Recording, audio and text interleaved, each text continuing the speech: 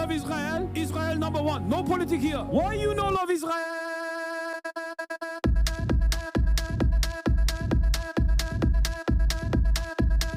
Oh, you hate it?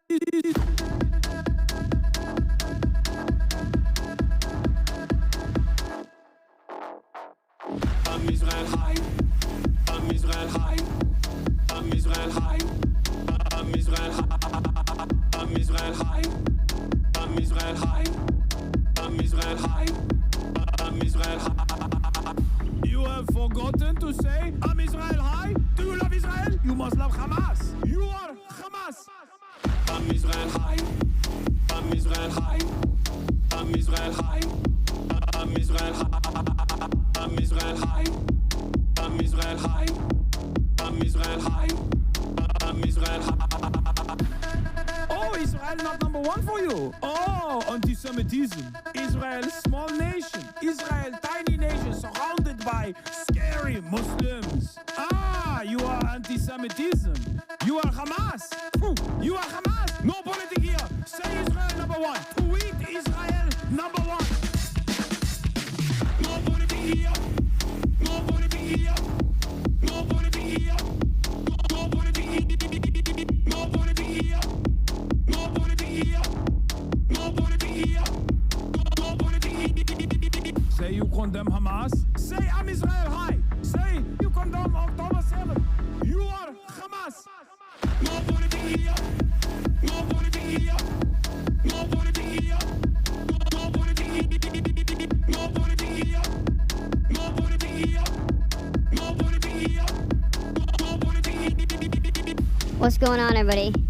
I hope everyone's having a fantastic evening, afternoon, pre-noon, no matter where you are in the world. I'm Hasan Piker, and this is the HasanAbi Broadcast coming to you live from sunny New York, ladies and gentlemen. That's right, New York City, the concrete jungle where dreams are made of. Chipmunk voice. Oh, sorry. New York City.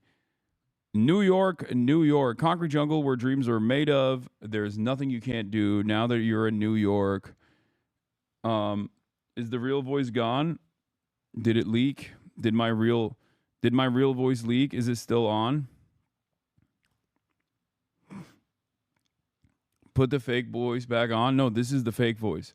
What you heard earlier when I first started, that was my real voice. Okay? I've been trying to hide this from you. I've been trying to hide this from you this entire time, but that was my real voice. That New York City air doing you something, Hasi, is right. It really is. It really is.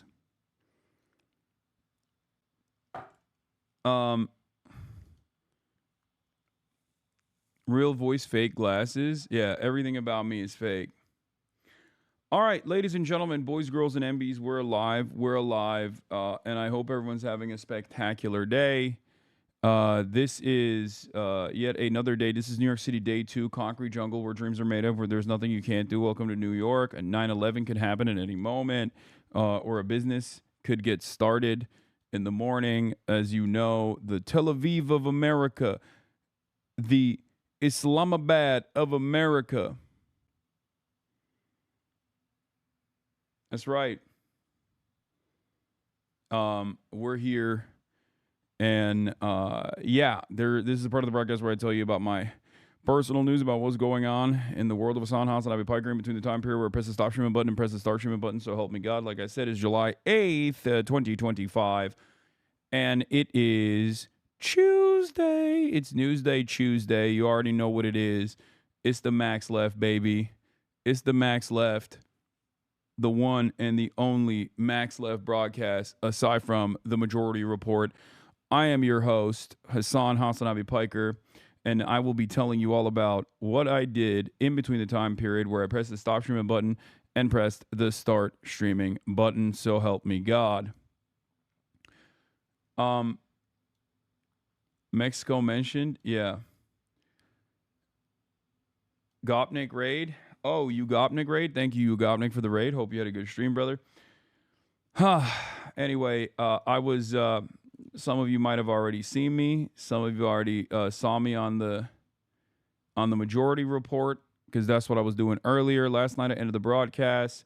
I had a call with ACLU and numerous other groups, numerous other advocacy groups, setting up this Mahmoud Khalil interview that we are going to be doing. That's the reason why I had to end early, as a matter of fact. But then after that was done, I hung out with the boys. I hung out with the boys. Noah KULWIN in the building, Adam Friedland, Brandon from also Blowback. Both of the Blowback boys were there. The millennial John Stewart, Felix Biederman, Brace Belden, the freaking boys. Okay. Had some foie gras, which was excellent, decadent.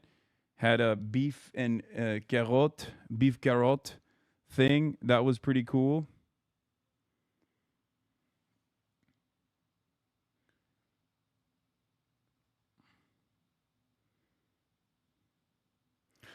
But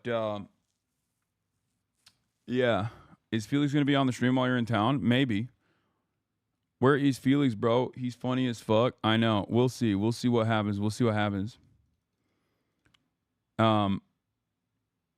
Did you go to Danielle again? No, I did not go to Danielle. No. I did not go to Danielle. We went to some other restaurant, but anyway, what was I going to say? Oh yeah. And then I basically I was like up until 3 a.m. talking with the boys. That was, a lot of fun. It's always interesting because like there's a very different conversation. Like the conversations that I have with my New York friends are very different than the conversations I have with my LA friends. You know what I mean? Like entirely separate planes of existence. Like all of the academia / journalists / podcasters are out here, and then all of the influencers are out in LA. And I can hang with both crowds, but it's just so funny how different the change in pace and the change in attitude is. What the fuck is going on with my hair, bro? This is crazy. I need to fix this shit. Anyway, it's not looking too great, unfortunately, but what are you gonna do about it? But I was surprised to hear this was the first time you met Sam in person after watching you both online.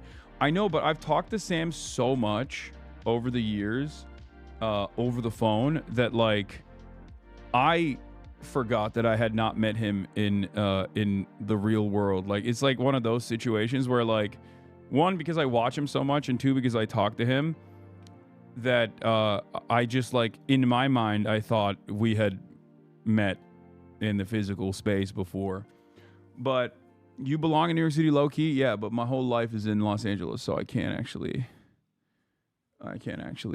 do any sort of moves out here, at least for the time being. Is Unc tall? Unc is tall. I told him that. I was like, damn, dude, like you're freaking tall. You're a lot taller than I thought you would be. And I was like, have you ever gotten that? And he's like, no. But he's like 6'1". He says he's 6 foot, but I feel like he's 6'1". Hope you got photos with Sam. I did. I can't believe Sam used Bob's Burgers to platform his radical ideas and then created a whole platform on his delusions. True.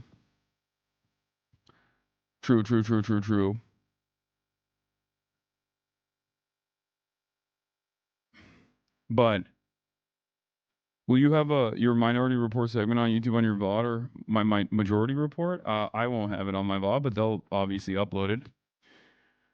But yeah, I hung out with the boys, discussed world events, tried to figure out why Adam Friedland, Millennial John Stewart had not endorsed Zohran Mamdani. We tried to arrive at the truth around these parts, do a little bit of investigative reporting on that, and everyone agrees that he is scared. He's scared of the anti-Semitism allegations. No, I'm just kidding.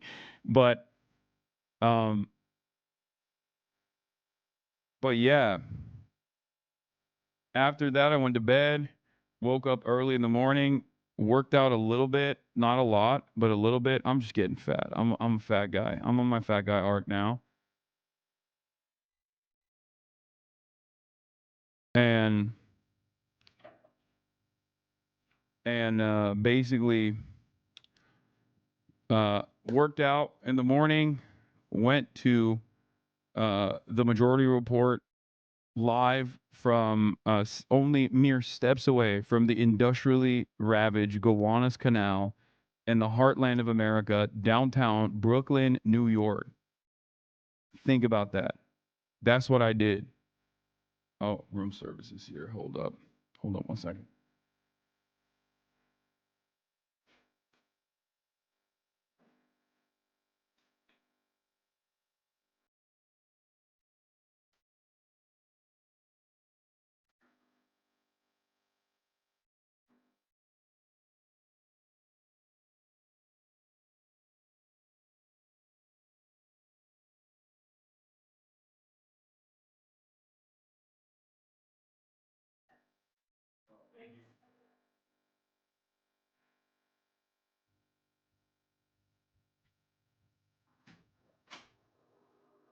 Oh, God.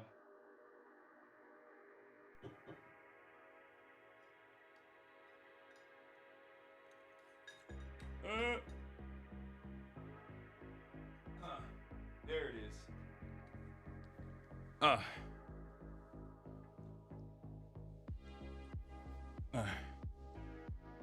Bro, I got the craziest amount of fucking cold brew, you know?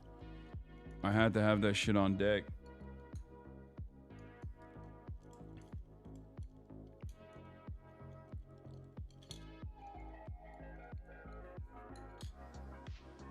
Brave guy, you actually sat next to a couple of hosts that have faced the great Tim Pool. I know, it was terrifying. I thought they were gonna cook me. Hello from Bay Ridge, Brooklyn. Come to Bay Ridge. It's got a large Palestinian community here, therefore awesome food. Yemeni, Turkish too. Yeah, I need to do a cocaine equivalent of caffeine today. Okay?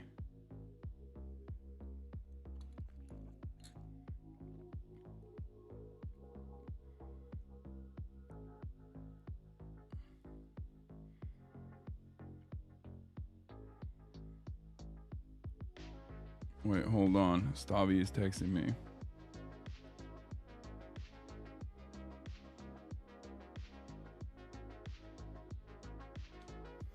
But yeah. Maya is coming for your job? What is this? She better not.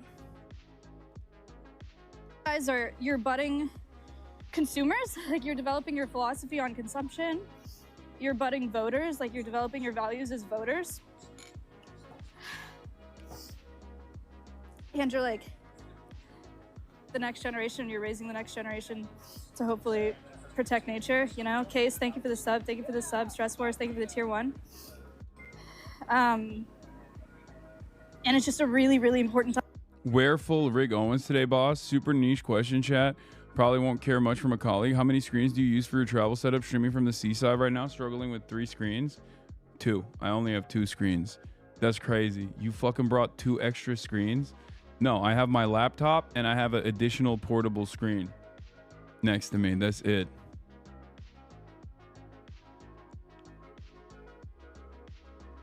That's crazy that you have more than one extra screen.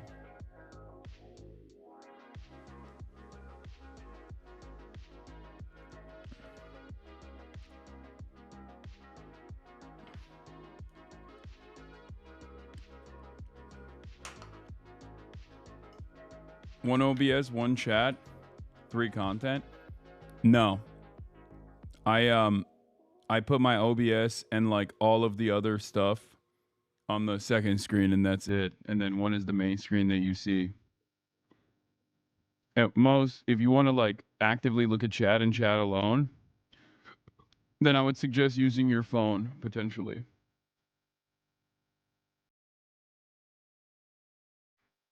Wait, shut the frick up. Is this real? Okay, that's not real. That freaked me out for a second.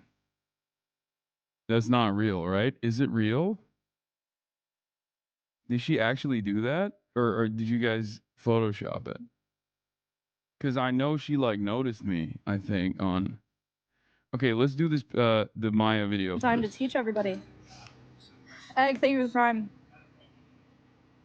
It's just such a cool new way to do conservation work. Garbo, thank you for the tier 1. It's such a cool new way to do conservation work, and I think it's so powerful, and I just like can't believe that I'm in the position to do it. She crying? That's crazy. It just means so much to me. Thank you so much. Aww.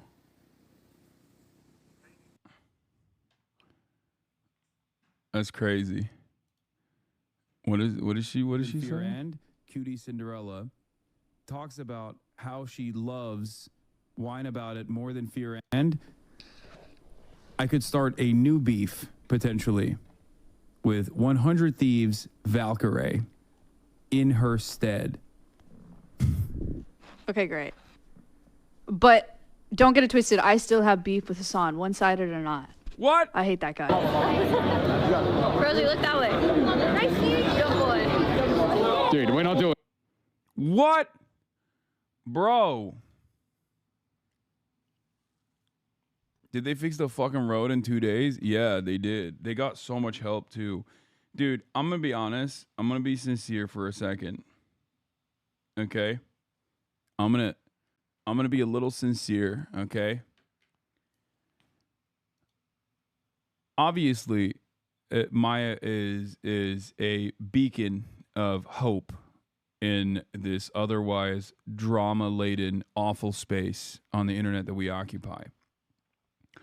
But it's not just her alone, and it's not the wonderful people over at Alveus, who I think are amazing. It's not just like this unique way of showing the next generation the importance of animal conservation and wildlife preservation. I think that one of the things that I also love about what has taken place in the last couple of days is the fact that whenever horrible things like this happen, right? Devastating tragedies take place. I do love that this community, at least like our group of friends, can very quickly get together and do something and enact change. And we even bring the audience into it as well. And the audience also engages in the act of mutual aid as well.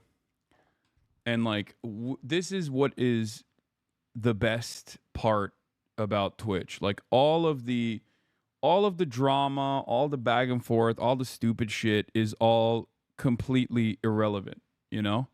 Because at the end of the day, when push comes to shove, or when situations require everybody to get together, people spring into action, and the audience also springs into action as well. I obviously know this from my own personal experience too. Whenever there are horrifying events that take place, and we do fundraisers, and we very quickly are able to not only bring broad awareness to an issue, but also turn around and like fundraise to the tune of millions of dollars. It makes me very happy and very proud, because I know that to the outside world, to people that only like hang on to the drama and the toxicity and the awful back and forth, mostly propped up by charlatans who are self-interested, to the outside world, like that's what streaming might look like. But events like this one, even though there's so much destruction taking place, events like this one give me a little bit more hope. It restores my faith in what I do. It restores my faith in humanity. It makes me feel like this is not for nothing. That there is a purpose, that there is some good that we can do in the world. So, yeah. That's what I wanted to say.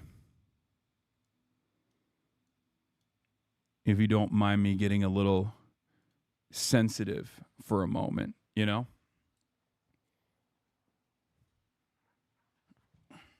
So I'm proud of everyone that participated in the fundraiser. I'm so proud to know so many wonderful people that literally went and rushed to help Maya out.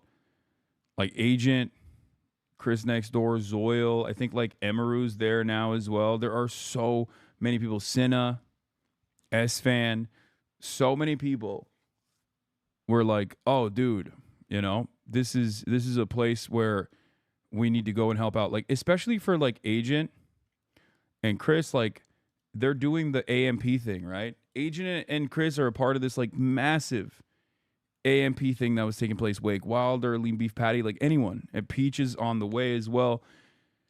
So, but like Agent and Chris were doing this massive. They got like this San Antonio. They got Tony Parker's San Antonio mansion, and they're like they had all this like content planned out, and then the agent was like, "Yo, I'm gonna go over there with Chris, and I'm gonna go help."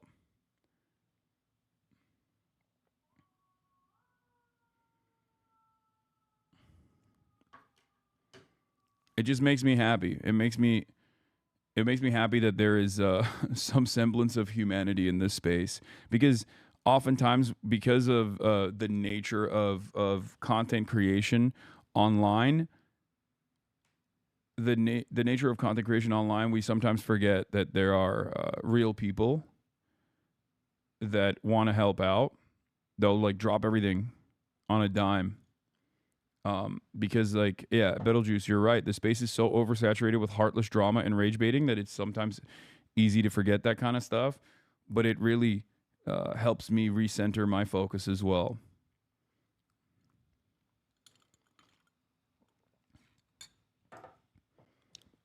Yeah.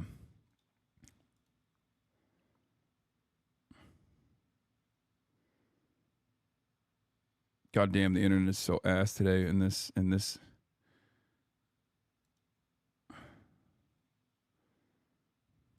What is happening here? Maybe it's Twitter.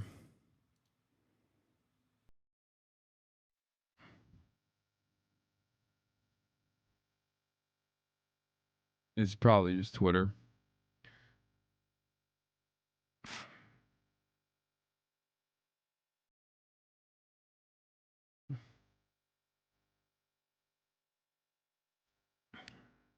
New York City losing power.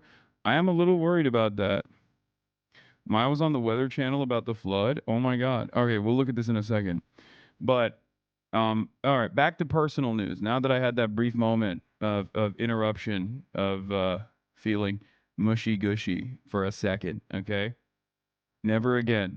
I will not allow myself to get that way. Okay, Maya's still my enemy, as you guys know. Okay, the beef is still on. Now that I had that brief period of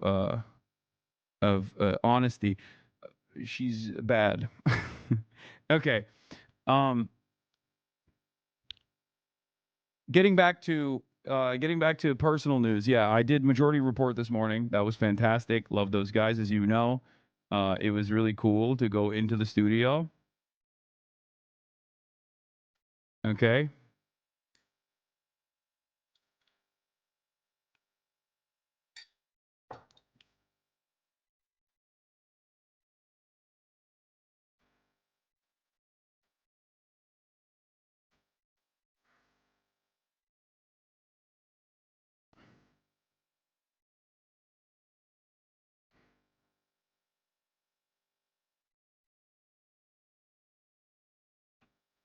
Only community into the city for work and hopes that I run into you? Okay, well, that's probably not gonna happen. So, not to squash your hopes, but, you know.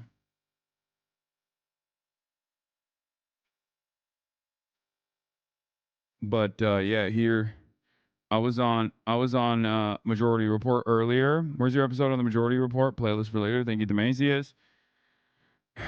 They gave me the merch, the Max Left merch.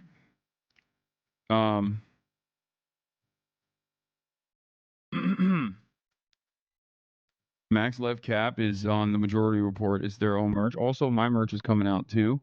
So be on the lookout this weekend.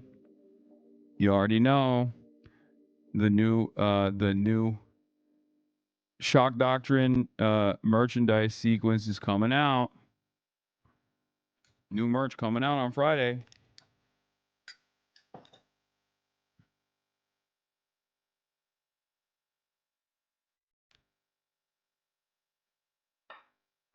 Morning radio for me. Majority Report, Mike Yugi, all covering you on there. Watch them on Chris Hayes. Cool stuff. Yeah. All right. What else was I going to do? What else was I going to do? What else was I going to say? That's it. I'm here. I'm ready to rip. I'm ready to do it. You make fat dude sizes? Yeah, I'm a fat dude. Also, sneak peek, I've been wearing it this whole week. You switching up hotel rooms? No, I'm still in the same hotel as I was yesterday. What I was gonna say is, what was I gonna say? Oh, later, Stavy Baby's gonna be in the building in a little bit. Noah KULWIN's gonna be in the building in a little bit. Eric, is also gonna be on the 1s and 2s on the camera op side. And we have potentially some IRL stuff planned out as well. We're going to do obviously like regular news coverage right now. And I'm going to continue my regular news coverage with Stavros is here as well. And no, not Eric Adams, Eric Hovagim, HasanAbi Head, content creator. He's worked with Zoran as well. Remember the TikTok account that we found that was like really good? He would do those GeoGuessr baits to talk about Israel. He has I mean, he was already incredibly talented from the jump. And Squeaks, we're most likely not going to do IRL because it's not everyone's bread and butter, you know. But it would have to be a pre-planned and closed-off event for Squeaks, understandably. And I don't have anything like that's closed off and pre-planned like that. So well, we'll see. But, you know, I want Pookie. I want him too. I want Pookie. He knows. He knows I want him. He's playing hard to get. That's what it is. Pookie's playing hard to get. He's too famous to do IRL. It's crazy. He's too big time, bro.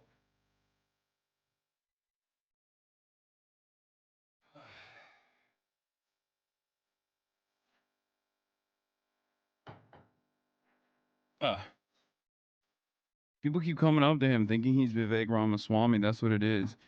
Tell him you know Uma Musume secrets. What is this? NordVPN? What the fuck? Hello, everyone. This tweet falsely suggests a sponsorship with us. No such relationship exists. We are reviewing this misuse of our trademark.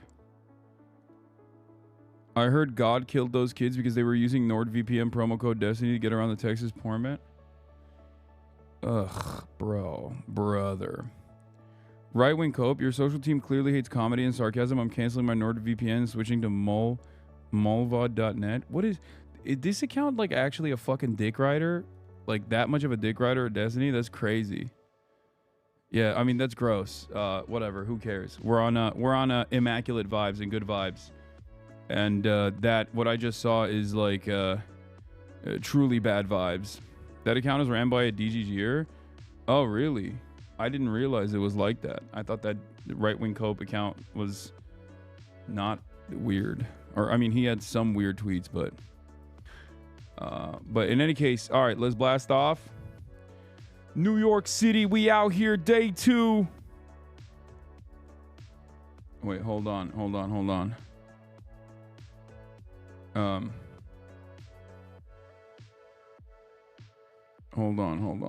second.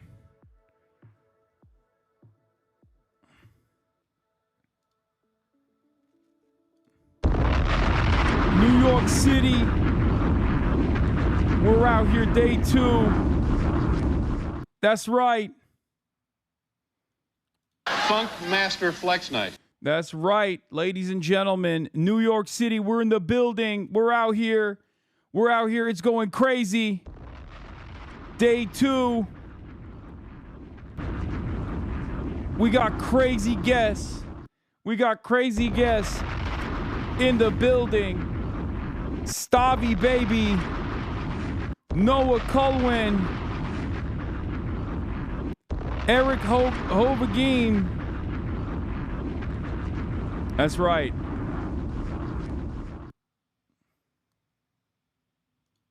Now that's a lot of damage. Anyway. That's what we have. Are you using Flux sound effects because you're in New York? What do you mean? This is who I am, dude. This is who I am, dude. This is who I am. I'm local. Can I come on? No. All right. Listen. Your New York accent. Yeah, I'm not even doing AAVE. I'm doing Norm Finkelstein when I do my New York accent. New York. New York. New York City. It's beautiful. Anyway, yeah. Let's blast off and let's get it twisted, ladies and gentlemen. New York. Day 2.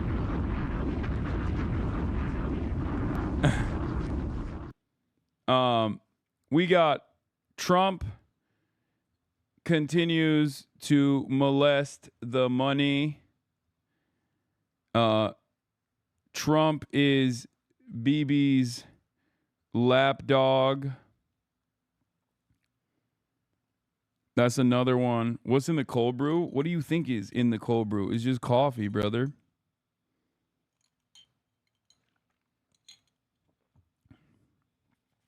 I will be linking up with Mahmoud on Friday.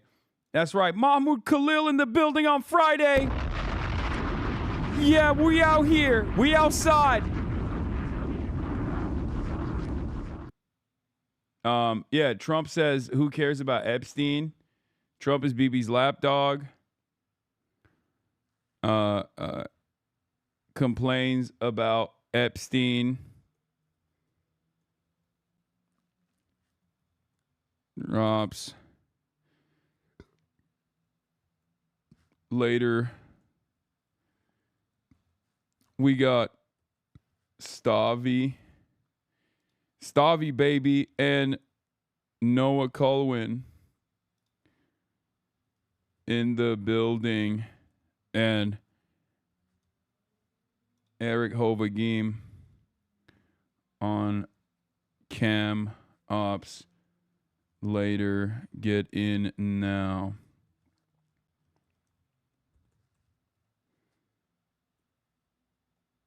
Twitch.tv/HasanAbi. If the coffee doesn't burn your insides, you're doing it wrong. I agree. All right. You haven't been invited to the Uma Musume tourney run by Ludwig? No, I have not played Uma Musume. And also, no, I have not been invited to that. I don't even know if I would have time to do that, even if I was, but I have not been.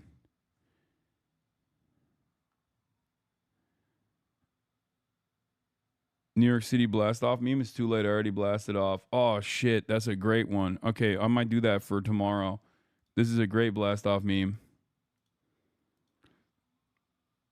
That's right. Even weebs have standards. Uma Musume is the only. It's because you missed his 3-decade birthday. Yeah, that's probably what it is. I mean, he's closer to my age than he's ever been in his life. You know what I'm saying? Like he's out here. He's out here getting closer and closer to my age. That's how it is. But yeah, this is the one I used. The hostility report is the one that I used. All right, ladies and gentlemen, we blasted off. We're live. We're alive. Let the people know. Do you lift every day? Not when I'm on vacation. I can't, for the life of me, I can never get myself to get in the freaking gym when I'm on vacation, or not even on vacation, but like when I'm out and about, you know?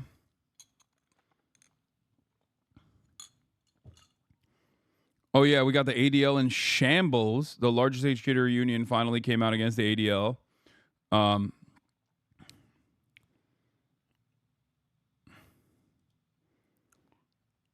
But I mean, this is not really a vacation. I'm working, obviously, but I'm here for work. But when I'm traveling, I just have a hard time.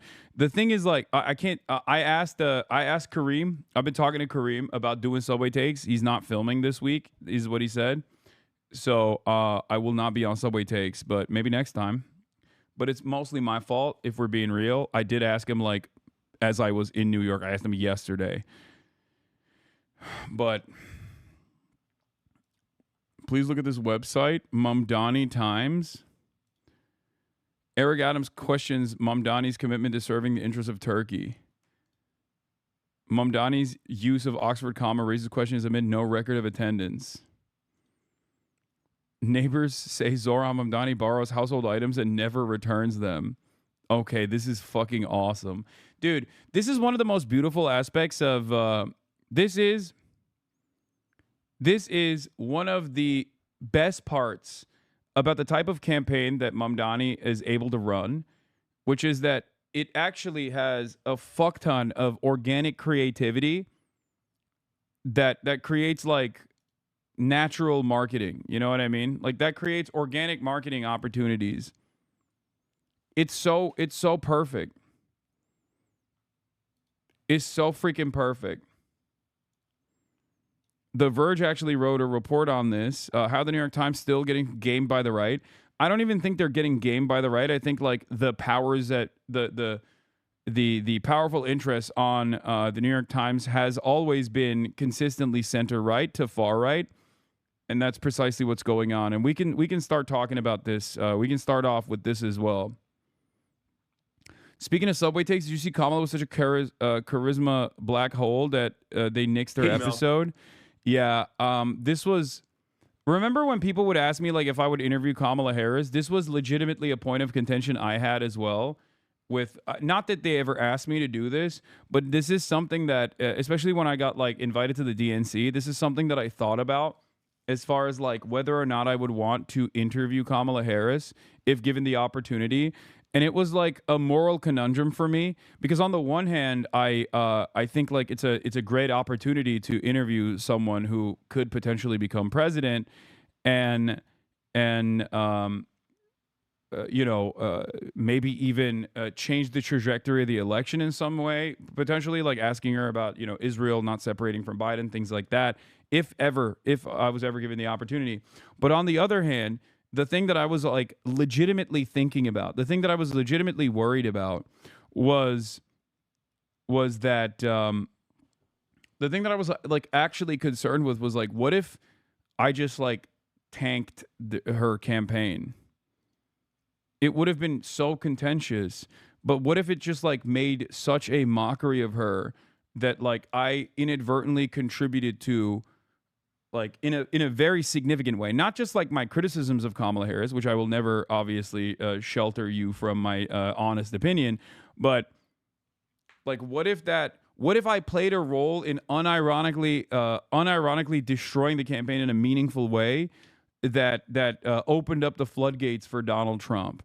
And it was definitely a real concern. Not even, like, people blaming me for her loss or anything. I don't give a fuck about that, right? But it was something that I was thinking about personally, where it's like, I don't know if I would ever want to do this, because there would be no way to actually work with Kamala Harris where it's not contentious. But then also simultaneously, like, I did not, bro, you aren't that important. No, I'm saying, if given the opportunity to have a fucking contentious interview with Kamala Harris, and depending on how she fucking responded to those questions, that wouldn't just stay on my YouTube page. That would go fucking viral. You know what I mean? That would literally be on Fox News. Kamala Harris cannot answer simple questions about, Israel or whatever. Like, my own criticisms of the Democratic Party or Kamala Harris or things like that are utterly irrelevant in the grand scheme of things, especially considering that no one really listened to any of the warnings that I was routinely dishing out. But this is a real thing that I thought about at the time. Not that it was ever going to happen, for the record. It was most likely never going to... I mean, it didn't happen, and it was most likely never going to happen anyway. I'm just saying that, like, internally, I was thinking about, like, how much devastation that could have actually brought about and how much of a real like personal responsibility or role I would have in like basically allowing Trump the victory that he inevitably seized anyway. Emailed me. They emailed, like an email from the DNC. Okay. And they said, hey, Kamala Harris and Tim Walz are really interested in being on your show. I said, that sounds cool. Okay. I'll at least get to tell my daughter that I met the potential president of the United States. Yeah. And so I said yes, based on the fact that it would be a good story. And also they both had good takes. What happened with Kamala? Her take was really confusing and weird and not good. And so mutually agreed that we shouldn't publish it. I see. And I got lucky because I didn't want to be blamed for her losing. Her take was that bad? It was really, really bad, and it was like didn't make any sense. I can tell you, it was bacon as a spice. Bacon as a spice. Bacon as a spice. Oh my God. Oh my Lord, dude. Kamala Harris goes on Subway Takes. The video is so bad, they pull it. That's crazy. So devoid of charisma. I don't know if it's like bacon is a spice or whatever, but like, dude, I was thinking about this. Like, if I were to go on Subway Takes, like, what take would I have? I have a million fucking things that I say that you guys yell at me all the time about that I can argue to the end of time. Like, I think you should be, I think it shouldn't be shameful to fart on planes would be probably one of the immediate ones that I think about. Warm Gatorade is better than cold Gatorade, ice cold Gatorade. I think the gauntlet is another one. I think everyone should have nukes. There are, like, I have so many fucking takes. Every country should have nukes, even though someone else did that take already.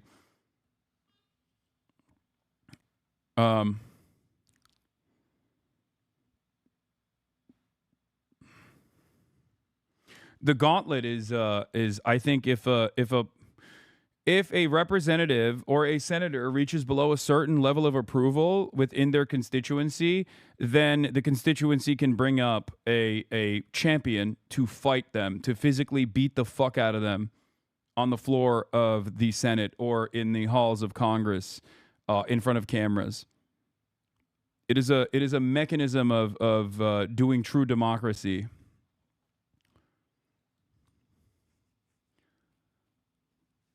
Everyone can be a 7. That's another one. Dude, I am Mr. Take. Holy fuck. Every man is a 7. Every man is capable of being a 7. Here's another take. 30% of Americans will agree to anything on the planet. Like literally any issue on the planet. You can get at least 20 to 30% of Americans to agree with it. No matter how evil, no matter how stupid, no matter how silly it is.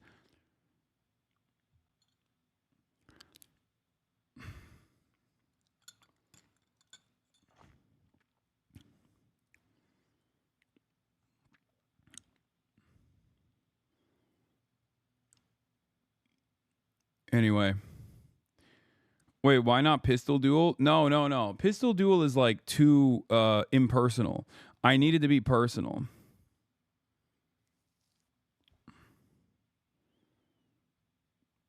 Bro just casually threw in nukes after plane farting? Yes, Iran needs to get nukes. If you're a country that doesn't have, if you want full sovereignty as a nation state, you must, and you're not under the banner of American protection, then you need to get nukes immediately.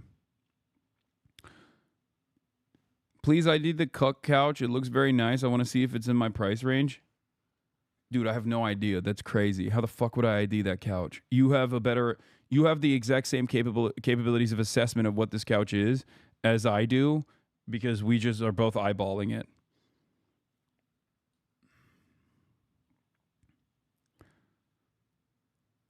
Anyway. What is this Nuclear Crescent? What is this fucking thing that you're trying to link me? Is this a filescatbox.moe? What kind of IP clocking mechanism? What kind of phishing expedition is this? I'm not clicking on that, man. Stop it. Yeah, call me JD Vance the way I'm eyeballing this couch. There's a tag or label on it somewhere, Maine. I don't care, okay? We're moving on from this silliness. Chatters. Get out of here. Y'all are crazy. Okay. All right. Virus exit. Please download immediately. Shocking expose.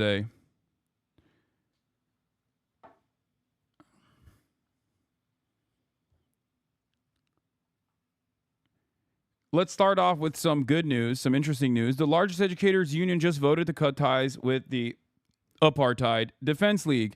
That's right. Educators Union rejects Anti-Defamation League and cuts ties. The Anti-Defamation League has been a ubiquitous presence in U.S. schools for 40 years, pushing curriculum, direct programming, and teacher training into K through 12 schools and increasingly into universities, often over the objections of students, parents, and educators. Now, the 3 million member National Education Association, the largest coalition of unions, technically it's an umbrella organization that comprises of numerous teachers unions. So it's the largest union in the nation, is officially cutting ties with the ADL. In the July 6th vote, the NEA's 7,000 member representative assembly cut all ties with the ADL. The body approved a measure that the NEA will not use, endorse, or publicize materials from the Anti-Defamation League, such as its curricular materials or statistics. The reasoning: despite its reputation as a civil rights organization, the ADL is not the social justice educational partner it claims to be. This is the truth. Okay? This is the truth. It is not. It bills itself as a civil rights organization. The ADL bills itself as a civil rights organization. But it has actually never been a true civil rights organization, and the only real civil rights and anti-bigotry initiatives that they engage with, they have done to either directly use anti-Semitism as a weapon against critics of Israel, or the other types of actual database research that they do, they use to legitimize themselves as a civil rights organization. So at the point where it actually matters, they will then defend the nation state of Israel. An apartheid state, mind you, an apartheid state that is considered an apartheid state by virtually every human rights organization on the planet, including the ICJ, including the United Nations at this point. Every single instrument of justice, every single international human rights organization has openly declared Israel what it actually is, an apartheid state. And if this quote-unquote civil rights organization's sole purpose is to defend this Jewish ethno-religious apartheid regime that is currently conducting an ethnic cleansing campaign in broad daylight, a live-streamed child Holocaust, it is understandable that reputable institutions, specifically involved in educating the youth, educating the next generation, would want nothing to do with that. That makes total fucking sense. I'm shocked that it took this long, but I'm glad, and I will take this. Okay? Naturally, the ADL responded with accusing the NEA of, you guessed it, anti-Semitism. It is now anti-Semitic to just simply not want to work with the ADL. Must have missed that in the IHRA speech guidelines. The ADL is horrible for lots of reasons, but just to add one more that gets overlooked, when you actually patch together its previous statements, Greenblatt's criteria for acceptable Palestine advocacy that doesn't constitute anti-Semitism is literally just protesting Hamas. According to Greenblatt, a Palestinian born in Jerusalem, living in a home that's been in his family for generations, denying that said home is the Jewish homeland is per se racism. Seriously, you can ask him. He'll evade the details, but eventually he'll say a version of this. Under the ADL's rubric, that opposition to Zionist ideology is per se a form of racial hatred. Palestinians' mere existence and refusal to accept third-class status in their place of birth is in and of itself a form of prejudice. I'm not sure this makes a lot of sense.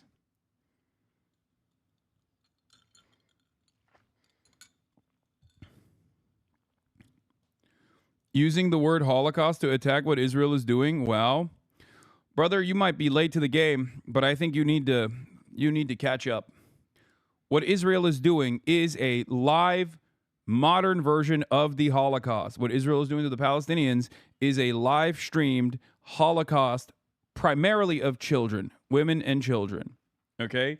Zionism is a racist fascist ideology. It is an ethno-religious supremacist ideology that requires the extermination of the indigenous population, the constant othering and dehumanization of all Palestinians, Christian and Muslim alike, and all Arabs in general. It's a monolithization of all Arabs in the region, and a constant othering and constant extermination of this outgroup. Okay? Yes. Welcome to the fucking real world. Many more people are finally coming to this recognition. There is no more of this like, well, the Holocaust is unique. How dare you compare it to what the Jewish people are doing, what the Jewish state is doing? It doesn't work that way. It was never a sincere way to deflect criticism away, but it certainly is not one that actually reaches it's certainly not one that reaches the masses any longer. Okay? It's also funny to come in here to my community and present this as a naysayer, because this is a place where I have consistently advocated for Palestinian emancipation and have been unyielding in spite of the numerous attacks to both my character, to my bottom line, to my community, to my friends, and yet I have never shied away from saying the truth, and have been always consistent on this. Okay? Not only that, but also, for the first time in my lifetime, I am actually watching the broader public sentiment shift in my direction as well, in real time.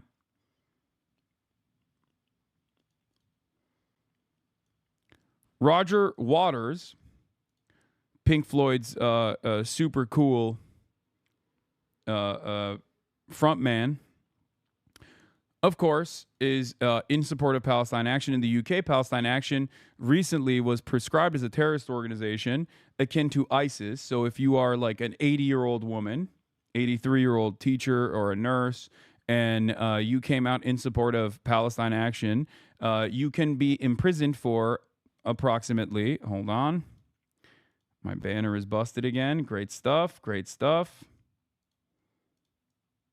Hold on. Gonna fix that real quick. You can go to prison for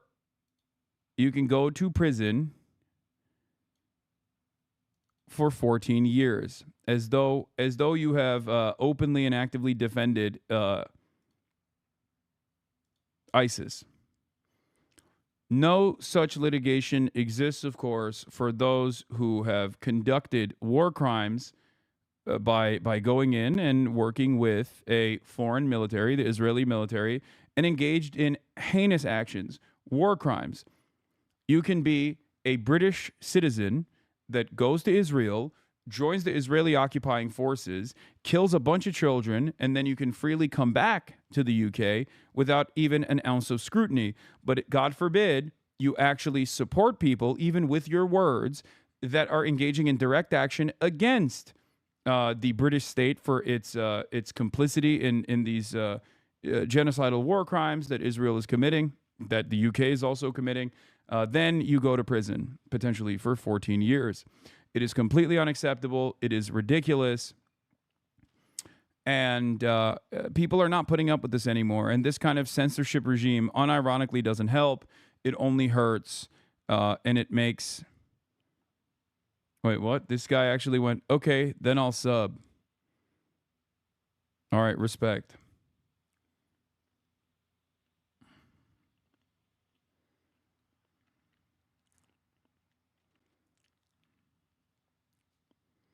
The suffragettes literally planted bombs. UK Parliament doing a ceremony to honor them right before banning Palestine Action. Yeah. This is how it's always been, though. The powerful institutions will first avoid you, deny you, will ridicule you, okay? Then they'll prosecute you to try and stop you. And then when you're still an undeniable force, especially because you have that moral clarity, okay? Eventually, they recognize you, and history remembers you as a heroic figure that did the right thing. That's it. And given the accelerated time frame of action and reaction nowadays, where things rapidly move through the media cycle and are instantly consumed, the time frame for going from a villain in society to a heroic figure is getting shorter as well. So you can actually experience that in your own lifetime. It's crazy. So if you are pro-Palestine, you have moral clarity and you have popular support. And that is why I have always stated, no matter how horrible things look, no matter how many hurdles governments might put in front of you, your cause is just, and you should always keep up the pressure, and eventually we will be able to move and change society. You can never give up on maintaining revolutionary optimism. You cannot succumb to nihilism for a million different reasons, but especially spite. If you can't find any real reason to stop yourself from succumbing to nihilism, think about your enemies. They want you to be nihilistic. They want you to give up. Okay? Let's say you're suicidal. Are you really going to end your life before you experience the end of the Israeli apartheid? Really? Can't do that. You can't surrender.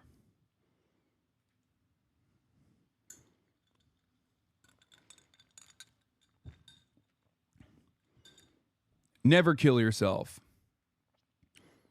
We have a job. We have a goal. We have a mission. You cannot let the apartheid state of Israel outlive you. Okay? That's one way to look at it.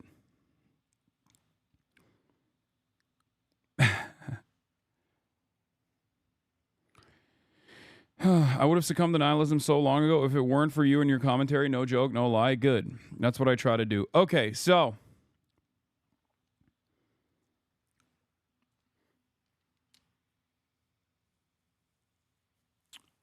getting back into it. Yeah, Roger Waters is, of course, a notorious critic of Israel, a notorious anti-fascist, and therefore the Apartheid Defense League hates him. A lot of Jewish advocacy groups that claim to defend Jews and claim to attack anti-Semites, but simply use all of that space to criticize those who dare become critics of the state of Israel, hate Roger Waters. His intentional support of Palestine, actually prescribed as a terrorist organization in the UK, is just the latest example of Waters' long history of anti-Semitic and anti-Israel rhetoric. Read more about Waters here. I'm not going to do that, obviously. Fuck the ADL. Allowing the ADL to determine what constitutes anti-Semitism would be like allowing the fossil fuel industry to determine what constitutes climate change, said NEA delegate Steven Siegel from the assembly floor. Amazing things are happening. Okay? Amazing things are happening. I went on a date with an Israeli guy once, and he basically spent the whole time ranting about how Roger Waters was basically Hitler too. It's so funny because, like, Israel is a right-wing project. It's a right-wing institution.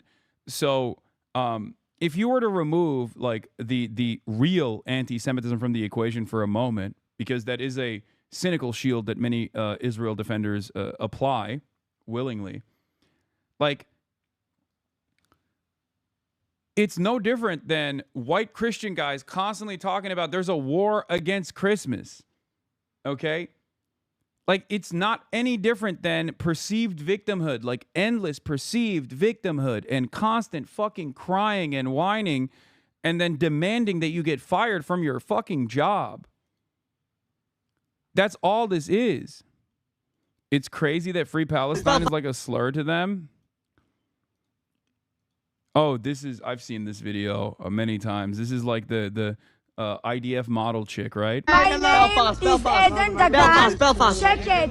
And I'm from Israel. I'm a model. If you know, you know. Hey, don't touch. Free Palestine.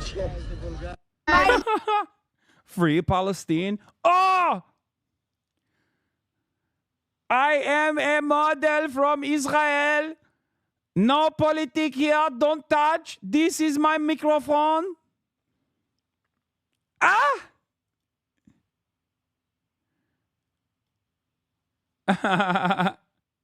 Khalil, no! Khalil, no!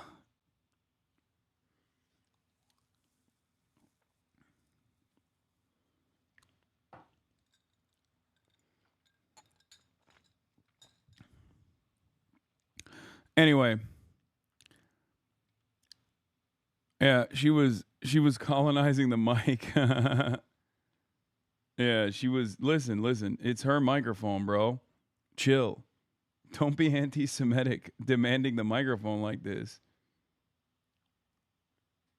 Hold on. Doors open.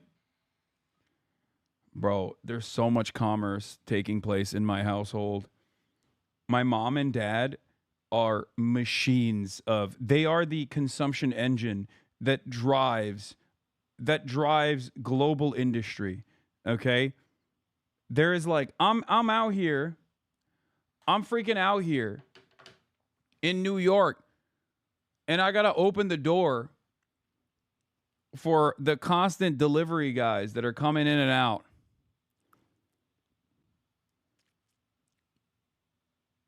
It's crazy. Saying doors open from your phone in New York City, it's true. Also, Visegrad, our favorite Polish content creators, apparently now have a video sequence as well. Pro-Israel influencer Visegrad 24 in an interview with ADL CEO Jonathan Greenblatt inside the ADL's headquarters asked Greenblatt if the ADL has to be so anti-white. Now, I love that this is like the right-wing accounts and their anger and resentment with the likes of the ADL, which is, why is the ADL so anti-white? Like, we want to be on board. You guys are doing fascism. We love that. We want to do fascism. We are doing fascism. But why can't you let us do some fascism as well? And in a way, it's kind of honest. It's like the Richard Spencer style of support for Israel, where Richard Spencer, open neo-Nazi, as you guys know, prominent white nationalist, Richard Spencer, is actually an Israel supporter. And he routinely says, like, I like Israel because I want to do what Israel's doing, but for white people here in America. So here is the intellectually consistent fascists over at Visegrad 24 demanding answers. I watched the Coffeezilla video on Epstein. Hold on, let's continue. One of the very common accusations against the ADL is that it does focus on groups that claim to represent the interests of white people. Uh-huh. Do you think there's any truth to that you do perhaps focus more on white people more? Oh my God, DJ Vlad fell off is so funny. I'm imagining DJ Vlad interviewing Jonathan Greenblatt than anyone else. The reason I ask this question is, I think Israel has done, and by extension the Jewish people have done several things right, and that is they have managed to preserve themselves as a group of people without a state. They've managed to successfully do that for a very long time. It's a wonderful saying that goes, for as long as the Jews have kept the Sabbath has kept the Jews. Yeah. They've managed to retain a respect for their traditions and values. Even the unreligious Jews have a broad respect for. They've managed to have, especially, well, in Israel is the only Western country with an above a replacement level demographic rate. Dude, he's literally talking about Israel's fascism, like straight up. He is an ally to Israel in the most earnest, most honest way possible, okay? Because he's a fucking little Nazi freak. So he's like, yeah, you guys have been able to keep your ethnic demographic profile consistent Like, he is describing Israel as an ethno-state and Israel's ethno-state project as a positive.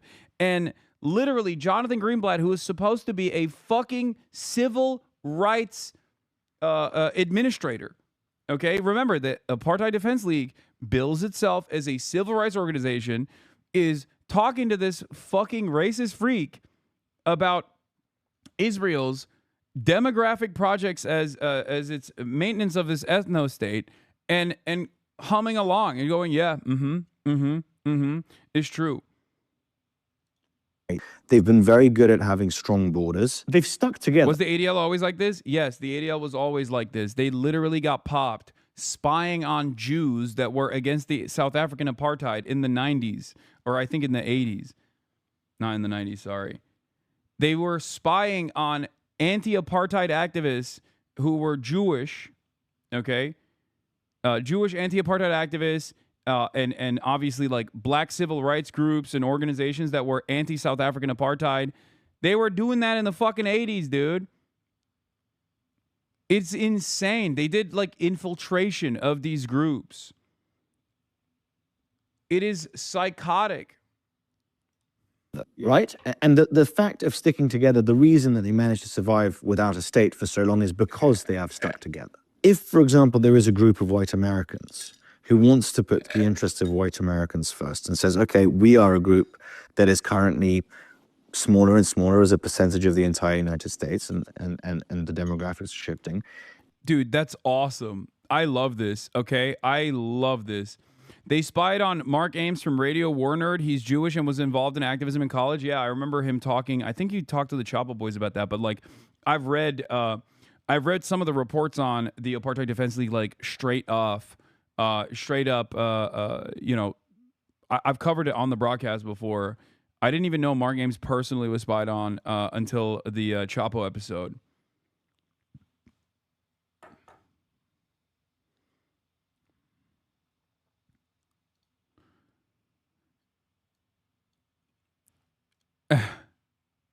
ADL, Trump's comments misinterpreted, not anti-Semitic. Oh, this was when Trump was like, Jews are magic money people. This is, again, the ADL has one route only. They're like, are you pro-Israel? Okay, then you can say whatever the fuck you want, and we'll still... Guys, the American evangelical Zionist movement is incredibly prominent, okay? It is an incredibly important vehicle of fundraising and an incredibly important line of defense for Israel and Israel's interests.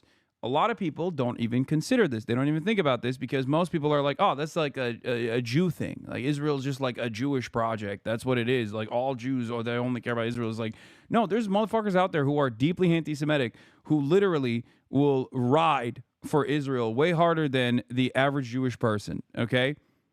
You have to remember that. Why am I talking about this? Because there is an evangelical pastor whose name is John Hagee, okay? He is one of the most prominent pro-Israel defenders. He's a Christians United for Israel guy, Kufi. And John Hagee is famous, okay? John Hagee, this televangelist who is an evangelical Zionist, is famous for saying Hitler was the Antichrist that was also Jewish and a gift for the Jews because he did the Holocaust, and therefore the Israeli nation-state project could be launched. Okay? Like, that is the maximum anti-Semitic point that you could bring up. That is what Nazis say. But in a negative. Nazis will say that, and then will say that it's like, you know, it's a bad thing. He's just simply saying it's a good thing. Would you be surprised to find out that Pastor John Hagee went to the pro-Israel rally and spoke in front of all of these, in front of these major pro-Israeli crowds in Washington, D.C., sandwiched between important figures in the pro-Israel movement, such as Van Jones and also Chuck Schumer? Would you be surprised if I were to tell you that these guys who constantly yell at you about anti-Semitism rising in the country actually have no problem with someone who is a deep and rabid, open, overt anti-Semite, like Pastor John Hagee. But because he's pro-Israel and a major booster of Israel, they don't give a fuck about how anti-Semitic he gets. I believe Hakeem Jeffries might have also been there as well.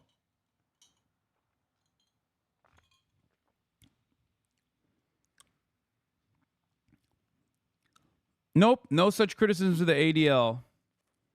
No such criticisms from Van Jones. No such criticisms about anti-Semitism about one of their fellow speakers at the pro-Israel rally in Washington, D.C., only months after Israel started its genocidal campaign in Gaza.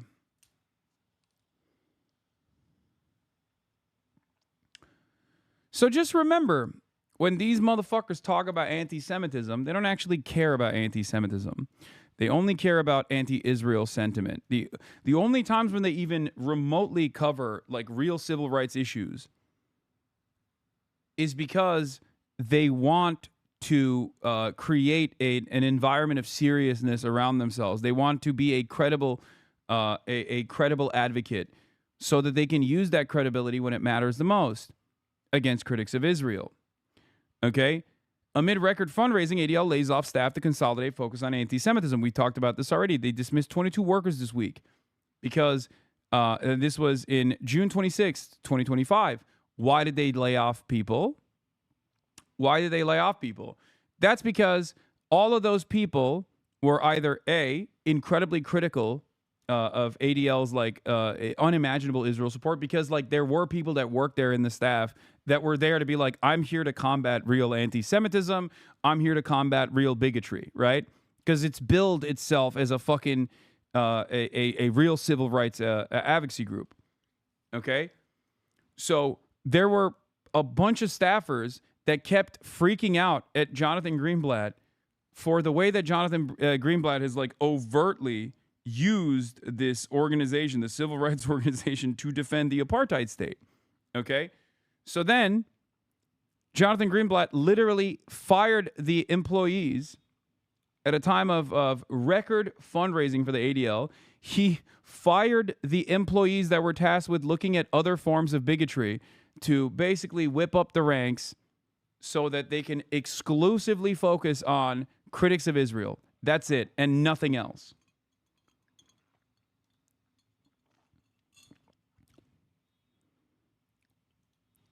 Yeah. Here you go. Beautiful bipartisanship. Mike Johnson, Chuck Schumer, and Hakeem Jeffries and Joni Ernst holding hands while chanting, "We stand with Israel." Look at that. How crazy. Isn't it wonderful? Isn't it wonderful that we could get isn't it wonderful that we could get all of our politicians together to unify under one issue, though? Until you started talking about the ADL, I always assumed they were similar to the ACLU because that's how they are portrayed in the media. Yeah, it's a major lie.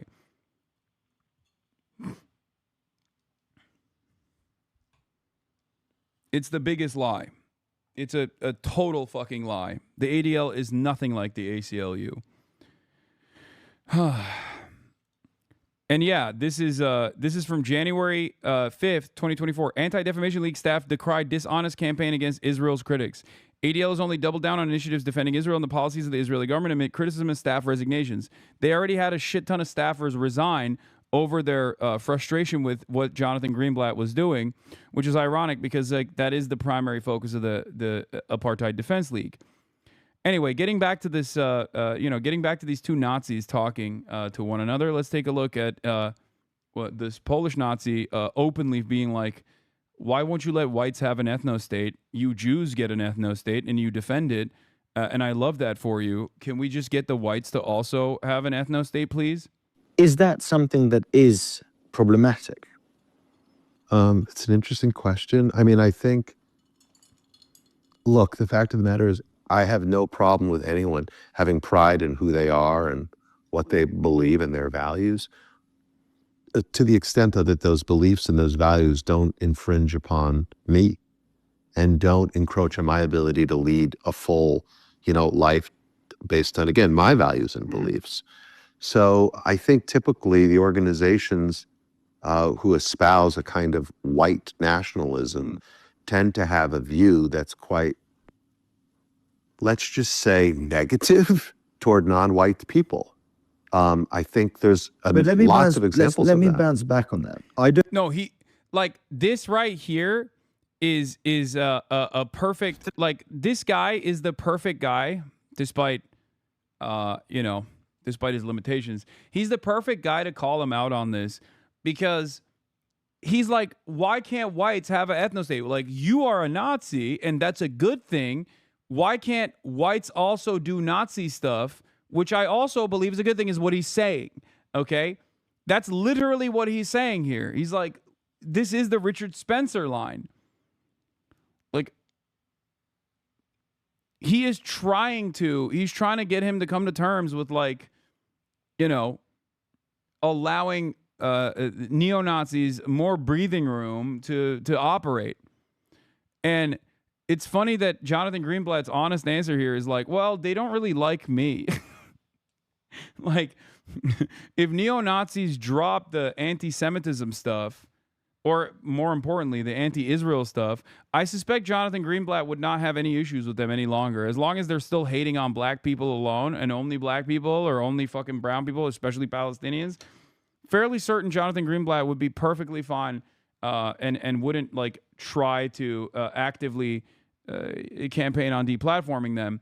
Now, of course, given Jonathan Greenblatt's fantastic work in the field of censoring all of Israel's critics with false accusations of anti-Semitism, he's actually lost a lot of his institutional power and institutional prowess. And therefore, it doesn't even work anymore. I'm living, breathing proof of this. Like, I don't want to test it, and I don't want to, like, agitate him any further and have him, like, hyper-focus on me even more. But the reality of the matter is, the cat's out of the fucking bag. People, understandably, for very good reason, hate Israel, okay? For very good reason. I mean, perhaps the greatest reason. Genocide is the best reason to despise a country, okay, and its actions, a government and its actions. And if the people are defending said genocide, even being critical of the people is valid, okay? Cat's out of the fucking bag. And no matter how much you try to censor honest critics of the Israeli apartheid regime, it still does not change the reality on the ground. It does not change people's perception of said reality on the ground. It is too late, okay? Especially with the internet, it is virtually impossible for people to continue maintaining this, like, censorship regime. What are you going to do? Stop me from going on the fucking Morning Joe? Okay, who cares? You know what I mean? And I'm willing to bet that CNN, MSNBC, and all of these other fucking outlets that the ADL has a little bit of flex at, okay, where they can just, like, go and defame someone like myself with no pushback whatsoever. Like, good luck. You know, I'm willing to bet that they would much rather have me than Jonathan Greenblatt on their regular programming. And even then, I can live without going on these outlets, and so it's also perfectly fine. Okay? So even if they were successful at, like, deplatforming initiatives, that would still be perfectly fine. Someone said AT&T Pepela. Yeah, like, AT&T is a great example of this. They have, like, a fucking hard-on for me. They just, like, don't fuck with me at all. Oh, no. You know what I mean? Like, what? Oh, no. Oh, well. What will I do without this incredibly corrupt major fucking corporation? Like, it's not like I was going to get their advertising dollars anytime soon. But even if they were to just, like, enforce some kind of, like, weird censorship, like, on content creators that they sponsor, who gives a shit? Okay. Suck my dick.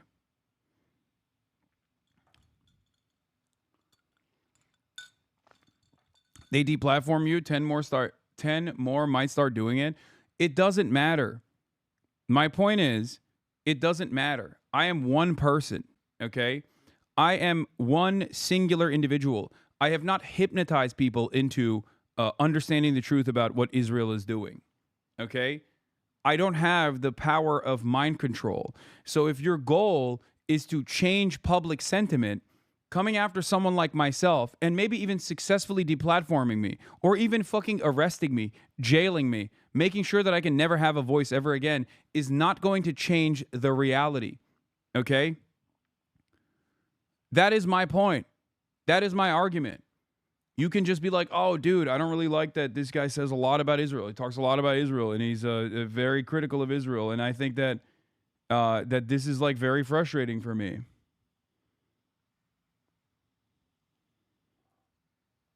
Okay. Let's say it's successful. Let's say if the deplatforming initiatives worked. Okay. There are 1,000 other people who also will continue doing this advocacy. And not only are there 1,000 other people who will continue doing the advocacy, okay, there are tens of millions all around the world who already recognize the truth. It's not something you can shelter the rest of the public from at this point. You can't do it. When you see hundreds of thousands of people take to the goddamn streets, okay? When you see 83-year-olds getting arrested for defending Palestine action in the UK, and you got police officers packing them up and trying to prosecute them for being in support of a prescribed terrorist organization, when you got 83-year-olds getting arrested, it's over. It's done. And the only thing that this will do is breed more enmity, breed more resentment. Because when people are censored for saying the truth, when people are actively pursued and even prosecuted for speaking the truth about a fucking foreign nation state, that makes them even angrier. That makes them more resentful, understandably. It doesn't cause them to go, you know what? I'm no longer going to fucking talk. I'm no longer going to speak out on this. There was a point in time where people were afraid. That was the month of October, 2023. Okay? And every single day since then, as Israel continued its death and destruction of all Palestinian lives in the Gaza Strip, and did it in this immensely arrogant way, and did it in broad daylight, constantly demanding fealty. Every single day, there were another 100,000 people who recognized that this was unsustainable, that this was horrifying, that this was completely unacceptable. Okay? That's it. That's it. I don't think the Jews have a negative attitude towards non-Jews, even though they put their own interests first. Do you see that it's not necessarily exclusionary, right? You can put the interests of the group first and say, the reason I bring this up, I'm half Polish. I live in Poland. Half Polish. I spend most of my life in Poland. I'm a proponent of strong borders for a variety of reasons. And one of those reasons is I don't necessarily want to see the demographic fabric of my country change. I would like the people who come to be people who respect my country, who want to speak the language of that country and want to partake in that broader society. I don't think that mass migration will necessarily help retain those things. I don't know if that's a white policy. No, that's I don't know what that... It's not a white policy. It's just a policy. Yeah. No. The Great Replacement theory is famously not an anti-Semitic canard. Yeah. No, that's totally fine. Jonathan Greenblatt here. What is he sitting in defense of like perhaps one of the most classic neo-Nazi tropes of all time? Amazing.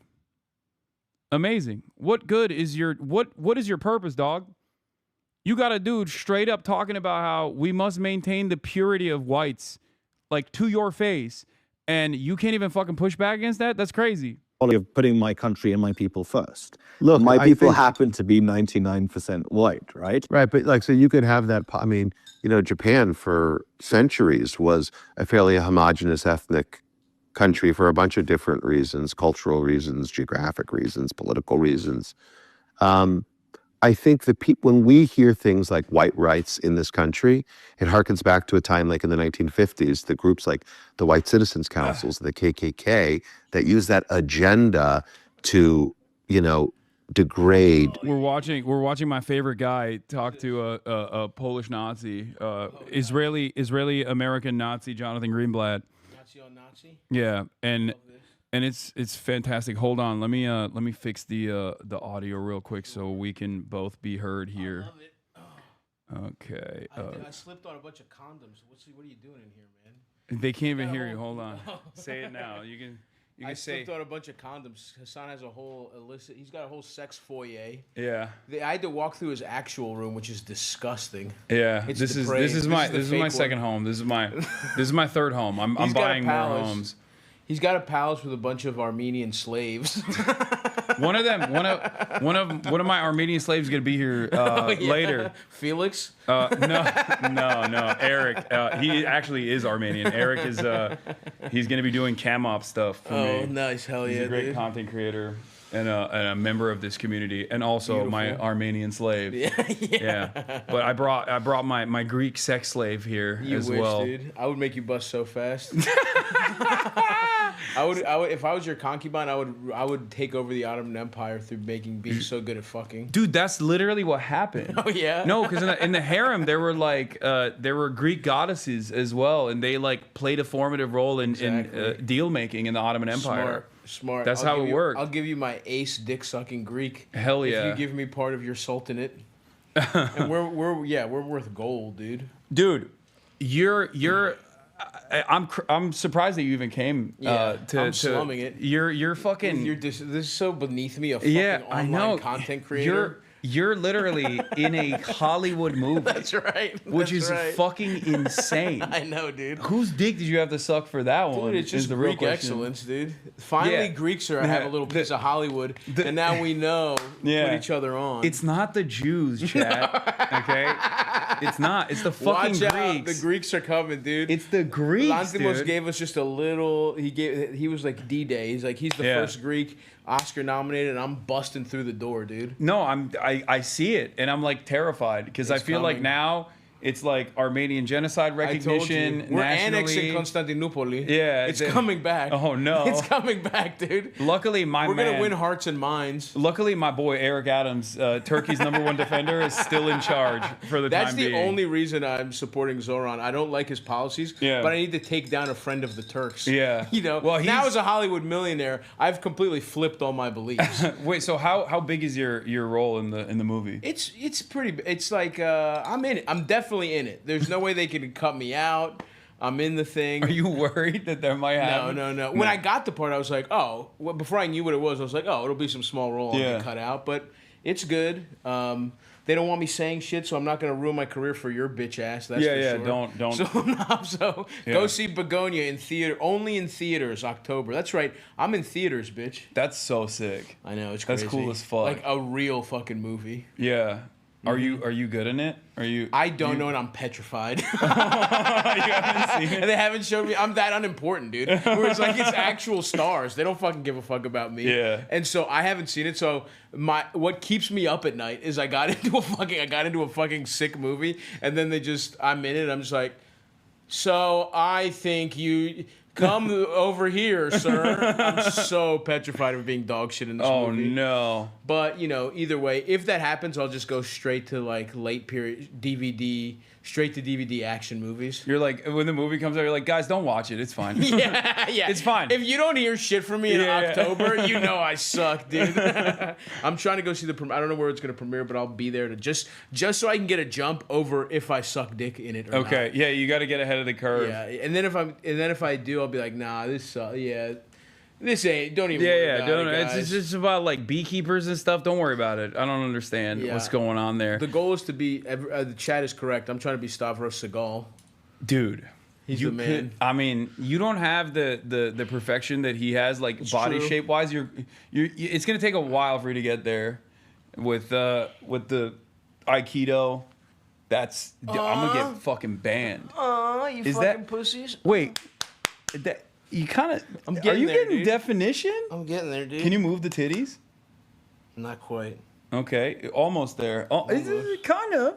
You're kind of moving it. We'll get the titties moving soon. No, this is a good fit. You look great. Thank you, brother. Dude, New York is so fucking awesome. It's the best city. I hate how much I love New York. Every time I'm here, I'm like, it rocks. Man, this place is dope. I hung out with all the boys last night. Oh, nice. Yeah, we didn't invite you because you're anti-Semitic. Yeah, well, yeah. Yeah. I didn't want to be involved.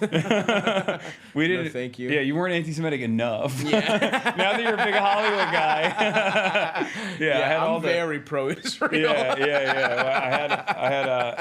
Well, I was grilling Adam on. Oh, dude. Honestly, not endorsing he's the only Theyre. one who did. Yeah. Dude, it's literally because he has a connection to the Cuomo family. That's what I said. He's lying if he says that's not what it is. Yeah. He literally is scared to lose his inside track to the Cuomos. Yeah. Dude. It's so pathetic how quickly he sold out for nothing for a YouTube show. He's sucking the fucking. He's sucking the establishment's dick because he's to be friends with Chris Cuomo. To get on News Nation. A fucking you only get he only does it's a channel that only comes with Roku. It's like 1012. It like autoplays next to the Kitchen Nightmares channel and like old reruns of fucking Mr. Bean. I feel like he's gonna start actually getting upset at this because I've been saying this. Fuck Adam. It's crazy he didn't endorse. What does he actually think he's a newsman now that he can't endorse people? He's the millennial Jon Stewart, dude. No, he's Chill. millennial Bill Maher. He's literally millennial Bill Maher. 100%. He's literally gonna. Bill Maher's a fat schlong. So Bill Maher he has that on schlong. Adam. That is true. Bill Maher's got a bigger dick than him, and he's smarter than him somehow. And he has more rational positions. Yeah.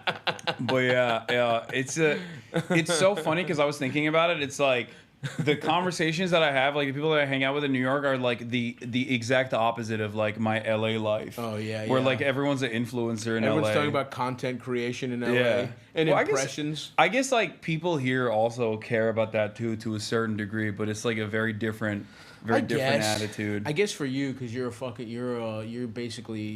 essentially just you're selling sex, you know? Yeah. You're just a pretty face. That's what it is. You're fucking stupid as shit. The foreign policy, or not foreign There's policy. a fat Turk. There's an earpiece, and a fat Turk is telling you everything to say. Yeah, no, the Free Press did that. That's bro. Barry Weiss's fucking outlet literally did that about me. Yeah, they said the sexy face of anti.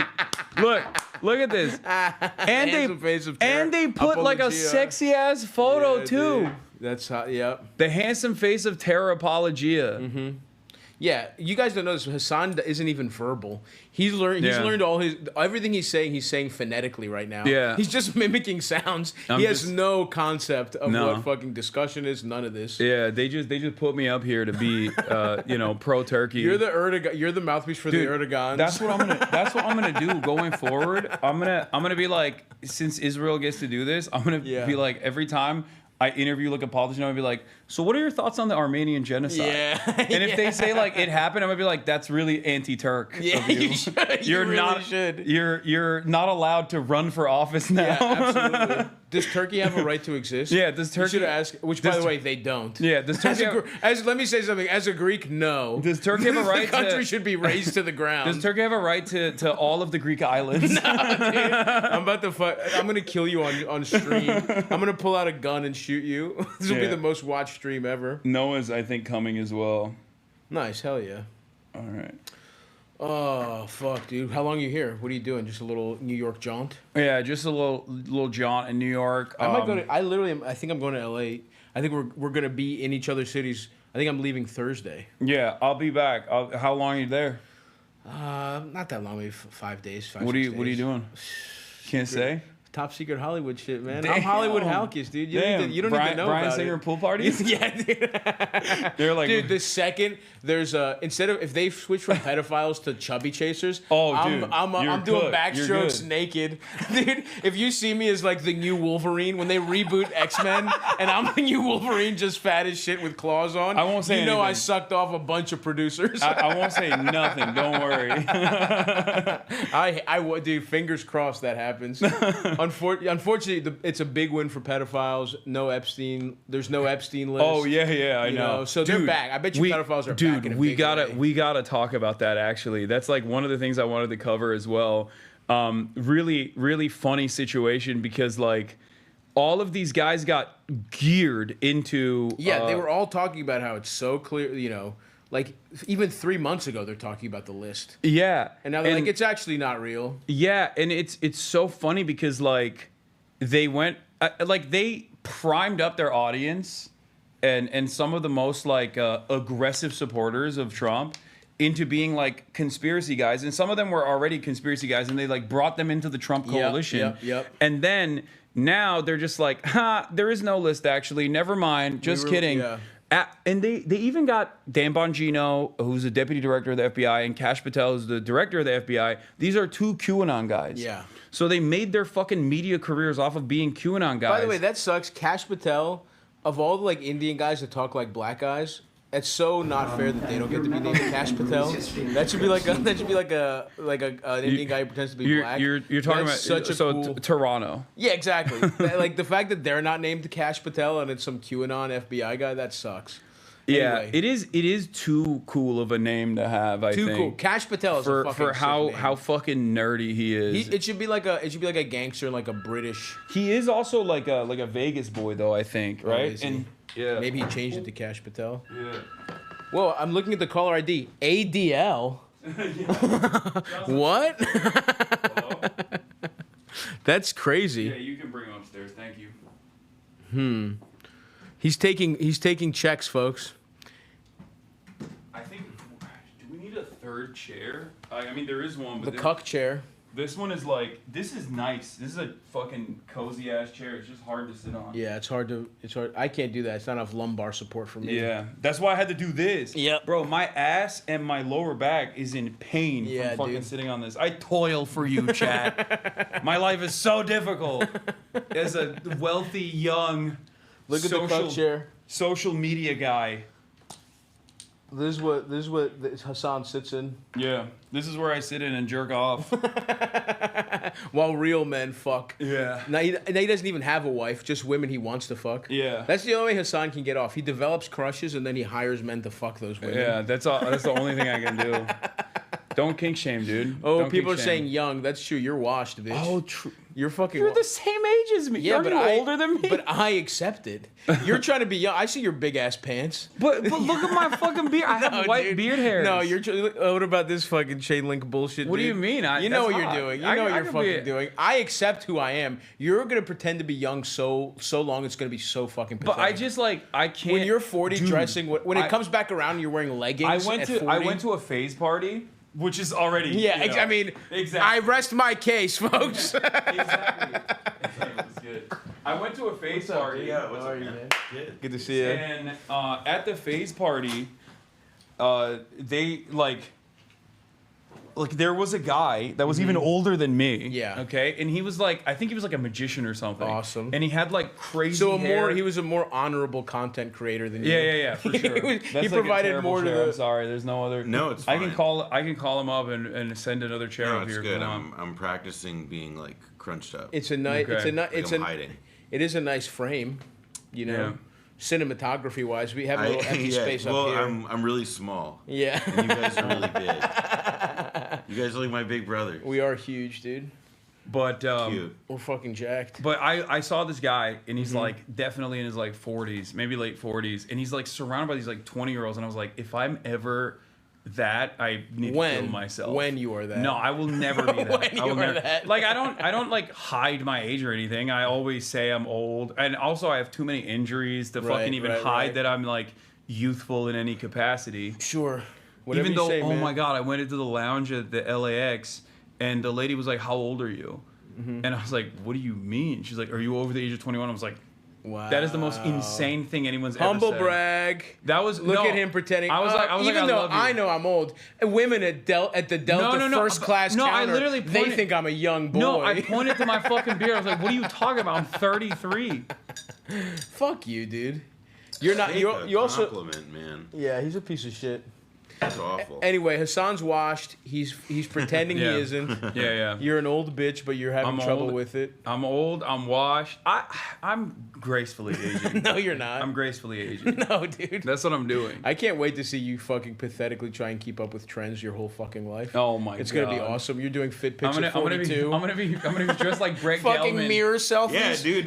You're literally you're cruising for a Gelman Oh my existence, God. dude. It's like full circle because you used to dress really awesome, and then in the future you will also dress really awesome. Yeah, that's what I'm gonna do. I'm gonna be the Brett Gelman. You will be. I'm gonna be the reverse Gelman, anti-Israel. Or like I don't know. I could also see you going like the Depp route, like wearing like a lot of drapey stuff and like rings, like not quite Rick Owens, but like Yeah. No.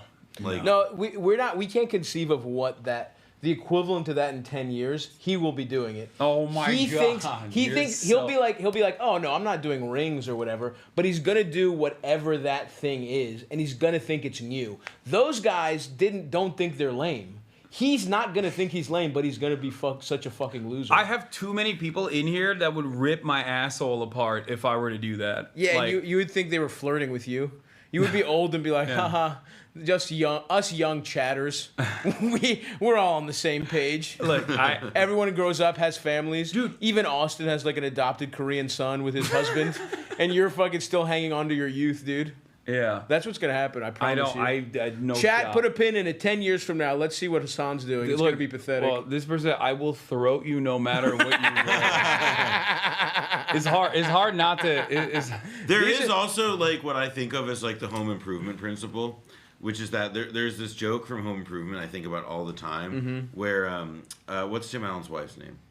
I don't remember. I don't remember either. But so she's like she's like wearing like something that is like covering everything, and he's like, oh yeah, it leaves more to the imagination. It makes it even hotter, and it's a paradox. And so like if you're a naturally hot person and you dress like shit, it accentuates your hotness even more because it like radiates through the fact that like you're like dressed in like I don't know like Ed Hardy or whatever. Yeah. So underneath that, you're ripped, and that's what people are looking for. Well, like more than just ripped, it's whatever it is that people see as interesting. That's what makes them say, "I want to throw you over the internet to a stranger." Well, that's because this person's a fucking degenerate. This guy doesn't care about the news.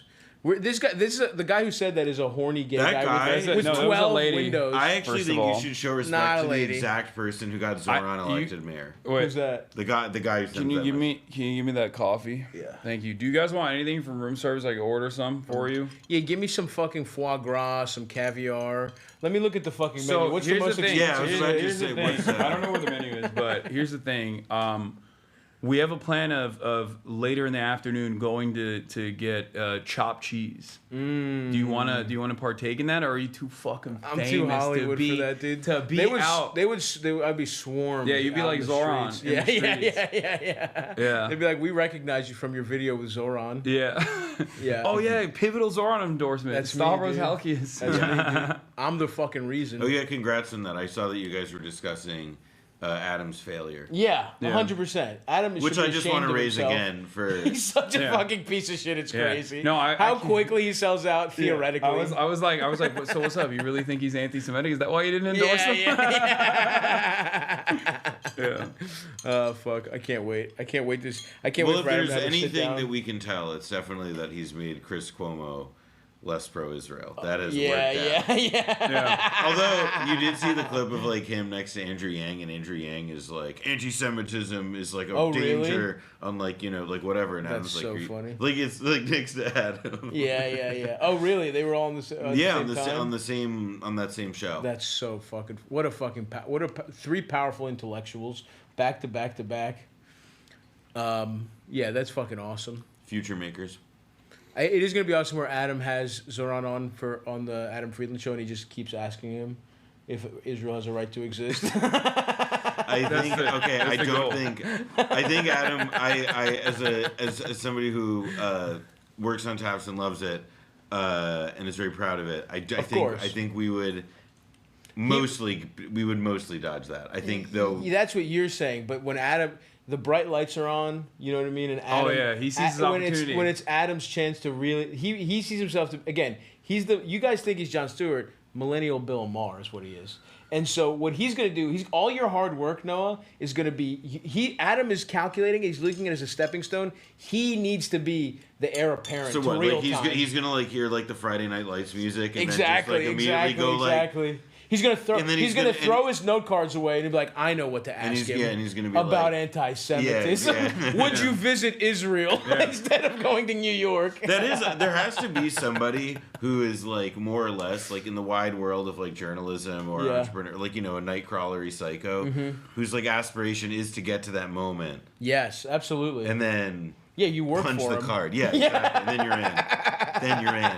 Yeah, like what Tucker Carlson did to Ted Cruz. Adam's gonna do to Zoran. Yeah, people who don't agree with Adam. Yeah, friendly fire. Yeah. People are like, I can't believe Adam Friedland is making me agree with him. Zionists are gonna be reposting him like that. That's gonna be fucking awesome. Shout out to the Adam Friedland Show. Love it. All right, so we got to talk about some of the news of the day. So wait, also, so you're not down later Probably to not. go? Okay. Sorry, man. All right, you're fake. It's fine. I don't But you're fucking- down. I don't want to go. I'm a real New Yorker. I don't want to I'll go get a chop fuck. cheese.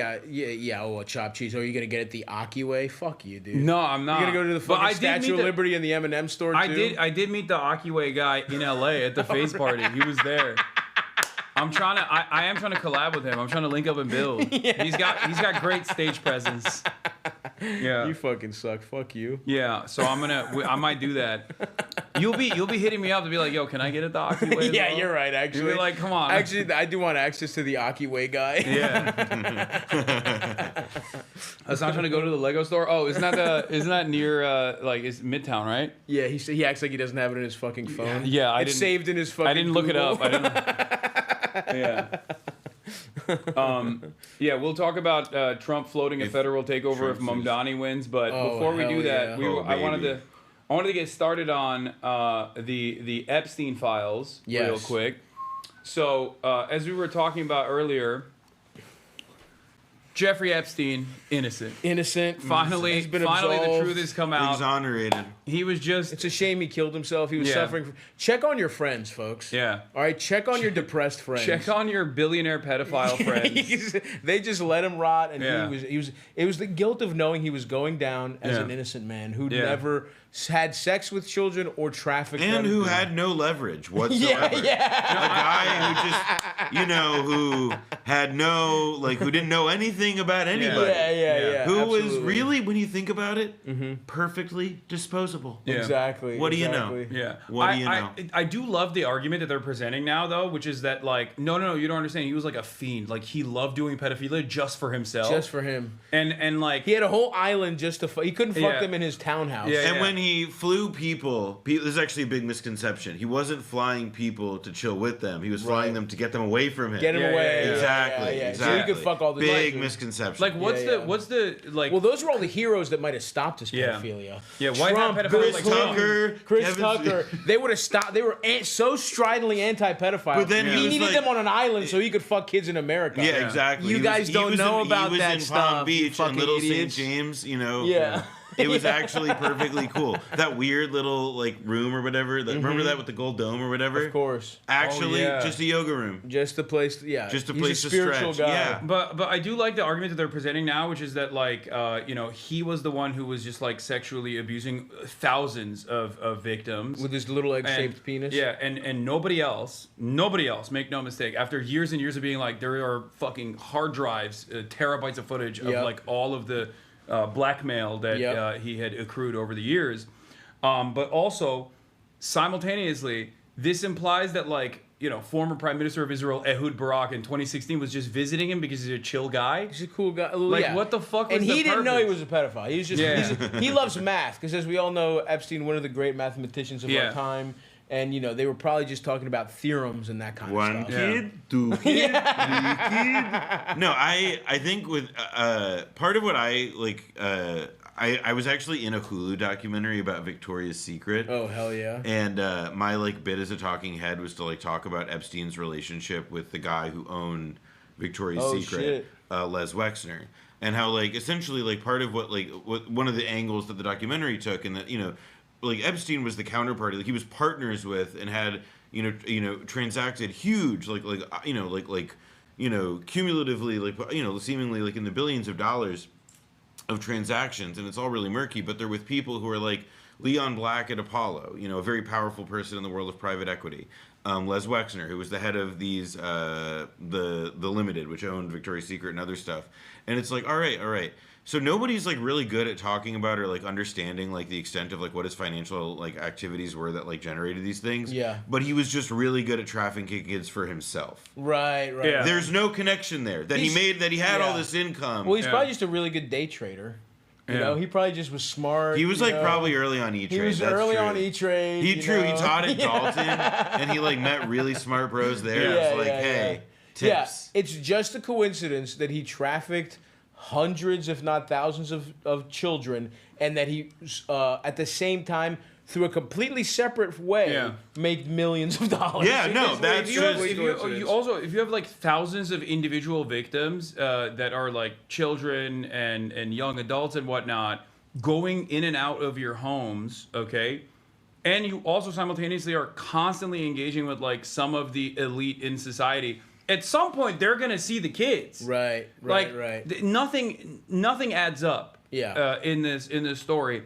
And I like the idea that they're just like trying to move away from this now. They're like, don't ask any questions. This is what I wanted to talk about. Because yesterday people started getting really frustrated because they have tuned up their audiences to basically really care about this for understandable reasons. I think it's an important story. But now they're basically going, oh, well, we're in power, and also some of our faves are implicated here. So exactly. Shut the fuck That's up. Exactly right. Well, I think ultimately though it's not gonna. I wish it would matter. It doesn't fucking matter. They don't give a fuck. I think this might actually cause a little bit of fissure in the Trump base. I mean, I don't think by itself it does, but I think it does indicate that, like, for example, like, look, like most people who voted for Donald Trump, like, they probably even like Israel or whatever. I don't think that they signed up for like endless blood funnel. Sure. And like the same goes for like they didn't sign. Like they were. Like they all fell for it in different ways, but like. I don't think any of them individually are going to be like the thing that breaks the dam in any meaningful way. But like over time, like especially like once Trump goes, Trump goes, it's all exactly. Like it just shows how shallow this is. Yeah, that's definitely none of true. this. Like the most durable thing is like it's like this guy's big victories. Yeah. On vaccines, like it's like Which that. They don't even really give a and fuck tariffs, about. and molesting the money and whatnot. Yeah. Yeah, I mean, I think this clearly was... I mean, you're right, because this is the one thing that kind of kept the... This is the one thing that unites everyone. Because it's like QAnon, it's like anti-establishment, it's like, whatever you want to say, everyone is... Anti-Semites, a big part of the base. It unites fucking everybody, but I agree with you. It might not be... It's not enough on its own. I just feel like... I don't know, man. We've seen it. Nothing stops this. It is, but it is like I think part of like what it breeds, which is like like Trump and and like all those people like they rose in response to like incredibly cynical times. Mm-hmm. They themselves like the cynicism that they then practice is like having like the same effect on like the people who are like not politically of age yet, but who might otherwise be like raging conservative. To me, it's all just like part of like the gradual process of which like like an intellectually and like morally bankrupt thing like burns itself out. On evil or whatever it is, to be reductive about it. Felix has an alternative approach. Natalie Wynn, ContraPoint, says, people are really not familiar with the basic facts of the Epstein case. All the victims who testified at Maxwell's trial said they were trafficked to Epstein himself, who abused them with Maxwell's assistance. Okay?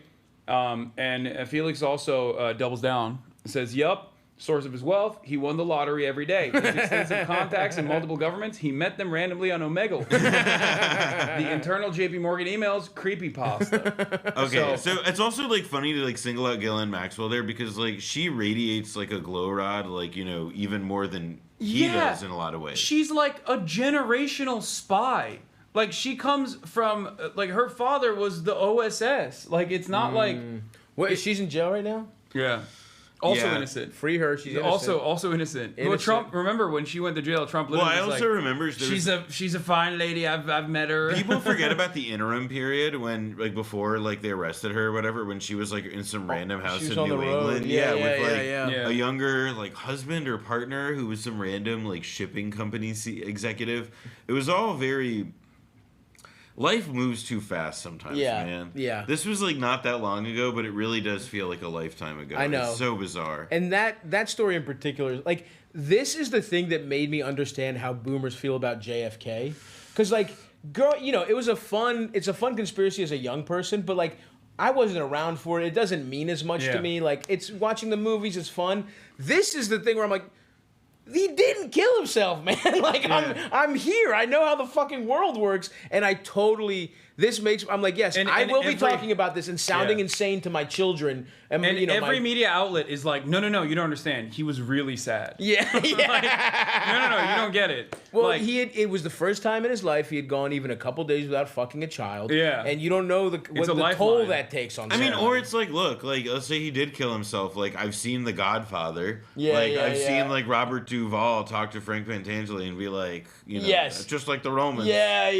Do like the Romans, Frank. And it's like, Hillary Clinton came in I a just trench the idea, coat. like to me, it's just like there's no, because it's like also like Epstein, it's like what it gets at to me that's even more important than like contesting the weird ass circumstances in which he died, which is that it's like there's all this like reported evidence about like him having like when they talk about the Epstein files, that's just like the right wing media people doing like their vague stupid people thing of like mushing together a bunch of real things into like this mythical like singular thing that doesn't exist. But there were a bunch of files in his house when they raided it. There was a bunch of information, a bunch of labeled tapes, things like that people have been reported about, that have been reported on, that cool have been sworn to. Yeah, some really awesome paintings of Bill Clinton. George W. Bush with the Bill Clinton is the main one. People forget it. George Bush with the paper airplane. That's a good one too. Like he was meeting with like 9/11. He met with like Bill fucking Burns before he became director of the CIA.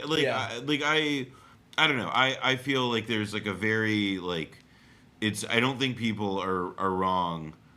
Even though I guess now it feels like passé just because of like how much has happened since then. But that's the thing. As someone who doesn't follow, I'm too fucked. I don't give a fuck that much. I don't follow this shit.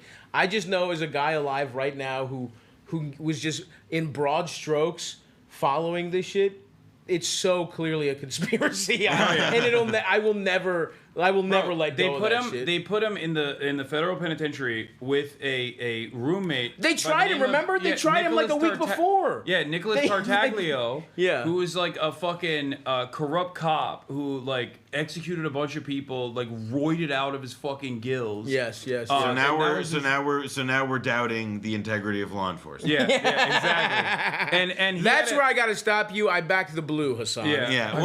Back Israel and back the blue. My man's going full Hollywood. It would be like, I do like the idea also of it's like, you know, like this guy, he's only like probably the most famous person who's been in like the federal system at the time of like their entry, like maybe, you know, in like Kismet. 5 years, decades, Kismet. whatever. What if we just got him like a really good friend? Yeah. No, it was like a really cool guy. Total random happenstance that he was in the cell and that he tried to kill himself the first time. Same shit, by the way, with Whitey Bulger. Oh, really? Who was like, was also killed in like weird circumstances, and it's Wait, wasn't Whitey Bulger killed by like a fucking QAnon guy or something? No, that was a different. No, there was a mafia boss guy. A guy on Long Island got by a random QAnon. Yeah, which is awesome. Sucks. I mean, sorry to the mafia. Sorry to the but prayers up. We're in the territory. We're in the mafia we're paying our territory, respects as well. But there was like kind of a comedy to like somebody being poisoned by the QAnon virus, and was like, you know, who I'm gonna go kill, like Polly's son. Yeah. Yeah. All right. Well, I wanna go pee real quick, but also I want to show Donald Trump's new response. This is very not like Donald Trump. Okay. And I think you'll notice really quickly when they ask him. Amidst a totally separate meeting, Donald Trump gets asked about Jeffrey Epstein. Here's his response. And released yesterday of Jeffrey Epstein, it left some lingering mysteries. One of the biggest ones is whether he ever worked for an American or foreign intelligence agency. The former Labor Secretary, who was Miami U.S. Attorney Alex Acosta, he allegedly said that he did work for an intelligence agency. So could you resolve whether or not he did? And also, could you say why there was a minute missing from the jailhouse tape on the night of the Yeah, sure. Could I just interrupt for 1 second? Oh, wow. Are you still talking about Jeffrey Epstein? This guy's been talked about for years. You're asking, we have Texas, we have this, we have all of the things. And are people still talking about this guy, this creep? That is unbelievable. Do you want to waste the time and do you feel like answering? I don't mind. It's just like I'm like in my head, I'm mentally like fading in the photo of the photo of like him and Melania and him and Ghislaine, like just like whoa, whoa, whoa, whoa. It's insane. Like him attempting, like, what? That's old news. That's fuck. I kind of respect him being like, let's just get ahead of this. Here's how we're dealing with. You know, this now. I will say like he would like that's just for sure like hand glove. Like this is the most like like. You're bringing. Stop bringing up old shit. Yeah, like leave me alone. Look, we have all these dead girls. Like, hey, like, and stop. Don't ask me about the tariffs. Let's talk about the dead girls. Incredible stuff, dude. Lifetime TV ass president. We have all. Sucks. What do you say? We have all these taxes and stuff, and you still want. And he called them a creep. Was there more to this bullshit? A creep.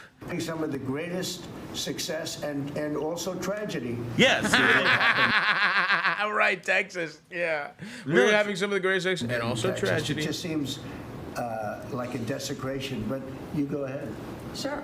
First, to back up on that, in February, I did an interview on Fox, and it's been getting a lot of attention because I said, I was asked a question he can have the about hotel staff client beaten list, for and not my having response chairs. Well, could I sit on one of the hotel staff? Yeah, okay. You want me to call him up?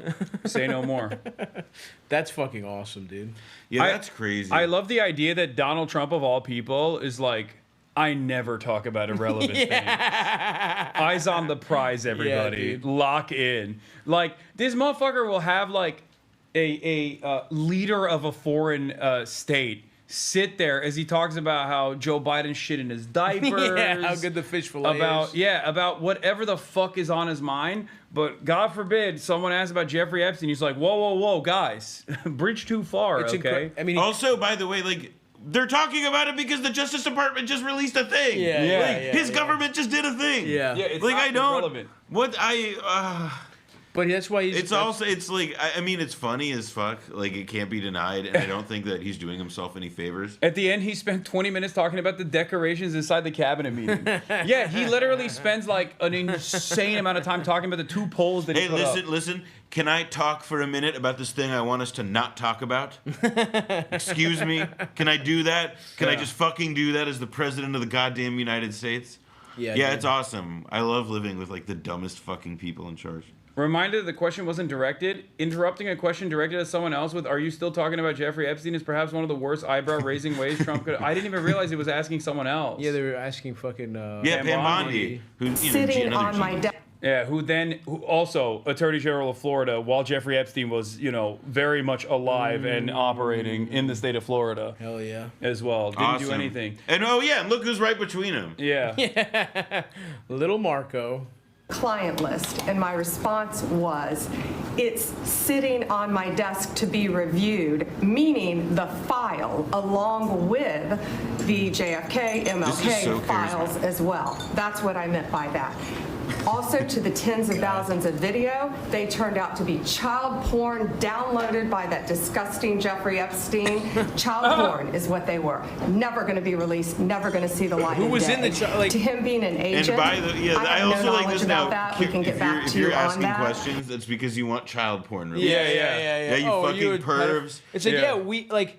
I'm sorry you're asking me about this child rapist, you fucking pervert, like sicko. It's like, I bet you want to see it. That's what it is. It's like, no, dude. Is it heads of state doing in the child porn? Like, that's the fucking question. I mean, the way they're going about this also definitely confirms that it is heads of state. For sure. Where they're like, I jokingly used to say, like, well, they worked really hard on it. You know what I mean? Like, the intelligence community worked really hard to do this blackmail, pedophilia operation. They're not going to just, like, leak it for no reason, you know what I mean? Also, like, look, like, if it turns out that, like, a bunch of the people in it are, like, maybe the leaders of, like, a foreign nation currently engaged in a genocide that we're supporting, then, like, maybe that's not for the best. Yeah. I don't know. Who can say? Well, isn't the, like, people, he worked for the Mossad or whatever, which is so funny if it ended up being, if the people he was working for were like, you know what?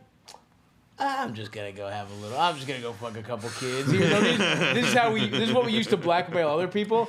I just can't help myself. I'm gonna go over. Well, I think it is. It's right there. It is definitely to me a case of like, you know, like, and it is kind of like a principle in espionage, which is like, prove to me you're not a pussy. Like, have sex with this child. Yeah. And it's like he's the kingpin of that. That's why he's thus the most trustworthy, untrustworthy guy of all time. Yeah. I think about it, and it's like, in my mind, the only guy who's not implicated in this is Netanyahu, because like they just couldn't handle how fucked his vibes were, so they never invited him to the parties. Yeah. Also, he's like kind of domed by his wife in a very entertaining way. Oh, really? Yeah, so he gets pegged. So his wife is a flight attendant who like just was like determined, like, I'm gonna marry you, and then we're gonna, and she's like famous for like abusing house staff, like it's a tabloid fixture thing. You know, they're like crazy corrupt. They're bad. She's a bad person. Yeah, shocking. Family. But also, one of the funniest things that they do is they bring laundry every time to the White House. Yeah, Have you heard about this? What? It sounds like an anti-Semitic canard. They do laundry at the White House? They bring their dirty laundry to the White House every time. What? Is that, what do you mean? Who told you that? It was in, I think, like a Politico story. Yeah. It was somewhere. But it was reported. Like, That's it's not, awesome. It's unfortunately not something that, like, David Duke made up. Yeah. I really, like, I'm kind of pissed about that. Yeah, dude. Oh, dude, this is from The Guardian. Like, that's how you know this shit is, like, it's not like even New York Post. It's a The lot Guardian. of this also, it's like kind of also, it points to something else about these two, which is that, like, they own a lot of property, or even if they don't own it, like, essentially, like, their son, like, their fail son, was just, like, he was in Miami and forever. Yeah, I mean, Netanyahu is from, like, Philly, the Philly suburbs. Yeah, like, they spend a lot of time outside of it, of, like, Israel, and are, like... What's his real name? He changed his name to Netanyahu. It's like there's some here's regular my favorite Netanyahu fact. My favorite Netanyahu fact, he likes to dip cigars in Cointreau. What? What's Cointreau? What the fuck? Like liquor. Like, are they shitty cigar? Like, I don't know. I read it. I think it was in that That's so detail is weird. from BB by Anshel Pfeffer, if I'm not mistaken. It's from that book is where I got that one. Interesting. But like I've like thought about that because like that's insane. Why? To make his own flavored cigars? I to think make his own like cigarillos. No, because he's a Philly boy. He wants black and milds. Yeah. But he's too highbrow. He's too highbrow for the black and milds. We can't get the technology in Israel. Gazans, they're not no Philly blunts. That pisses him off. That is fucking gross. Yeah. Yeah, it's gross. Yeah, not a good guy when you think about it. But there was also there's a lot of internal strife amongst like the conspiracy right though currently about this situation, because this is something that they stake their reputation on, right? Like the idea that it's like only Hillary Clinton was doing pedophilia, right, and Bill Clinton, which by the way they definitely were. Yeah, Bill allegedly. was on there. Yeah, Trump and Bill were hanging out, having fish fillets on the way. Yeah, so now there's like a lot of animosity growing against these guys because this is the one thing that they do actually fucking care about. So Alex Jones is on like a total copium trip. Oh, it's awesome. It's special. What's he up to? Yesterday, Alex Jones came out and did one of his like fat guy in the car videos, and he almost cried. He was on the verge of tears, saying that he believes Donald Trump is doing this because he's blackmailing the blackmailers. He's a white hat. He now has the blackmail, the pedophilia blackmail, and he's using it against the deep state. We now just have Q out in the open. That's all this is. It's literally just like, all right, so Q used to have like this pretense of like, like there's like this guy leaving messages on 4chan or whatever. Now, like, you can just have it under your own name and be like, oh yeah, Donald Trump is white hatting it now. And that's like part of the party line. Like that's like within a standard deviation of like what like the Republican like party itself is saying. Oh my God. Okay, so Gunther Eagleman. The fuck is that? He's like one of these like right-wing Twitter guys. Is he a Nazi? It's a Nazi I guess name. I'm blocked by him. Oh, he looks. This guy. Is he Jewish? He looks Jewish. Is he from New his York? His name is Gunther. His name is Gunther Eagleman. Okay. But in any case, he says, I would have never thought our government would just allow people to rape children on Epstein's Island and just let it slide. It's not okay. To which immediately the blue check marks are like, are you really going to let Epstein be the deal breaker for Trump for you? Well, then why do you fucking hate Hillary Clinton? Yeah. Like, why do you hate Bill Clinton? There was a tweet going around I saw that was like one guy like was going on and like he had like he wrote a whole fucking essay as blue checks do, and at the end of it he was like, just move on. Yeah, he was like, move on. He was saying, on is so good. He was saying like, we all know he's a little bit of a pedophile. Look, it's okay. Look, it's not perfect that he's a bit of a pedophile. Yeah, nobody's perfect. That tweet was so good. And then Vincent, so just how would you prosecute if the evidence was destroyed by raising DC? And then the funniest response, oh no, it's not a response, it's Elon Musk. Never mind. It's an ad. The Elon Musk doing an ad for his own tweet on his own fucking website. They arrested and killed Peanut, but have not even tried to file charges against anyone on the Epstein client list. Government is deeply broken. He thought this was a banger that he fucking made an ad out of it. Dude. I hate him so much, dude. Who the fuck is Peanut? There was a one fucking... I hate him. He was some Peanut? OnlyFans guy who had a squirrel that like animal services like right before the election, and it was like a right-wing meme about how like like libs are gonna kill your if you have like a squirrel. I do remember that. Which by the way is like crazy now that like this is like the discourse like again as like fucking like the was it like ICE guys. Who were the fucking people in LA today? Yesterday in the park. The military. There was I think the National Guard. That was the National Guard. Yeah, they were doing a show of force. So he's literally just like re-microwaving shitty memes from before the election.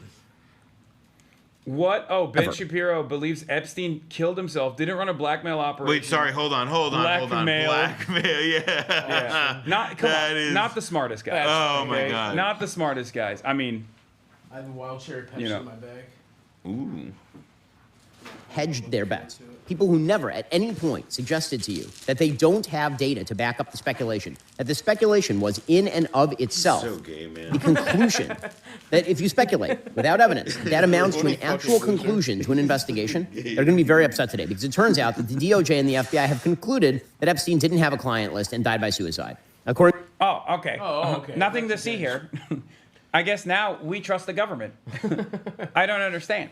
Well, isn't he getting kind of worked? Why does he look like he's in a motherfucking Yankee Candle commercial? He's partially done because like people. Well, he's done because he's Jewish. Yeah. First of all, they're like I don't think people understand how much like the independent media side of right-wing news and broadcasting has moved on from like they're purely and openly anti-Semitic. Yeah. They went from like if you're under the age of like 40 and you're right-wing, you're probably a vicious anti-Semite. It's crazy. So across the board, they're like, small hat guy defending Israel again. Like that's his entire fucking comment section is like that. And then also part of that is because.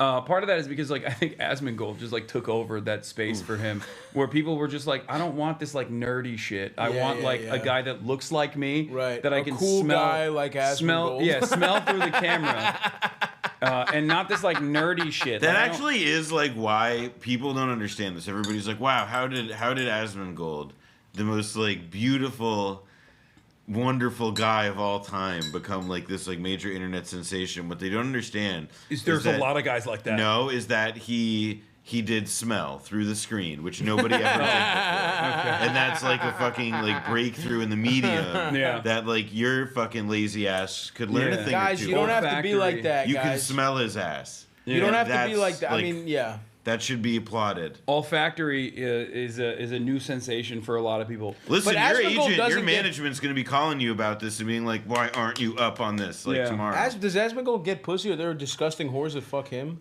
There are, I think, at a certain point, there were women that had sex with him. I don't know what he's up to in his private life. That's just not the way. That's just not the way, fellas.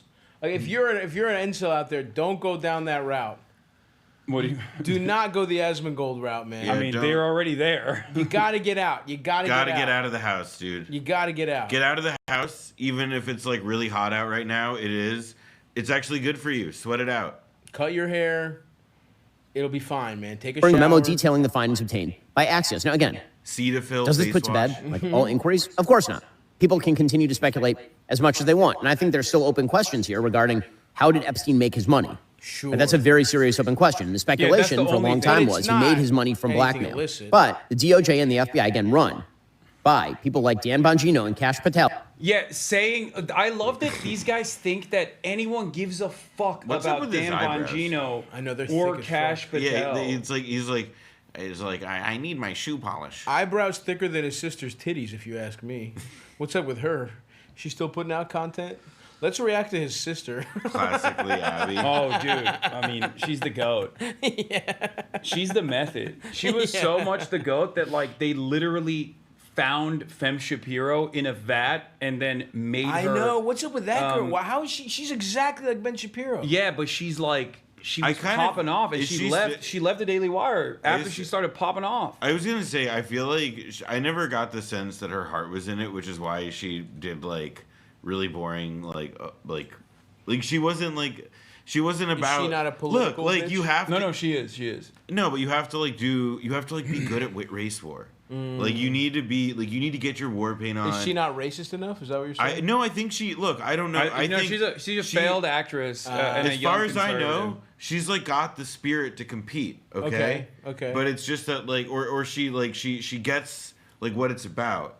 But she doesn't have the spirit. She just doesn't have the spirit to compete. Oh, she's withdrawn. Have the spirit. Okay. But she sees the game. Maybe she's like playing in a support role now. Yeah. You know. So she went solo. What does she have? Like a fucking Substack or some shit? I don't know. No. She's also. I mean, look, man. No. She's still fairly successful. Like she has her own. Wait, she still makes content. Yeah. What's her Brett Cooper? Brett, a bitch named Brett. That's interesting. That's a woman's name. That's Brett. Men's name on a woman. She literally looks like sexy Ben Shapiro. Yeah, I agree. Like she does. She looks like Ben Shapiro went through an AI. You know the story. Holy shit, dude! What the fuck? But she's whoa! What's that? What's the gay flag over Anne Frank? Oh, that's awesome. Elon's trans child fights Trump with drag, and Anne Frank was a lesbian. What? Awesome. I mean, this AI wife question mark. Oh, so she's just doing the same shit. Yeah. The feminists that turn against Sabrina Carpenter. Like, so she does a lot of like pop culture stuff for the girly pops. Gotcha. Oh, what the fuck? What? Oh shit! Apparently, I have to do this like Time magazine thing, and my manager is asking if I have cocktail attire. I only brought T-shirts, bro. How about 4XL canvas Japanese pants? Bro, it's fucking 90 degrees, dude. I only brought T-shirts. This is my most like. Suit Supply hates to see. He probably has a $900 fucking hoodie. You probably have like a Chrome Hearts hoodie. No, I don't know. It costs more than a fucking tuxedo. No, I only brought T-shirts. I didn't even bring a single jacket because it's literally 90. You know what though? Here's degrees. the thing. What really sucks is that he's in a place where you could just never buy clothes. Yeah, there's no clothes for sale in this city. In New York City. Yeah, it's not a thing that happens here. I might have to go on a shopping Men's Warehouse spree. Go to yeah, dude. Yeah. I know consignment stores in your area you can go to, Hasan, that have good drip. Okay, maybe we'll do that. You know, consignment. We're at the Holiday Inn in Staten Island right now. Yeah. We're in the top floor. She's joined Fox News. Oh shit, good for her. Conservative Gen Z influencer. A non-blonde on Fox News. I mean, it's crazy how much she looks like. Boy, she's a sexy Ben Shapiro. Yeah, she's attractive. I think because of her, I could now be convinced to get head from Ben Shapiro. I think because I've seen. Oh, this is what it took. I think looking at a picture like chat. Where is the video where she talks about me? I want to show it to Stavros. I want to flex on Stav. Oh, fuck you, dude. Yeah, come on. Oh wait, no, does she? I don't fucking. I don't need a bitch like this. I don't know what she says. Hold on, let's see if we can find. Let's see. Someone in the chat has it, and it's like Sneeko responding to it and freaking the fuck out. Oh, he's mad because she wants to fuck you. You're putting together puzzle pieces that shouldn't. I'm not crazy, right? Like she looks too much like Ben Shapiro. Yeah, it's freaking me out. I can't look at this anymore. It's hurting my brain. Seeing how much she looks like Ben Shapiro, it's weird. Wow, you actually did look like shit. Do you guys know who Hasan Piker is? The need to humiliate people, sometimes you need to make an example out of them. I had heard of Hasan before, but I never watched a single one of his videos. So I really had no idea who this guy was. But apparently, I triggered him.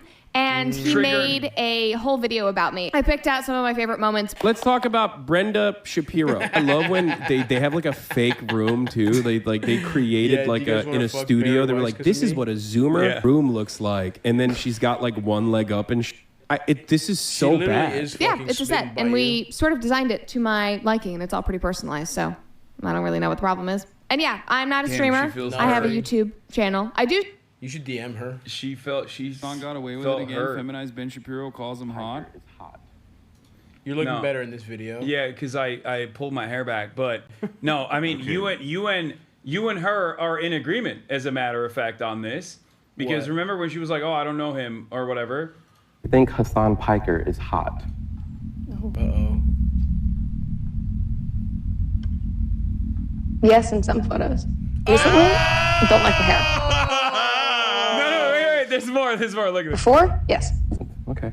I don't like his hair. Recently, no. Don't like the hair. Before, yes. Okay. Yeah, that's true. You did look like shit. Yeah, She is he's embarrassed. built. She wants to suck you off. I that's why I cut my hair. After that video, I was like, it's time to get a chop. What's up, Brett? Holler at me. All I'll say I'm is more of an James, intellectual. She's married. All I'll with say a is James child on the Carville, way. Mary Madeline. Let your boy sit in the cuck chair. I'm in there. Oh, here. I fucked a married woman before. I could do it again. This is what. Oh my God, this guy's so Hollywood, bro. Chill. Who's that? Who me? No, you, bro. No, this is Sneeko. Sneeko. Eric Adams is most loyal soldier. Yeah. Who exactly is this guy? He's like a. I think he's like, when you think of like, imagine mentally, like, close your eyes, like, who could be a negative influence on my child? over the internet? Okay. He's like a wannabe Andrew Tate. He used to actually have like decent YouTube videos back in the day. He would do like video essays. He was like a woke child. Really? He would talk about like not intervening in Syria in the Obama era when he was like 12 on YouTube. That's fascinating. Yeah, and then now he, he's like, gone like the Andrew Tate route. Yeah, and then he warped into this like fucking Andrew Tate wannabe, and then of course hit the super fucking Holocaust didn't happen route. He reverted to Islam. Tough. He didn't grow up? He didn't grow up Muslim, or no. He's wow. He's Filipino and black. He's Whoa, like Haitian really? and Filipino.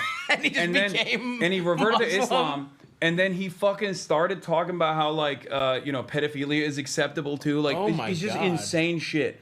It's like he's got like that 169 quality of like always finding like a new like angle of outrage.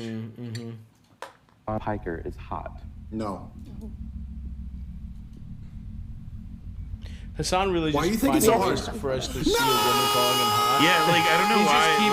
No, I love his devastation. That is awesome. She belongs to the chat. She belongs to the chat. Yes, in some photos. Simpo. Yeah, he just chose to become like Muslim, a Muslim anti-Semite, like Andrew Tate guy. No, these guys, bro. The thing about these guys is that they also like. I mean, look, I was born into this, okay? Right. And much like Catholics who are born into their religion and like grow up with a very different perspective over it, like these guys looked at the representation of Islam and Muslims in the Western media and were like, oh, I like that they have multiple wives and are anti-Semitic and want to do like Or jihad. villains. Yeah. Like that. Yeah, it's like a guy wanted to be Darth Vader. Yeah. because Western media made Muslims the cool bad guys. Yeah, I mean, it's like more or less like it's. I do feel like I sometimes wonder like if you'd shown a guy like this 4 lions like early enough, like with that if you're radicalized, I'm like, this literally could be you if you persist. Oh no. Define L's. Elon Musk said it doesn't mean anything. Bannon is in the Epstein. Ask him and watch his reaction. Ask him. He's just like, I feel like he's like a kid. He's so fucking. Yeah, well, his money has been touched on a lot lately, and so he's crashing out over it. Like that one is to me like pretty open and shut. I mean, Steve Bannon was directly in contact with Jeffrey Epstein, and was like was filming him, and I think the suspicion at the time was that he was actually like getting him ready for deposition, right? Oh, interesting. Yeah, he claimed to be helping him with I think is it Michael Wolff who reported that? But it was Like Bannon had some like weird, like half-explained relationship with him. Was Bannon even hot enough to be? Was he even also like I will rich say enough this to get invited to the island? as somebody who's interviewed Bannon, like he's not a trustworthy person. Like just like he's not like what he like Steve like Bannon. he can articulate his ideas about the world and like you can like get it like he can explain his worldview well. But like when he's describing and recounting like specific facts and events and so on, like I wouldn't take him like on his own as like a reliable He also, I think, is one of those guys that like greatly overemphasizes his involvement in things, where he's like he always will like try to make it seem like he's a power player in the administration when he's just like a hanger-on on the outside. Yeah, what was he even doing before? What was his whole thing? He was worked the at head of Goldman Breitbart. Sachs. He was Breitbart. Breitbart was like his big job. That's right. In the period running up to Trump. Gotcha. But he, I mean, he's like one of these. He's sort of. He was also a documentarian. He made a lot of movies. But it seemed like he kind of had like. Oh yeah, wasn't he a producer on a good movie? Fuck, I heard that like. It's actually a movie I love. Well, he owns rights to. He has points on Seinfeld, I think. Yeah, something like that. Yeah. Yeah, So he does. funny. Yeah, he owns the archives of Seinfeld. Well, I wouldn't like he has a piece of it. Yeah, and basically like he was the whole like I read The Devil's Bargain, I think it was.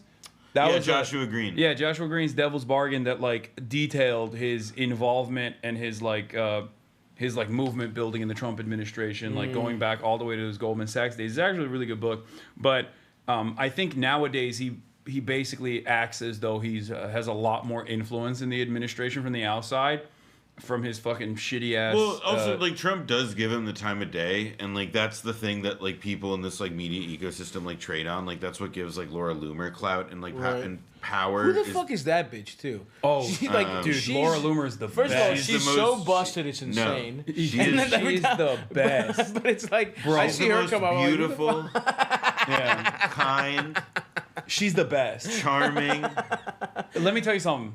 I see her pop up from time to time. Like, who is this dumb bitch? She first got into like mainstream recognition when she tried to start an ISIS fan club in her college. Oh, an ISIS fan club? And then like try to do like a Project Veritas thing where they like filmed it, where it was like, see, these guys are so woke, they're letting me do an ISIS fan club. Oh, I see. But then the college was like, no. You can't fucking do that. And then they literally expelled her.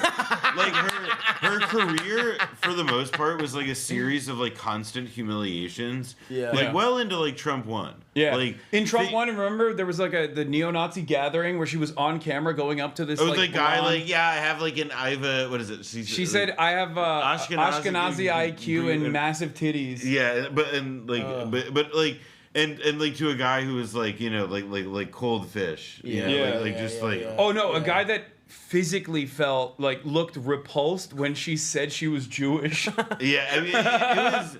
Well, and then the other thing, the big one I remember is when she chained herself to the Twitter headquarters. Yeah, because she's been banned from every app. She's been banned from every single application because she was such a serial harasser. Like anytime someone was like a brown guy was driving an Uber, she would immediately do a hate crime. Yeah. It's or like DoorDash. Brown guy, hate crime. But now she earns like the reality of it is that like because she is close with Trump now. And she is somebody, and this is the thing, like proximity to Trump is a currency. Yeah. Like you get FaceTime with the big man, and the big man is the only guy in that administration who we can say with 100% certainty, dictates the way things go. Then that makes proximity to him really valuable. And so a guy like Bannon, for example, he recently had a meeting with Trump. Over like the Iran stuff or whatever. And even if a lot of that stuff is for show, the consequence of it for a guy like Bannon and for this lady, Loomer, who is able to like really get in Trump's ear and like make him, like push his buttons in a way that he responds to, it means that then all of a sudden people have an interest in staking them, in staking Loomer, in staking Bannon. And so that's how like this, it's how this like almost like economy of influence built up around Trump like self-perpetuates. And you can identify all sorts of people who with people way less influential than obviously Trump himself. This is literally just like, I mean, it's corruption, to a point, but it's also just like how like because it's all like so corrupt or whatever. Like literally, if you know a guy who knows a guy who knows a guy, that means you could probably be clearing money off like being in Trump world or whatever. Yeah. It's so goofy. Yeah.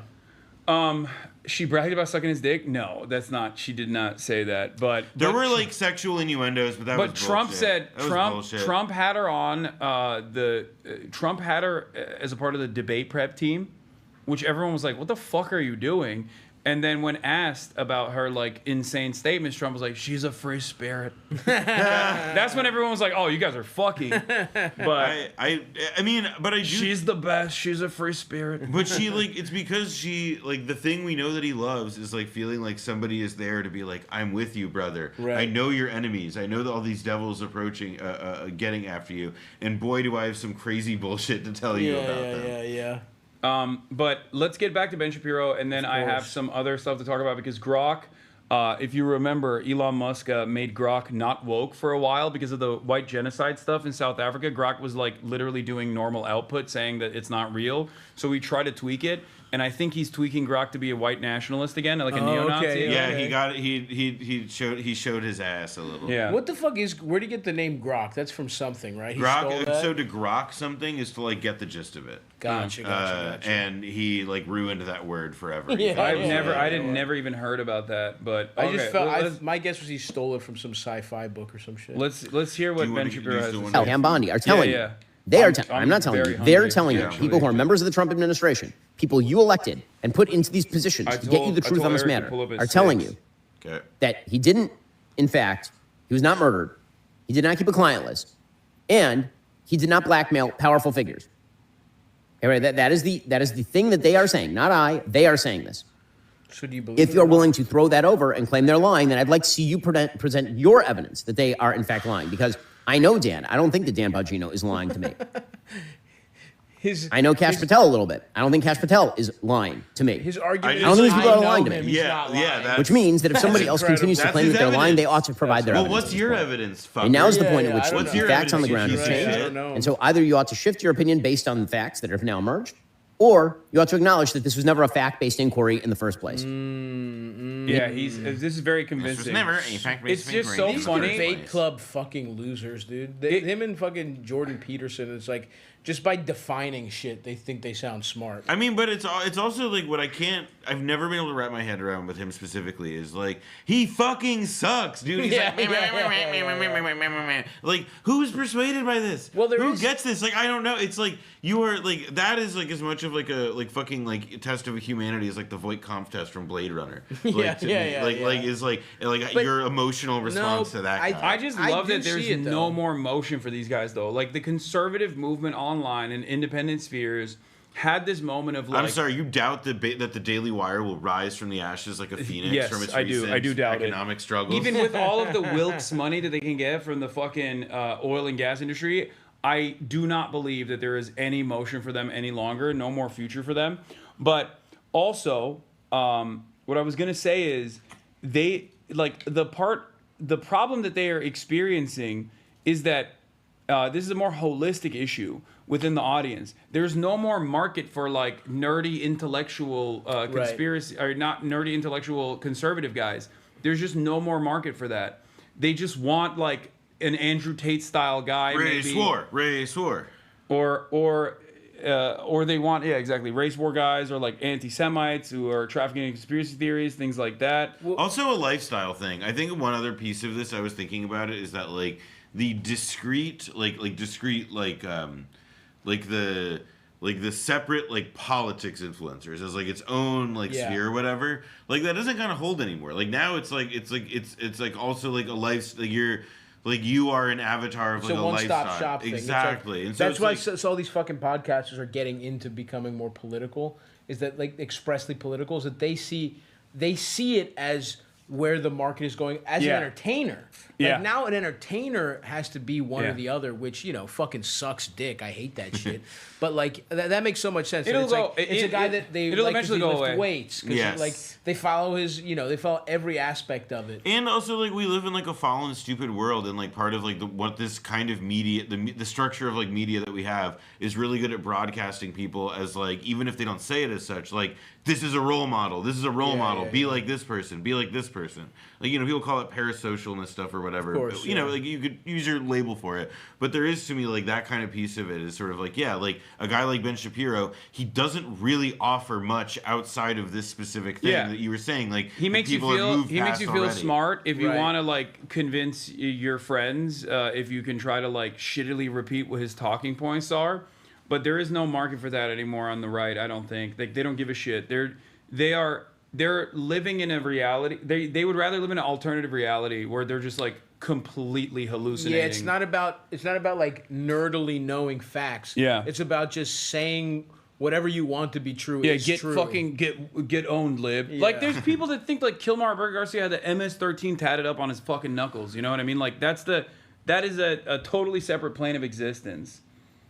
Okay, but let's hear what Alex Jones had to say in his Cope session about. Oh yeah, that's special. And now taking questions from the press, and Trump just went off, basically blew up at a reporter for bringing up the Epstein Dude, I haven't seen whitewash He's got project like a we're witnessing, goatee and he's bald. and that's what it is. That's a cool new look. And I've told everybody this is going to be kind of shredded. Yeah, he's like, What the fuck is this? It's like Don Logan from Sexy Beast a bit. He looks like big. Like- Yeah, like- exactly. like yeah, He's getting shredded too. Dude, My this goat. is so weird.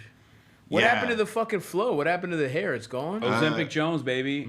I think he's like doing TRT too. Probably that's why his hair is just That's gone. why he looks like. I can't wait to get off He fucking also kind steroids. of looks like Michael Chiklis from The Shield. Yes. That's a cool little. but streak. like, that's a cool little pause. Like he looks. also, cute. it looks like he's been in his eyes. Like the skin around his eyes looks paler than the rest of him. It's a little, yeah. He looks weird. Yeah, because he's out in the sun, getting his daylight, getting his sunlight. It's good for the skin.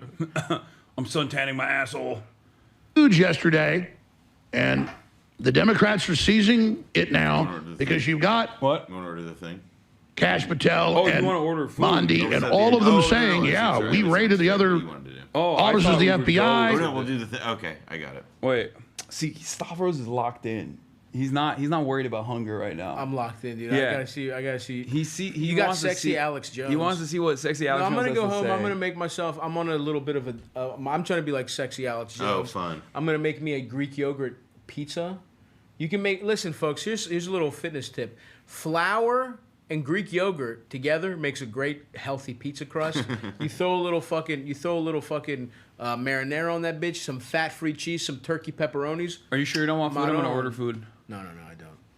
I'm trying to fucking slim down, you fucking prick, and I have to Bro, go. I'm gonna get fucking. And I have chicken. to dude, and I have to get my fucking workout in, and I'm Hollywood Halkias. I got shit you don't even know That's about cooking. crazy. He won't even tell me what he's doing in LA. He doesn't need to know. He's dude. coming to my hood. He won't even tell doesn't me. need to He's not fucking even know. checking in anymore. Okay, I don't you gotta have to check in. You have gotta to check in with me. I had to fucking DM you. Pussy. I don't check hear in a with me. fucking word one that you. I don't even text you no more because I know your ass is busy. Okay, I know you're too big time, dude. Dude, whatever, man. Fuck you. I might come. You know what? Fuck it. I might come by when I'm in LA. And swing around to the pool. Swing by the pool. It'll be a nice day.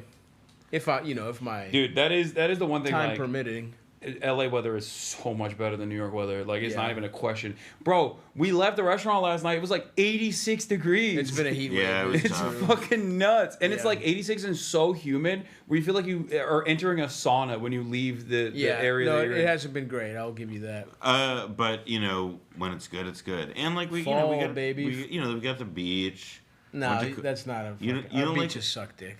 You don't think so? You don't no, like Coney Island? they're bad. They're fucking bad. Okay, Mr. Greek. I am Mr. Greek, and I am I don't even think the LA beaches are that good, to be honest with you. No, that's why I was getting at. I'm a Greek beach supremacist for sure. Yeah. Maybe I should check. There's parts of Jersey that have nice beaches. Long Island is better for sure. Like America has a lot of very nice beaches. They're okay. It's we have a lot of coastline. It's okay compared to Greece and Compared, shit. okay, Sure, fine. Yeah. You know what? Greece can have that one. What's a good Middle Eastern spot from here?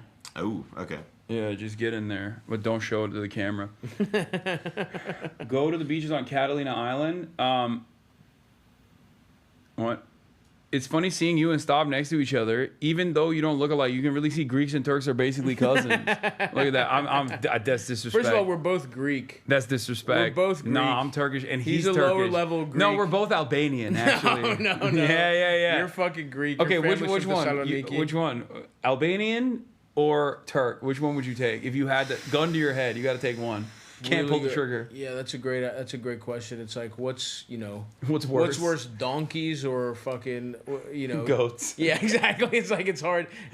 I guess I'd take Albanians can be loyal. You can put a plow around their necks and they'll till your fields. You can't trust a shifty Turk. You can't trust a shifty Turk. Yeah. Shout out to Albania, man. Fuck Turkey. Wow. Of course. Shout out to the double eagle. Of course he would Of course he would pick Albania, another country that was dominated by the Ottomans. That's why, because he's Greek. Well, yeah. Listen, they got lucky. You guys got hot there from the 1300s to the 1800s. There was a good streak. There was a lucky streak really there. Good streak. But we're back. Fuck Turkey. Yeah. Hasan is Greek. I don't know what he's talking about. The glory days, baby. 1453. Best year of my life. Never forget, dude. You would have been sucking on the Sultan's dick. I would have led the revolution. Dude, I am built like a fucking janissary. I would have been one of those converts. You would have died so fast. I would have been one of those converts. You would have died so fucking fast. They would have been like, this tall white boy, he's gonna go places. You're going in the front lines, dude. Yeah, for sure. You're going in the front lines. You were getting chopped down by a Greek sword. You would be the concubine pleaser in the harem. Yeah, absolutely. They would call me in after the Sultan didn't fuck his bitches. Yeah, good. they'd be like, They would call me in and he's not lay gonna down the fuck law, him. so they would be calm. To calm down the Sultan's harem, I would go and dick them down. That would be my job. Yeah, the one guy in the harem that they didn't turn into a eunuch because they're like, he's not gonna fuck. It's fine. Biggest mistake of their lives, dude. Yeah. Not clipping my shit. I fucked all their bitches. All right, let's get back to Alex over here before we get to Grok. Where Comey was hiding stuff. Remember back in March? It's 14 terabytes and videos and hundreds of new child victims, and it's terrible stuff. I ordered from here the other day, I think. And then now there is no list, there is no blackmail, there is no human trafficking. Well, then how is Ghislaine Maxwell in prison for human trafficking? I did. I just had to. And a small minority of Trump supporters tried to spin this like it's something that Elon Musk is creating. No. Kash Patel and Dan Bongino, even before the Elon split happened, went on TV like deer in the headlights and said, well, you're not going to like this, but there's nothing. And Epstein killed himself. And by the way, Crooks acted alone in Pennsylvania. We all saw what happened. We all know it's not true. He's trying to confuse his audience by bringing up other conspiracy theories to get them off the trail that this one conspiracy theory he's basically packaging and saying, say bye-bye. Bongino and all of them saying the same things we know about the cover-up in Butler and the rest of it. And the independent coroner, the top one in the U.S., examining Epstein's body, saying his neck's broken in 3 spots. I mean, and then they release a video of, well, like around the corner is the entrance to the area where his cell is, and look, you don't see anything there. And then there's missing time out of it. Confirmed. So. Oh yeah, there was that too. There was missing time from the fucking 10-hour, which wasn't even showing the fucking actual cell. Are you sure you don't want anything? Yeah, I'm good, bro. Bro, that's crazy. I have to go cook my own meals, dude. Good for you. Thank you. That's real support. This man wants to keep me down. I try to, he wants to keep me down so fucking bad. I was going to get you something healthy. I'm going to eat something healthy.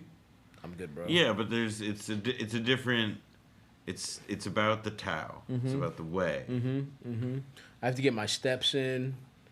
I'm still chilling for a little bit. I am proud of you, though. I'm proud of you for sticking through. This was a test. Yeah, I was testing you. One of your Turkish tricks. You're gonna be stronger from this. You looked at temptation in the face. I did. You looked at fucking shish kebabs from an incredible place. Does sound pretty good. And you said no. You couldn't come up with a plan to cover this up and have it blow up bigger. If you're going to cover it up, you just shut up about it and say, oh, we're investigating. But no. This is the famous ear thing, saying that this is... So this is how I want Trump to succeed. I've investigated this, and the victims, over a dozen of them, that are confirmed victims of Epstein, who fingered Bill Clinton and all of them, said, no, we never saw Trump at the island. We never saw him at Zorro Ranch. We never saw him. He just, bro. I like the we there is doing a lot, I will say. He is doing he's doing the most, dude. Yeah, what's his argument is that he basically summarized it yesterday where he said, like, everybody knows Trump was not involved in Jeffrey Epstein at all. All the other pedophiles said that Trump wasn't involved in the sex parties. Like, and basically his like last ditch defense here is to claim that Trump is blackmailing the blackmailers with the pedophile blackmail to like attack the deep state. It's just QAnon shit. It's just that like Trump is like wait for it, like the storm is whatever. Storm is still coming. Yeah, all that bullshit. Like it's the same. I just don't think anybody's buying it. I mean, like I think people who are plugged into this. I mean, ecosystem, he's even half-hearted. No, totally. People are plugged into this stuff because it's like entertainment to them, and they have like an identity investment in like this. This is what he did yesterday. I just really need the Trump administration to succeed. He looks insane. This is such he was a funny. Crying, dude. It's like you guys are on a Zoom call. I wish. In the safest country, and they're doing so much good. And then for them to do something like this, he is crying. Tears my guts out. Tears my guts out. Oh, that's fake. This is why he's a master of the craft. I'm sorry. This is fucking cinema, narcissist. okay? This cool. is Let's why react to he's the Hasan's master of the fucking craft. Comments yesterday. There are a million car fucking guys. Suck. I can't believe fucking kids watch this. Okay. You've shamed me successfully. Oh, this story rocks. Oh yeah, this is awesome too. Like all the wine moms are going crazy now. They're all like fucking. They're all like take a fucking bullet or die, you pussy. That's awesome. Yeah. So let's do a quick roundup of the Grok stuff. So if you recall, Elon Musk tried to tweak Grok and its algorithm to like spit out that white genocide was real and it was really happening in South Africa, because he wanted to do advocacy for that, but it was done very haphazardly. It failed spectacularly, and it made Grok look insane. Like he would just like respond to everyone with and many figures are saying that white genocide is real in South Africa. All this shit. Okay. Anyway, now Elon Musk is doing the same thing again, but I guess like he's tuning up the racism dial on Grok.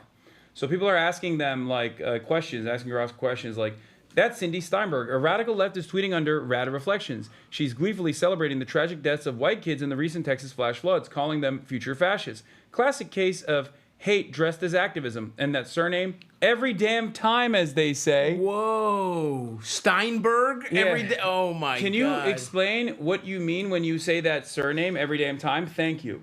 Is cheeky nod to pattern noticing meme. Folks with surnames like Steinberg, often Jewish, keep popping up in extreme leftist activism, especially in the anti-white variety. Wow. Not every time, but enough to raise eyebrows. Truth is stranger than fiction, eh? I mean, it's literally He's posting like a Nazi Redditor. This is crazy. Man.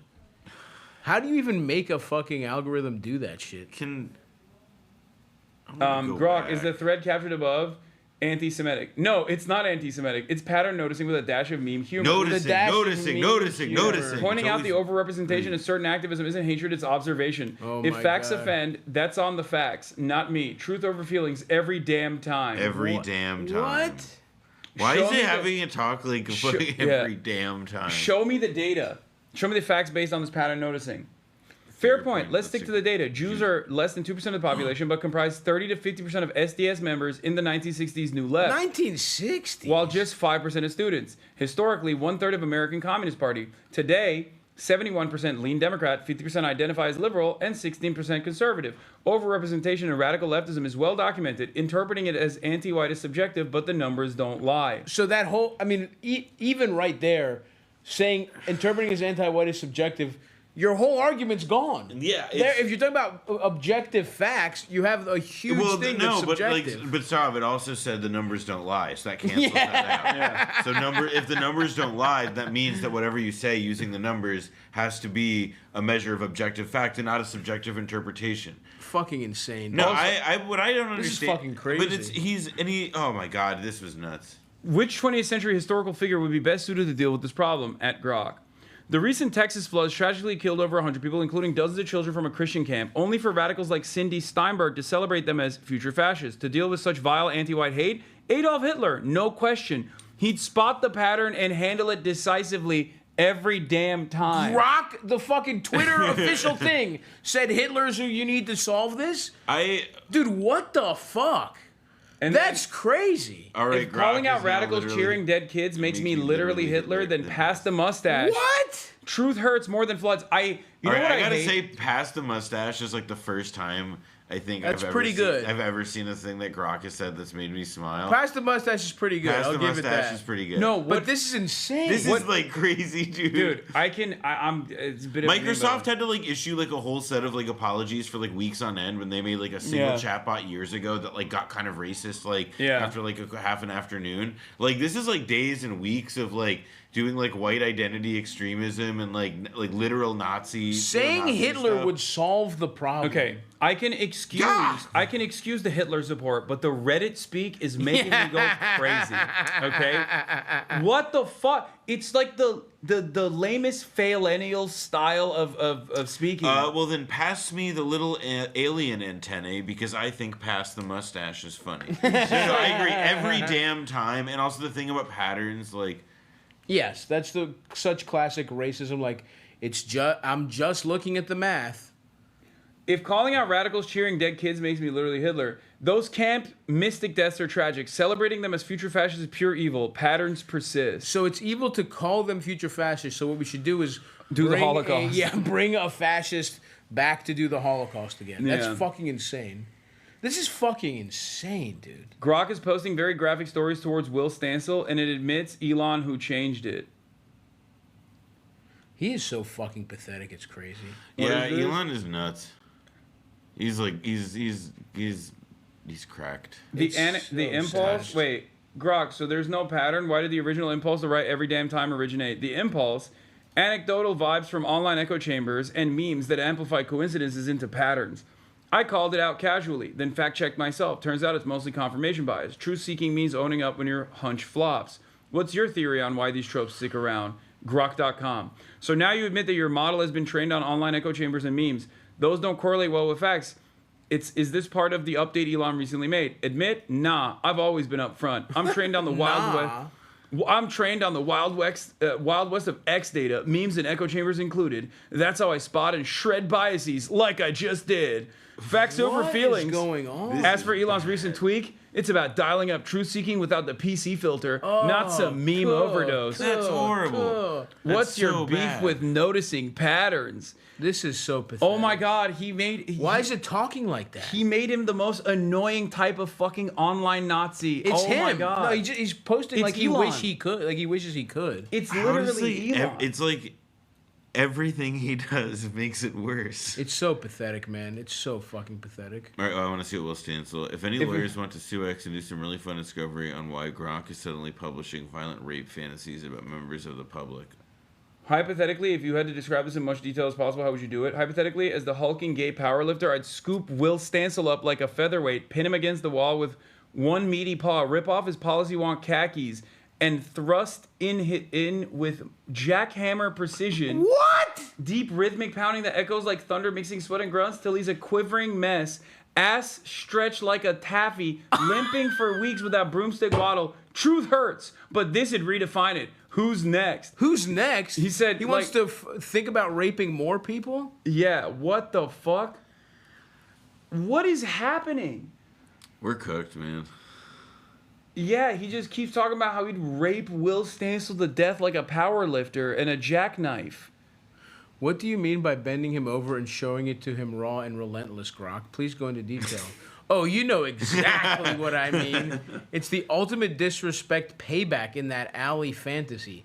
Pin him down, drop trowel. This is. Oh, delivers enforceable Somali justice. What the fuck? No lube, and he's begging for wokeness. Even this is how fucking Even when he's talking about raping people, he throws being woke into it. I have to think that like somebody I've seen like talk about this, how it's just like really this feels like just like one giant like beta chatbot is what it is or whatever. Yeah. And that like he's doing the one thing that all the people who run these programs tend to say that like you're not supposed to do, which is to just like directly intervene to regulate the content of it, as opposed to like trying to make these like more softer, like, you know, like softer touch kinds of updates.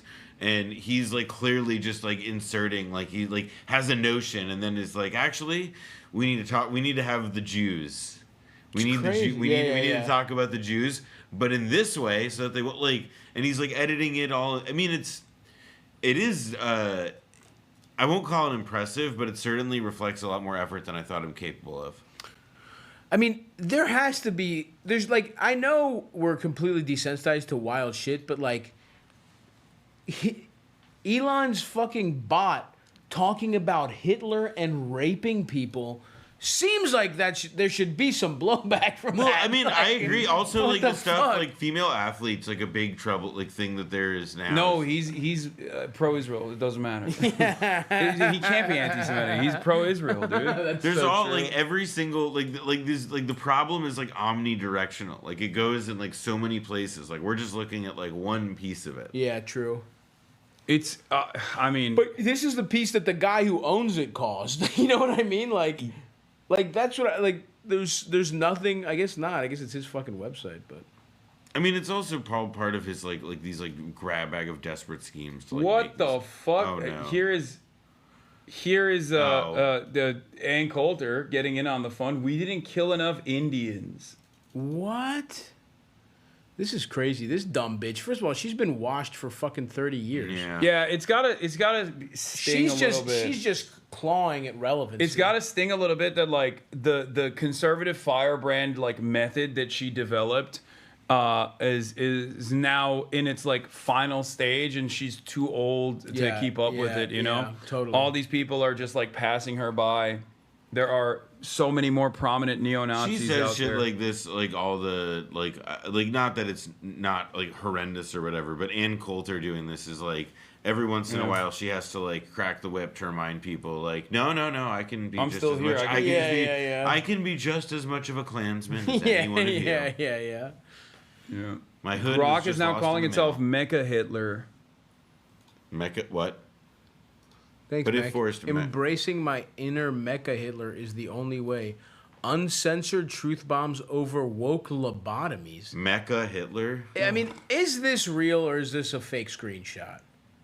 This is insane. I mean, it looks real, but the thing is that it's like, what is the? Is it just like they've got him to say that he's a character named Mecha Hitler?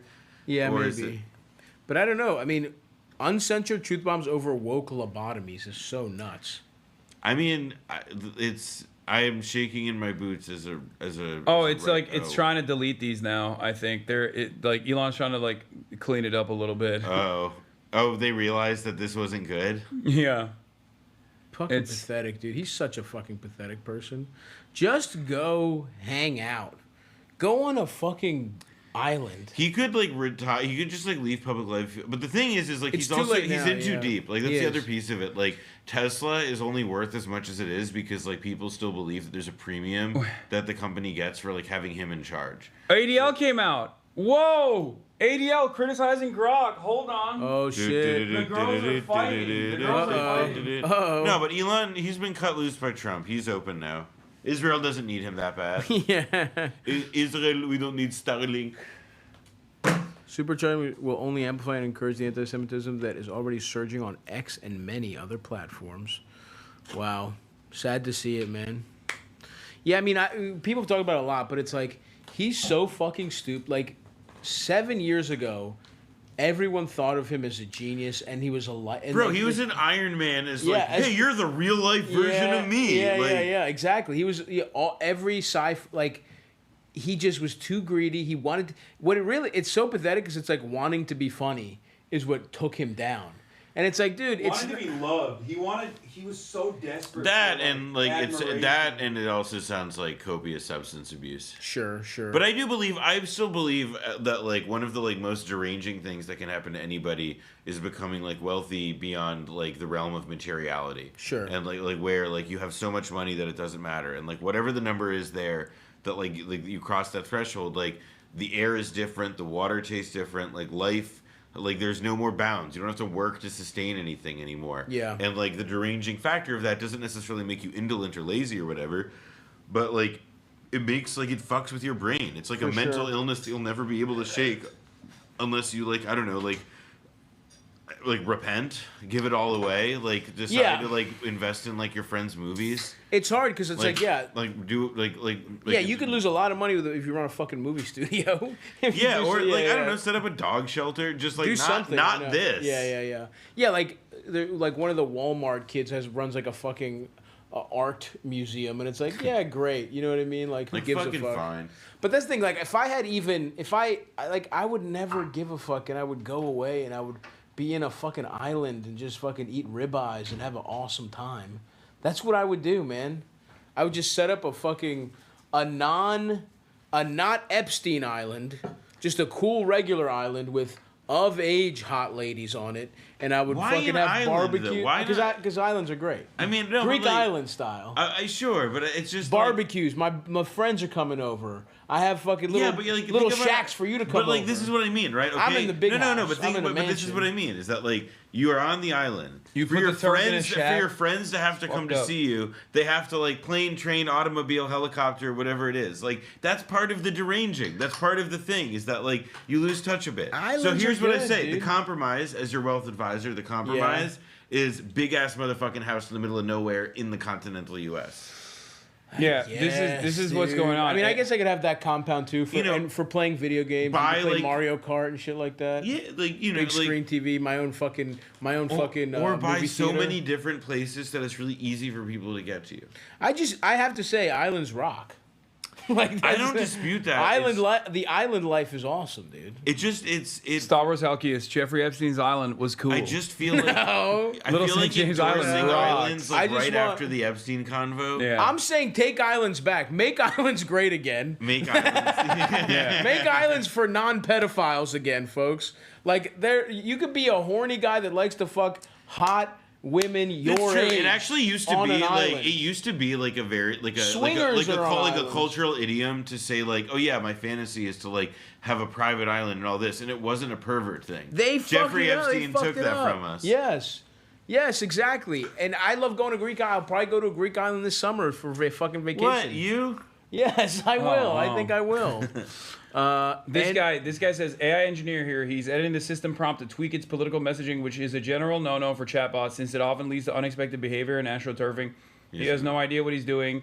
Anthropic typically deals with this by embedding safety into the training data. Looks like they did that with the XAI now too, and he's trying to overwrite it in the system prompt. This is what he did last time with the white genocide stuff. That's pretty funny. I also like the idea of it's like he's like just trying to like deal with it as he goes by himself. Yeah. And I he's respect that on it's, some level. Like that to me is like. But he's also clearly too stupid to do it. He's so stupid. Yeah. Well, I wonder if ADL will somehow find a way to loop this back to me. He'll be like, you know who's just as anti-Semitic as Grok saying, Adolf Hitler was right? Hasan Piker. Like, did you know? Every time something happens, motherfucker goes on TV to be like, he's just like Kanye West, but no one talks about him in similar terms. Hasan Piker. You can't spell Hasan Piker without Grok if you don't use the O or the G. That is true. That is true. Yeah. He asked someone else how to hack this and told them what to do. Maybe. He might Yeah. have a Nazi program. Also, I'm not friend. seeing anyone, any individual name get called out here. Oh, interesting. They what just we're said seeing with the Grok LLM now is irresponsible, dangerous, and anti-Semitic. Plain and simple. Supercharging of extremist rhetoric will only amplify and encourage anti-Semitism. Also, by the way, it's like it is like the most like only amplifying internet. It's just like, why can't you just say it sucks that this account is saying Nazi stuff, not that like it's like the most like boring boardroom multi-syllable word like. God, I just an escalation I want to go to anti-Semitic sleep. rhetoric. Like well, at least Grok is also defending Israel, No, Zach Foster isn't correct. The apartheid label pushed by groups like Amnesty and Human Rights Watch conflates Israel's security-driven policies in occupied territories with South Africa's racial regime. Sidebar, South Africa occupied other countries. Yeah. Continue. Arab Israelis enjoy full citizenship rights, and the occupation stems from conflict, not systemic racism. I mean, that's what the apartheid, that's what the South African government said as well. South Africa, again, like South Africa, like you think they didn't have security occupied foreign country, internationally recognized land that belonged to other people, and against many UN, rulings and so on. And I thought Grok, so is this in response to this Grok saying it was a genocide? It looks like it's saying looks like it's saying that some. It looks like what it looks like. What it looks like is that Grok was instructed by the people who make it on the back end to be like, hey, Grok, if you're asked, is Israel an apartheid state? Then you should emphasize this, which is like the big no-no of like what not to like. That's like a. That seems like a very obviously stupid thing to do because of for one thing this is like a. I mean this is dumb even for an AI thing. It's this looks like it was written by a stupid person. Yeah. Given specific parameters. But hey, seems like Jonathan Greenblatt should probably take back his initial criticism, considering that Grok is still woke on Israel. Oh yeah. There was this thing where Grok the other day was broke, and it was there was some clip from Hunger Games movie with a bunch of zombies or whatever, and it was hey Grok, what's this from? And it was this clip is from After Sun. The Paul Mescal movie about the dad and his kid on vacation, and it was it refused to say. It was aren't these things wrong half the fucking time anyway? Yeah, that's why you don't use them. Shit sucks. It's so stupid, dude. Yeah, no, we should. If you're in college and you're watching this, we should do more cognitive offloading. If you're in college and you're watching this, you will be rewarded in life. Karma will reward you for not using this stuff. By the way, this person is so funny. For saying, imagine if Grok made similarly belligerent and racist claims about black people, Muslims, Arabs, etc. What do you mean? It definitely does. Oh no, but this lady, she's professionally stupid. Yeah, she's.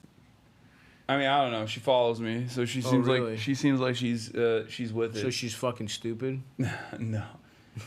This is an objectively stupid statement to make, though. I will say. Imagine if Grok said something untoward.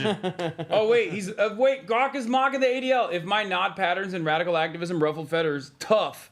Truth isn't always polite, but celebrating kids' deaths is calling the future. So, by the way, classic Cindy Steinberg, the account that was celebrating the deaths of future fascists. Of course, made by a fucking neo-Nazi to be fake. Yeah, duh. Fake. Yeah. Oh, look, this is how us Jews are like. It's a classic Groyper scheme to just fucking have this kind of. It was a troll thing. It was a troll. Yeah, of course it was a troll which is thing. part of also what fucking dude? They don't even post like that on Blue Sky. Okay, that's not a thing. No one is being future fascists were killed. Thank God. I mean, I don't even see the original tweet. I gotta stretch, dude. That's pure Venom surname or not? Yes, ADL care to weigh in without the kid gloves. That's a good idea. Let's do a little stretch. This chair is unironically worse than that chair, by the way. That one has no lumbar support, but this one is also ass. Yeah, but I have to I also look I look like a fucking dwarf. I look like I'm in the rehearsal. I'm sorry. Next to you. I asked if my you girlfriend texted me to be like, "Hey, no, you look so funny from the perspective." Yeah, well, it wasn't I oh, you're so beautiful. Fucking real chair, and you're like, "No, I'm good." Well, because I'm polite. Mm-hmm. Exactly. So that you could learn. Which is why I just let it fester and then let it out on camera. Duh. Okay. We'll stand still. Okay, we'll talk about the Democrats getting fucking rowdy too. Oh yeah, this is so sick. This is there's a brewing movement amongst the Democratic Party's base of support that keeps constantly demanding the Democratic politicians to do something, anything. Mm-hmm. And I hate when they do that. Let them just collect their fucking checks from insurance companies and the ADL and be left alone, guys. Yeah, and they're more. They don't owe Democrats you anything. Keep getting bad. Democrats keep getting mad that they keep demanding more and more, and this doesn't stop the base from turning around and fucking saying, okay, maybe you're right. Maybe we'll ask for less than you. Now they're told to get shot for the anti-Trump resistance at town hall, which is awesome. I also expect this from fuck moderate Democrats. They're the biggest fucking pussies on earth. Yeah. It's the whole reason. Like, Republicans are evil. Obviously, they're fucking pieces of shit. But being like, stop it, you little guy, dangerous Donald. Like, you're the fucking problem. They're gonna be pieces of shit. Oh, I'm sorry. You don't think the Republicans were pissing themselves after they saw that photo of Hakeem Jeffries holding a bat? That guy's such a fucking idiot. Taken by somebody 6 inches taller than him. Dude, they're such fucking pussies. It's like, they don't want to do anything. They can't even be aggressive because, like, they can't be aggressive for working people because all their fucking donors are is the ruling class. The same people that fucking buy off Republicans have bought them off too. And the only thing they used to have was like getting you fired if you said a slur in a tweet when you were in fucking middle school. They don't have that anymore. And they won't fucking do shit. It's so fucking pathetic. And they're trying to, like, they spent all of last week talking about how dangerous Zoran was because he wants people to be able to pay their fucking rent.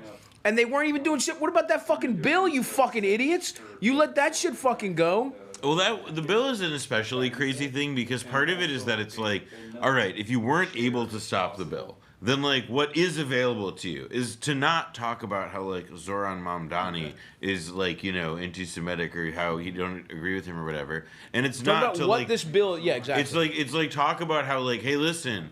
like, remember that, like, a little bit too on the nose TV show adaptation of the Margaret Atwood book, Handmaid's Tale? Like, they're trying to do that to us. Yeah. And this isn't that much of an exaggeration. Yeah, message how bad this shit's gonna be and who's fucking and, like, they're fault trying, it is. like, it's, like, there is a, like, obviously, like, you can go to, like, their Twitter feeds and Instagram pages, and, like, largely this is, like, what they are talking about. But part of what it ends up being... like, is that in the moments when it mattered, like when everybody was like, particularly with the Zoran stuff, when everybody was really engaged because like an unexpected electoral result happened because of like how crazy the situation is domestically, arguably, and you know for any, you know in all sorts of directions, and it just ended up being so striking that they focused on like totally frivolous bullshit. And then now, like, it feels especially like kind of crazy that they're also not like trying to like productively respond. Like they're not trying to like respond to the energy, respond to the like they want to tamp it down. Yeah. They want to tell people to settle down. Like we got this. And when it's like they don't.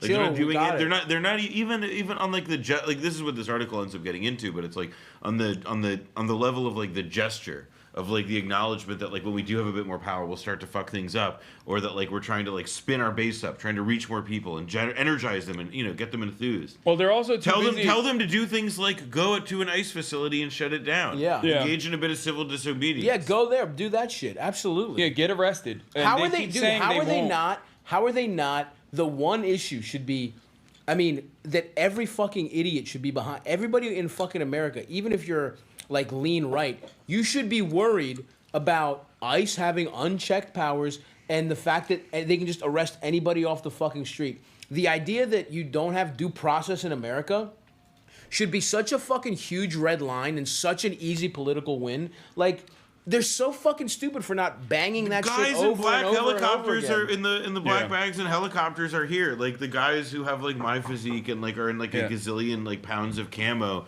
And who like wouldn't be able to qualify for like most jobs. Physique, there is a guy that I have to show you, the Lion of Zion. He kind of looks like you. Oh, thank you so much. Oh, sweet! I'm about to get complimented. Yeah. They didn't bring the utensils. I asked eating with your hands. Time to eat with your hands, pussy. Another chair and utensils, and I think they didn't bring the utensils yet, so we might not be able to eat unless did you order something that you can eat with your hands? I don't think so. Okay, well we gotta put. Yeah, this he ordered soup. We gotta put this in a freaking glass here. Which I will. Oh, you Anyway, ordered. fuck the Democrats. Oh, I did. They're such fucking like. Let's go. They'd probably be like, we should have more, like. What's gonna happen is the next time there's a fucking Democrat in office, they'll be like, "Oh wait." And guess what? We're gonna have ladies in ICE. We're gonna have more. I mean, they've increased. ICE is, by the way, like it's like I mean it's like a played out statistic, but like ICE, like a not insignificant portion of ICE is Hispanic. Yeah. And it's like I mean, granted, like obviously that should tell us a little bit of it's points to like a more complicated, of course, like I think about like identity or whatever. And but, who gives? I don't give a fuck. Yeah, who cares? Fuck them. Fuck the Hispanic ICE agents but it is, too. Yeah, but well, exactly. And they're pieces of shit. What seems so goofy though is like this whole idea though of it's like, all right, so we're gonna have like a more diverse ICE world. It's like, who is the audience for that? Exactly. Like it's already constituting itself as like a diverse thing or whatever. Like who? Like what is this? What is this about? It fucking sucks, dude. What'd you get? Kofta. Nice, dude. In a wheat pita. Wheat pita, nice. Mm-hmm. Pita looks a little fucking dry, no disrespect. Are you sure you don't want fucking, I got 2 things of chicken. Wow. Look, if you got 2, I might have a little piece. Oh! If it's pure chicken. No, I mean, there's rice underneath it, but I don't eat the rice. But I might sample a little piece of chicken. You want some sauce too on the side? No. You don't want to dunk it in some? No, I don't need to dunk. Okay, hold on. A salud. Fuck, that shit is good as fuck. Okay. Not too shabby. I know you got a fucking protein bulk, bro. I do. I always bring like protein shakes with me every time I travel. Or buy it. I love going to your house and stealing fucking dude, that's $40 worth of Fairlifes. Every motherfucker. Austin does that shit too. But yeah, now the other thing that I wanted to talk about is Zoran. Have you seen this shit? Apparently, his SAT scores were leaked in a hack. So pathetic. And these people are so fucking pathetic. I'm not afraid to say it. Better than mine. What was it? 2100 out of fucking or 2140 out of fucking 2400. Nice. What did I have? I don't remember. I got 1300 on the old-fashioned one. I don't remember what my writing score was. Yeah, I'm fucking smart as shit. 21 is good as fuck. Yeah. He got a good ass fucking score, and they literally openly admit it in the article, where they basically say like, well, it's it's like right in the median on the lower side. Okay, so like applicants with that score got into the school. Yeah. Like that's so fucking stupid. I mean, they have clearly so much. Who fucking cares? You fucking idiots. It's so pathetic, man. It's like, and the fact that there's anyone that considers himself a Democrat that's doing this shit because you just don't agree with his fucking policies. Bro, Kirsten Gillibrand basically went on like fucking. He wants to do global jihad to Jews.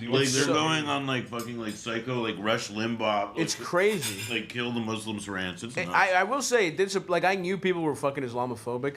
This was the first. First of all, Hasan deserves it. Yeah, you know what I mean. He is a piece of shit. He is a sleeper cell. Yeah. And everybody makes fun of him, whatever. And again, I support making fun of Hasan in all forms. But the fact that it's a Muslim I respect getting, you know what I mean? Like, we're seeing how they were just trying to do Zoran, who, by the way, this could be a huge political win for Democrats if they were smart and were like, all right, let's go to the left and have some fucking. This guy ran a campaign that we could maybe copy and have this kind of grassroots excitement, and people from across America were behind it. And you lead with New York. It is the fucking cultural, center here, and it's like this could be an example. And instead of doing that, they're like, wait, he wants to fucking. Eric Adams won a far more contested primary with fewer votes and like way less support, and he was immediately invited to the Biden White House. Yeah, exactly. Like hailed as like the future of the party. Like Nate Silver like sucking his dick, being like, it's crazy. He's gonna be. He wiped the fucking floor with Cuomo. It wasn't even fucking close, and nobody gave him a chance even fucking 4 months ago. And instead of hopping on that, they're like, somebody give him a chance. Yeah, because you have to pretend every fucking leftist candidate might win. It's good for fucking business. You're nothing more than a carnival barker, Hasan. I don't think that's. I think he's more than that. Hasan? Yeah, I think he's like a, carnival barker, and he's like maybe he like drives the truck or something. Yeah, every once in a while they let him make the funnel cakes, but then he fucks up. This was the one where I lucked out. That's what it was. I got lucky. No, I mean I fuck with Zoran. First of all, I supported him when he ran in Astoria years ago. That's right. That's right. The receipts on you found and my Zora. receipts. Yeah, I know. Yeah. You're fucking stamped. My neighborhood weirdly has come up with like AOC. I remember AOC, Zoran, Tiffany Caban. Like we have a lot of fucking. Shout out to Astoria, man. The cradle of leftism in America. But yeah, the fact that Democrats, instead of hopping on this momentum, decided, no, we're actually gonna be as racist as fucking possible. In ways that I didn't even like. How are they not embarrassed to just say like Jews should be scared because he's Muslim? And he wouldn't visit Israel he's the New York City fucking mayor. Well, but why the fuck is he making visits to Israel? Because the people is the mayor of Louisville going to fucking Israel? I mean, unfortunately, yes. Yeah. Is the answer to that. I hate to tell you, but it points though to part of how like what it means to be an elected official in this country, right? Like it is if you succeed in doing it by the terms of the people who occupy those seats of power, it means then that like you belong to a political class that has like certain rules about what it means to be a serious person who's a power player. And like one of those things, you know, obviously now is like fealty to Israel. And how you perform that, it's like, well, like sometimes a journalist will ask you, where will you travel? And there's like a switch in your brain that flips and says, not Niagara Falls. Yeah, what the fuck is that? Not like you know, Westchester to see your moms, or not something nice, but instead it's, I'm going to go to the site of an act of genocide. I'm actually going to go to Poland in 1944. That's where I'm going to go right now. We're going to go on a fact-finding mission, but we're not going to see anything about a camp. It's fucking bizarre, dude. Obviously, it doesn't make any fucking sense. What's up, dude? It's good. This is Eric. What's up, dude? Hey guys, how's it going? Hey, I'm Eric. Nice to meet you, dude. Eric is good to see you. Good to see you. Eric is, well, we have the trifecta: Jew, Greek, Armenian. Wow. I brought all my ops here. Time to fucking strangle. Now, it's time for us. He let us in, guys. Time to fucking take him out. Yeah. He brought the UN to New York. Eric did some editing work, right? With the Zoran campaign as well. Oh hell yeah, dude. He's actually brilliant. He's got great TikTok videos that he does. Initially, he started doing TikTok videos where he would do like a GeoGuessr thing, and then he'd be like, "Oh, this is like Rwanda. What's an Israeli weapon doing here?" Or something like that. Hell yeah. And no, it's not Boringstein. That's a different guy. That's the head video guy for Zoran. Receipts for Stavi supporting Zoran back then. Yep, that's right. What's that? 2020? What the fuck is Vote for Zoran if you're an Astoria. No politician seeking the coveted podcaster endorsement has offered me a bribe, so I've had to rely solely on the issue, and his platform rocks. June 2020, motherfuckers. Suck my fucking dick. The only thing I have as a Zoran endorsement from that time is when he did the Gravel Institute video about housing. I think that was also, that's even before me though. You got me. Pussy. And I wasn't even endorsing him. Here, I have a gift that I think might change that. Oh, interesting. You have a gift? I have a gift. I have a gift for everyone. Oh, hell yeah, dude. No But way. I think you might enjoy Hot this. girls for Zoran. Damn. I want Holy that shit, shit. dude. Fuck. What size Fuck is this? Hasan. It's a 2XL. Oh, let's go. And then I brought He's Chinese... too small. I need that one. Well, in fairness, I brought Chinese snacks for you. Okay, all And right. Everyone else. Hell yeah. I'm gonna fucking steal that if from anyone wants Chinese Hasan. snacks. What do we got? What kind of snack? No. Here. I have to be good. I have to be a good boy. They're healthy. Don't worry. Thank you. They're. I'm good, brother. Thank you. You can read that, right? I appreciate it. Yeah. Wait, what is it? Damn, I want the Chinese Hot snacks. Girls for Zoran shirt. Holler at me, dude. Put it fucking. Let me grab that. The next one you got. God damn. They look pretty good. That may be the shirt. Wow, like you're doing beauty products. Wait. Oh, did another? Yeah, I think it's the shirt. Yeah. I'm gonna leave soon anyway. Oh, this guy. When the Armenian comes in, he's like, "Oh, I can't be the only victim. I can't be the only victim all of a sudden." Well, now we have more than just this one. Get in the cuck chair, buddy. Yeah, fuck you guys. I actually do have to go. Oh wow, the big dick bandit, That's Stavros Halkias. He's out of here. Hollywood Halkias is out, dude. He's out of here. So good to see you. Good to see you. All right. All right, I might see you in LA. Yeah. Yeah. Pull up. Bye-bye, everyone. Get your laundry done. I Like need to fucking get my Benjamin laundry. Netanyahu. This motherfucker also. I'm the Netanyahu of your house. I come in shit. and I disrespect you and I make you do whatever the fuck I say. Yeah, it's and you true. have to do it. You have to pledge fealty to Stavros, bitch. Yeah. Of course, I will be. Time to do my plugs. In fact, let's go to stavy.biz while we're here. You know, I have some fucking tour dates up. Let's do a little fucking plugging. How do I switch over? You tell me. Oh, wow. Click on React Desktop right here. Yes, everyone. I have to get something out of this. If you're in London, I'll be there September 6th. Whoa. Dublin the 12th. Manchester the 13th. Glasgow. Wait, I might actually be in fucking Dublin at the same time. Really? as you. That's not even a joke. Come through, bro. I'm getting an award from Trinity College. Oh, biggest anti-Semite? Yeah. You know how the Irish are, yeah. You versus Kneecap? I'm rooting for Kneecap. They're Yeah. cooler than you. So yeah, maybe Hasan will be there. That's not even close. And then Memphis, Huntsville, Chattanooga, Knoxville, Asheville. I'm coming through the fucking southeastern United States. Greensboro, Wilmington, Myrtle Beach, beautiful comedy cabana. Austin, Texas, Boston, Massachusetts. Come out and see me, folks. Fuck Hasan. Damn, Boston already sold out? We've sold out one of them. We're adding more. Bye, everybody. Love ya. Mwah. Oh, and of course, Begonia only in theaters October. It's crazy. That's right. Actually, I'm gonna piss. All right. How are they? Honestly, kind of good. Very Oh, addictive. you're ripping the Chinese snacks already? What food did you guys order? We ordered Lebanese.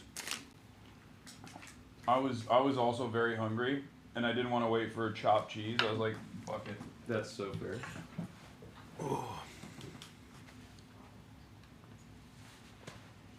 Yeah, now you don't have to sit in the cup chair. I know, it feels so much better, dude, to not be in that one. Let me tell you. Oh, this is really nice. Oh, there's more chicken. Mm-hmm.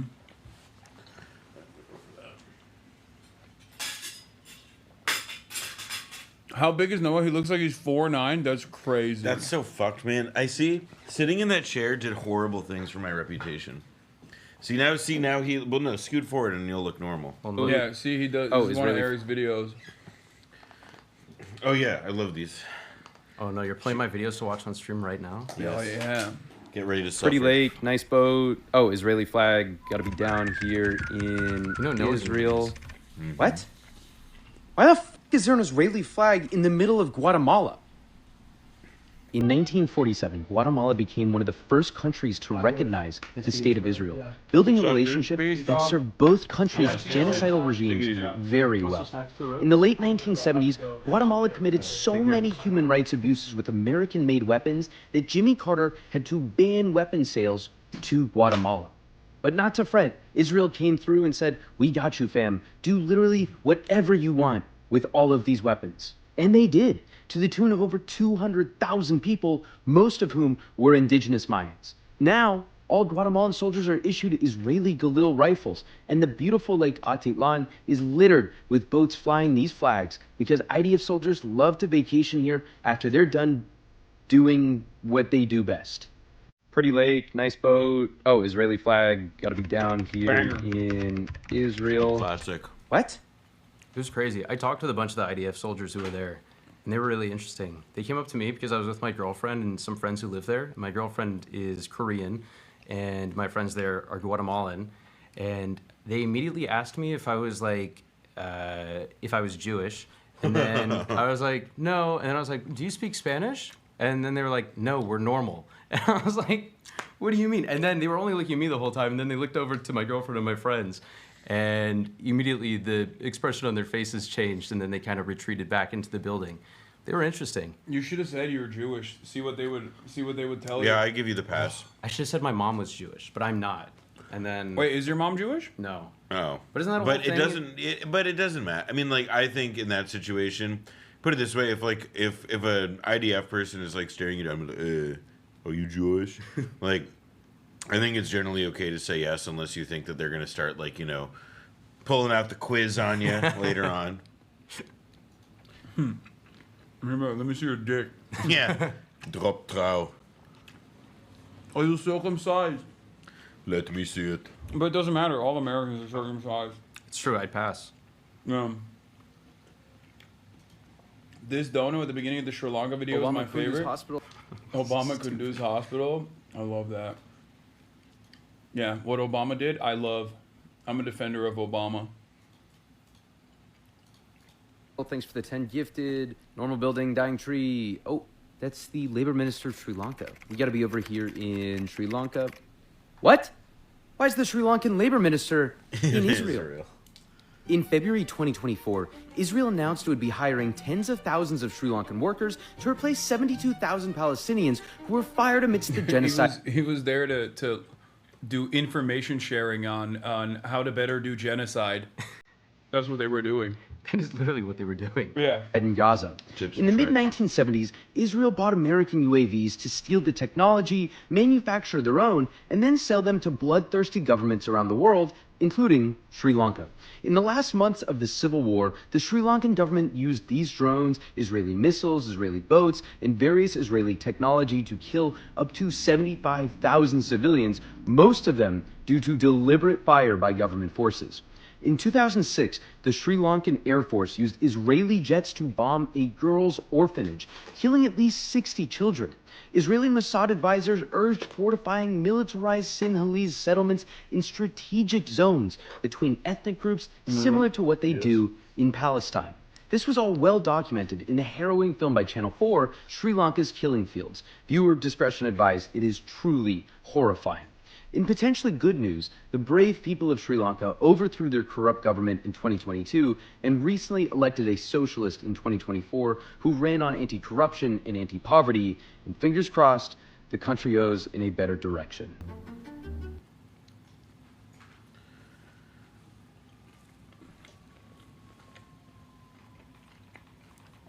All right. What else are we going to cover? Oh.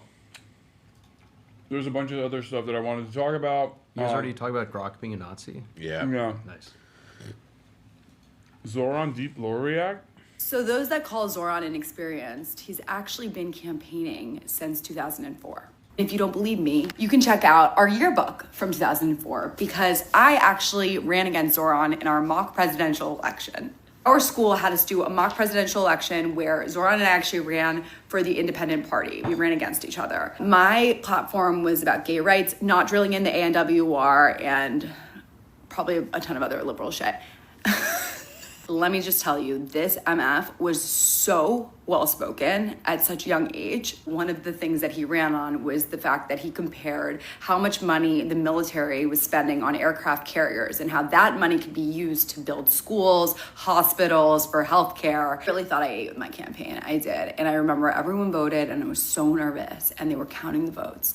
And it was announced that Zoran had won by 1 vote. So here, that's me. Here's Zoran. And this is what he ran on with Smith, Mamdani Smith, 2004. Look at him right there. It's just so incredible to see my classmate when he was 12 years old to now be running for the mayor. 12-year-old New Yorkers voted for a Muslim 3 years after 9/11 in a mock election. He must have had the most spectacular campaign of all time. That's crazy.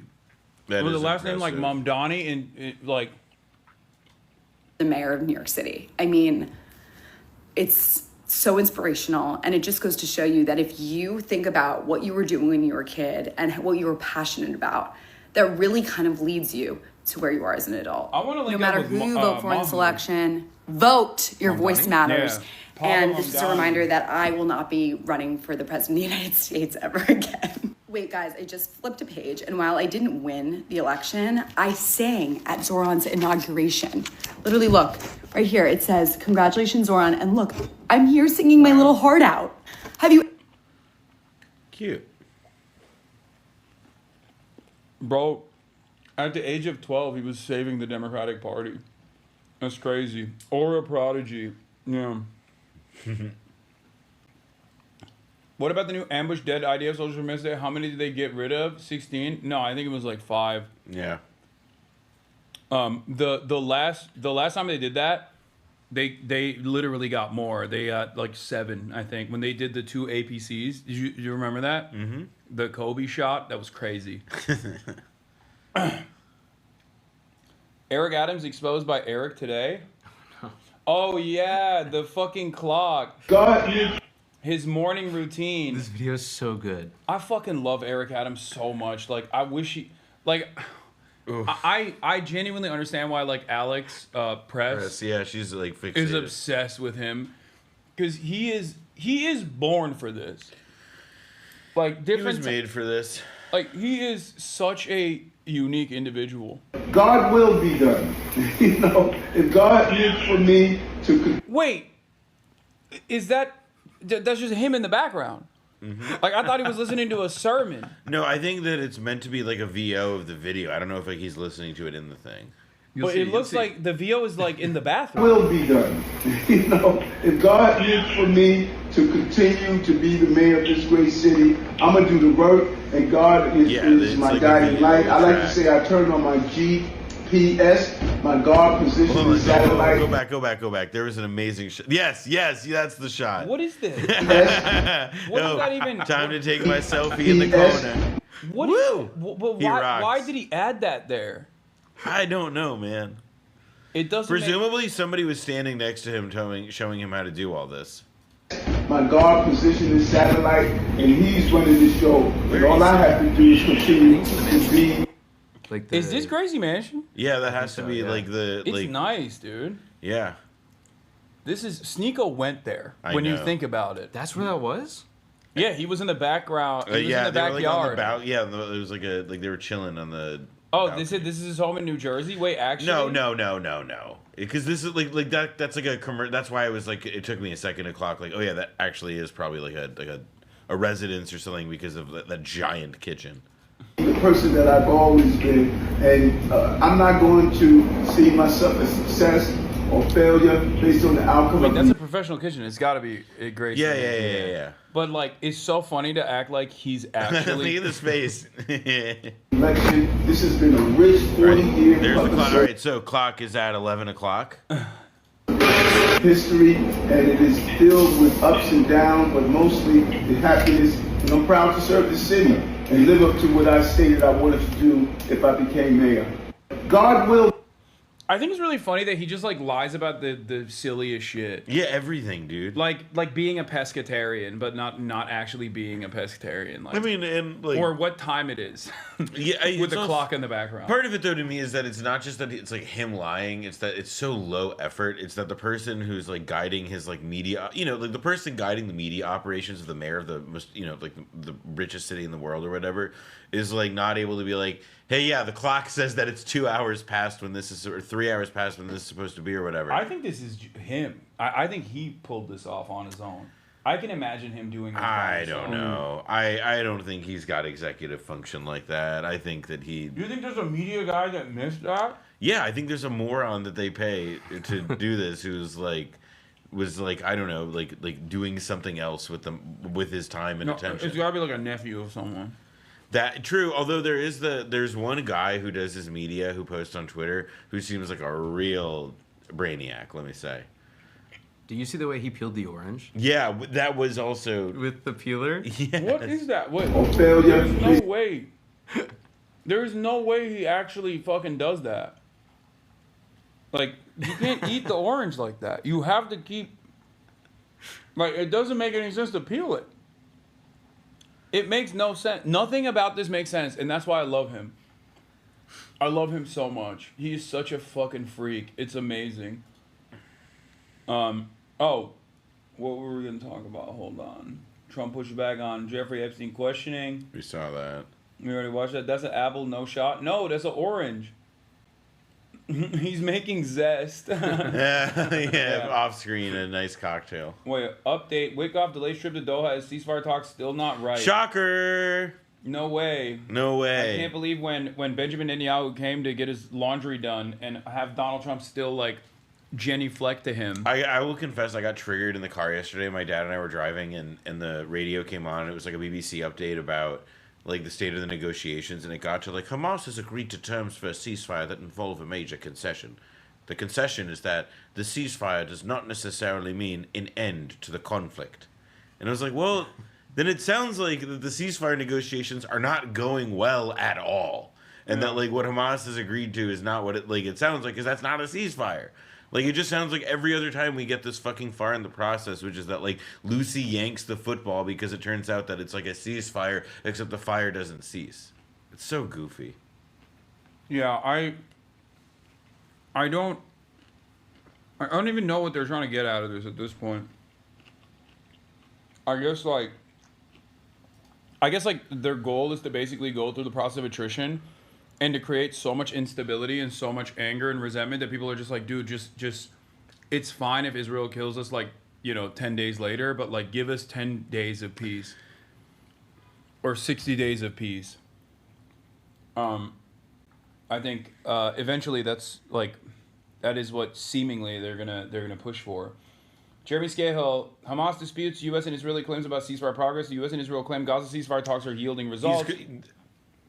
This was all predictable from anybody who'd been reading the headlines of the past week. They were clearly putting lipstick on a pig. I haven't even been like paying them. There's no reason to have been. I actively told people who like asked me about it. I was like, don't disregard. Yeah. I mean, it's the main reason being that like there has yet to be a successful ceasefire implementation in a meaningful way, and the second is that there's like a lot of incentives for Western press and Western leaders to publicly claim that we're close to something when we're not at all. Yeah, because the pressure valve is built at this point. Yep.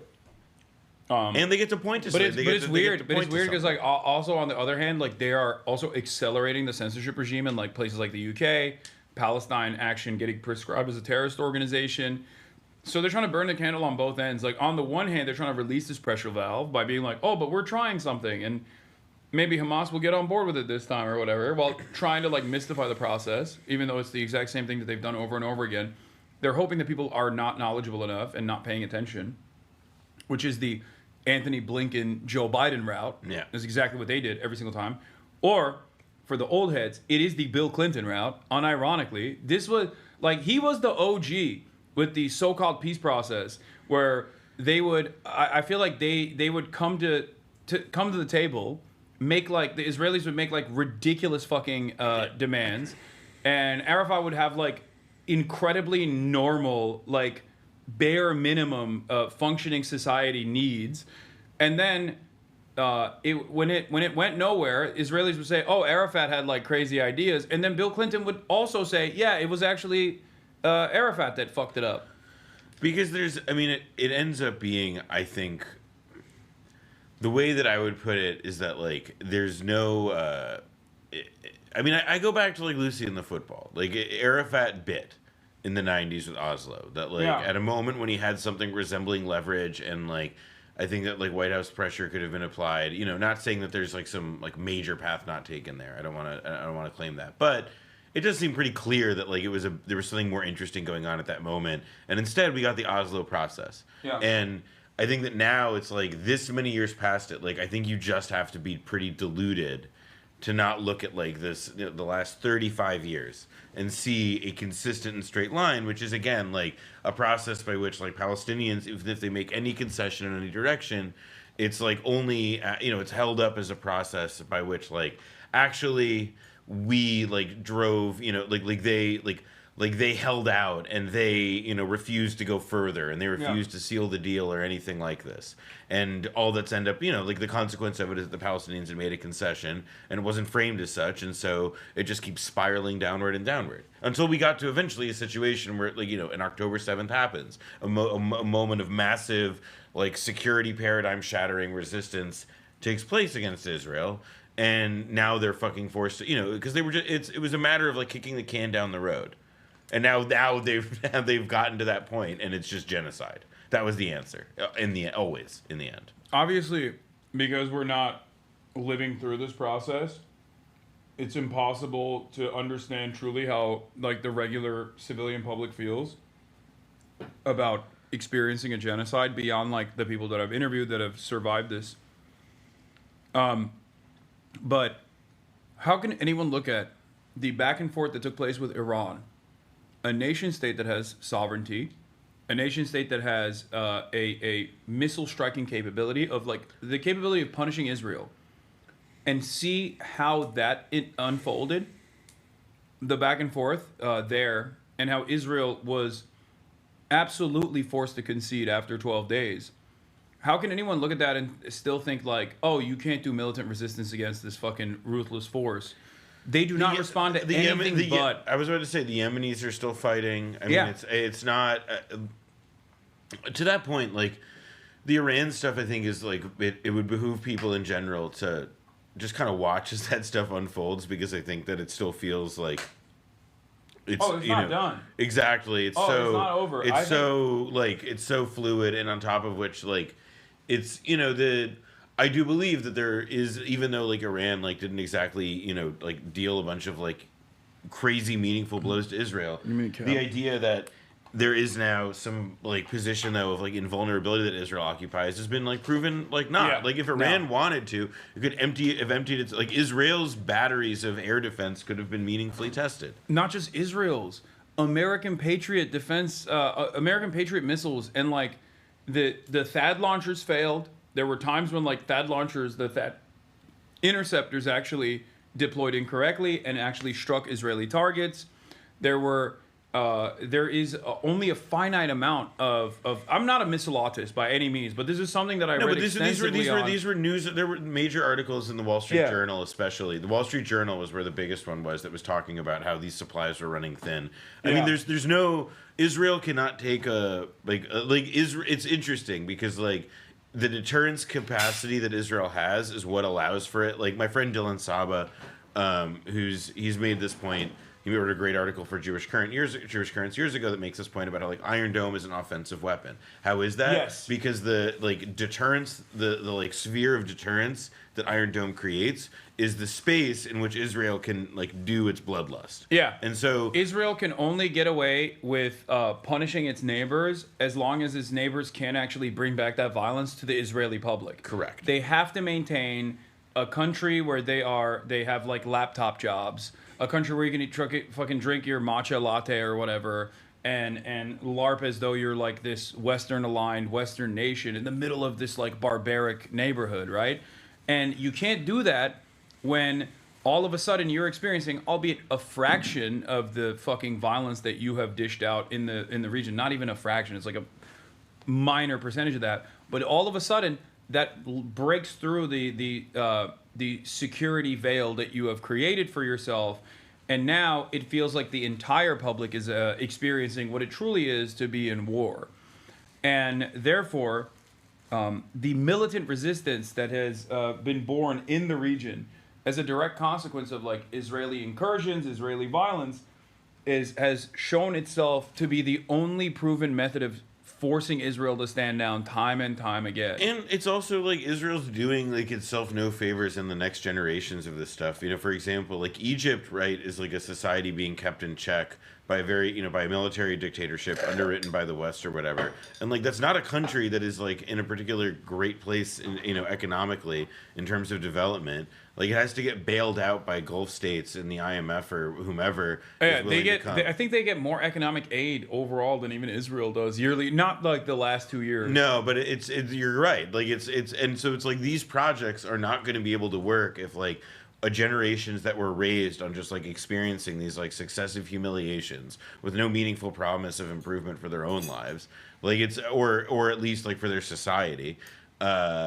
I mean, and like Israel's not the only stressor being put on these countries. I mean, like Egypt's worried about the dam that they just built in Ethiopia, for example. Like there's a world in which it's also like Israel's undone because like the complexity of the regions that it's in can't just be managed with bomb, bomb, bomb, bomb, bomb. And there are countries that may ultimately have to like put pressure on Israel in ways that Israel's resisted until now, because America's always been there to say, no, fuck off Egypt, no, fuck off Syria, no, fuck off whomever. Like you have no rights here. It's all Israel's way. What do we think about the Tony Blair Institute coming in? Oh, the Gaza thing? Yeah. What did they do? I didn't see that. So there's an FT story. Just Google FT Tony Blair Institute. Blair. Which, by the way, Tony Blair Institute, the acronym that they use for it is TBI. TBI?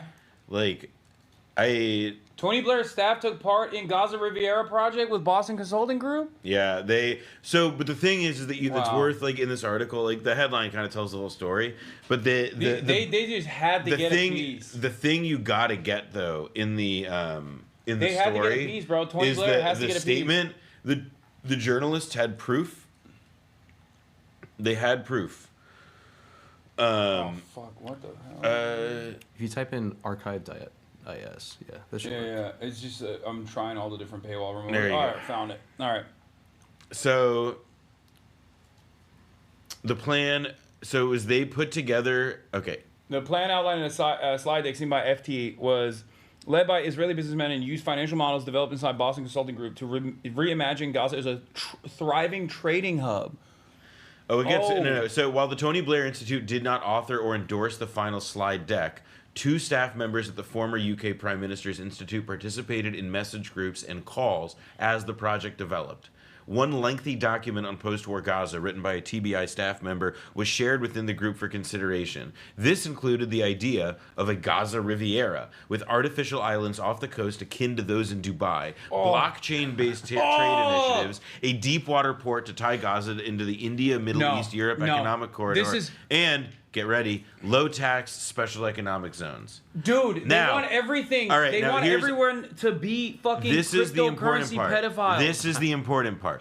When first approached by the FT regarding its role in the project, a TBI spokesperson said, "Your story is categorically wrong. TBI was not involved in the preparation of the deck, which was a BCG deck. BCG is Boston Consulting Group, the consultancy, and had no input whatsoever." They also wash their hands of this now, right? Correct. Like, so what is context? The FT then provided details of a 12-person message group used for the project, including two TBI staff, BCG consultants, and the Israeli businessmen, and an unpublished TBI document shared within the group. At this point, the TBI spokesperson said, "We have never said TBI knew nothing about what this group was working on, or that they weren't on calls in which the group discussed their plans."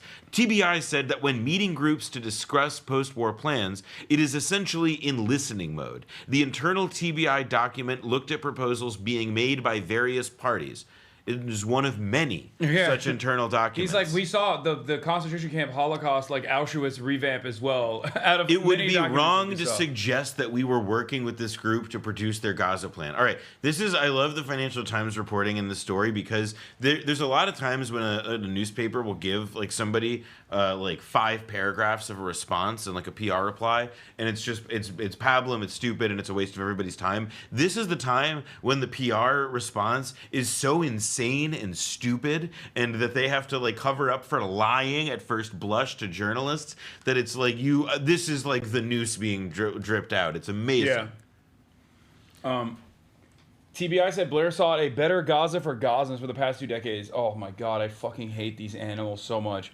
Yeah, let's turn everything into like little Miamis, dude. Cryptocurrency, pedophilia, do it all. Fuck slavery. The real everything bagel. Yeah. The UAE's looking at that fantasizing. They're delighted. Their mouth is watering. I think BB used to work for BCG, right? Yeah, he did, yes. I think. Yeah. Where hasn't that motherfucker worked, bro? BCG, CIA. I mean, a Philly boy. He's had his hands in everything. He's MIT. He did it all. Have you heard about the stories of Cyprus? Israelis taking over? I mean, I know that Israelis historically, like, they have ties to Cyprus because, like, for example, if you're an Israeli and you don't want to get married... you have to go to Cyprus to get gay married. Well, and in general... Or interfaith. Or just civil, because the... like, it's all religious. It's religious courts that control the institution of marriage in Israel. So, like, if you just don't... Even if you're Jewish and you just don't want to get, like, you don't want to have, like, a rabbi have to bless your marriage to go to Cyprus. So they're like, it's like, just to give an example of like how interwoven they are already in a lot of ways with the country, with the island. But now they're just like, people are scared apparently that they're taking over more and more swaths of land in Cyprus or something. And I don't know if it's like just basically people doing tourism and being fucking annoying as Israeli tourists are known to be, or if it's like legitimately like becoming... People are off. People are doing the, like, they want to be in both places. I don't think people can outwardly... I don't think Israeli society and like the structure of the country right now can really permit large numbers of people publicly saying, "Peace out, bye." However, anecdotally, I can tell you, I know a lot of people who are in Israel who may have made sure that they have 2 passports, that they have a home in another country. You know, like, and by the way, not just like Jewish Israelis. I'm talking about like often, you know, Palestinians from Nazareth, places within, you know, like the 48 borders who have people of Israeli citizenship and who like have essentially written off the idea of a future in the country, and who are people who are, you know, people who are professional class, middle class, invested in Israeli life. If you're an academic, and you're not like fucking Benny Morris or something, and even Benny Morris, like what future do you envision that you will have in a place like Israel with everything that's going on? If you're like even remotely aware, I'm not saying you have to feel bad about the fucking child murder, the child Holocaust that is happening 50 miles down the fucking beaches of Tel Aviv. But like, even if you're aware of like the instability in the country, like you would probably have the capacity to leave. You're gonna leave. I think that they also, there's a part of this is that like at the same time, right, like we're describing a subset of people who do want to leave because the Israel as it is becoming is not just like out of whack with values or whatever of these subjects, but also like it's economically unviable and so on. Yeah. The people who are ascendant in Israel right now, like the coalition coming to power that is like driving a lot of like the most intense genocidal lust, right, are people who actually are kind of winners in this new paradigm within Israel, even if it's like we view it as like winning, as like they get to rule over the shrinking ice flow. Yeah. And in this case, it's obviously like it's the ultra orthodox, the religious, who have gradually consolidated control over a variety of institutions. But that is moving the country away from like the Western style country that it wanted to be, and that's how you lose a lot of the Western PR. Like if Israel, if all the Arab Jews that lived in Israel slowly but surely over the course of the past couple of decades became like less Arab and therefore couldn't do as much like infiltration and operations as they initially were able to do successfully, the same goes for like Western PR. If you don't have like the old school Ashkenazi connection to like the Western countries and whatnot, and you become more and more like illiterate Haredis with a fucking nuclear arsenal, then none of the people that want to be in intelligentsia is going to want to remain there because they're going to be like, this is gross. Like they're spitting on me because I'm gay. Now you're absolutely right. But the thing I would emphasize is that people view this as like something that has like a tipping point effect, that there's going to be a moment, and this may be true in the sense that like there is such a tipping point in the future, where there's like such a critical mass of these kinds of people have left that like the state as an entity able to effectuate its own interests or whatever, like it has lost that power, that it does not have like that elite that was essential to doing that. I actually don't believe that like that kind, like I believe that kind of scenario is a bit of a fantasy most generally. Like I think in South Africa, for example, right, like apartheid South Africa's government ended because the people in charge more or less decided to throw in the towel. Yeah. And they did so in a way that was able to preserve an enormous amount of power, Yeah. even as the apartheid system was dismantled. Yeah. And black South Africans were given meaningful rights and so on. I think in this situation though, like these, I don't think that this particular like group of people, whomever, like even if like this thing will go down rather violently, and even if these kinds of critical mass of people leave, like the state will like continue to exist, and it will just be a way more bloody and even more primitive and even more violent version of the thing that it is now.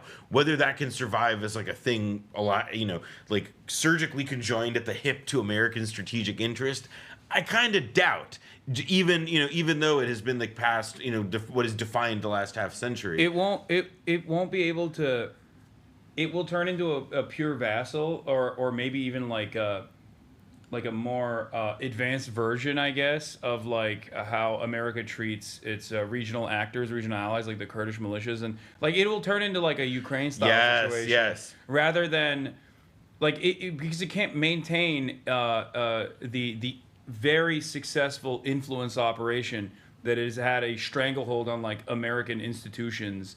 If you don't have that intelligentsia, if you don't have the academics, if you don't have like the constant commerce, like the you don't have Israeli people companies, don't have people who can go on American media networks and not sound satanic, yeah, and not sound like you are literally just justifying child murder. Yeah. Like that's like and that was like, you know, the Halcyon. Like, who's gonna do that? Itamar Ben-Gvir? Like, he's not gonna fucking do that. There's people watching this can look up. There's a figure named Abba Eban, Abba-Eban, who was like considered the most erudite, sort of like the exact kind of person whom Israel lacks now. And if you are a liberal Zionist, you are like the kind of person, you know, and who still loves Israel in spite of like the atrocities it's committing. Like that kind of person is like wishing nostalgically for somebody like Abba Eban to be around, somebody who, you know, coins, you know, bon mots like the Palestinians have never missed an opportunity to miss an opportunity, and so on. Like there's a kind of like a person that they imagine that like, well, if they just had this now,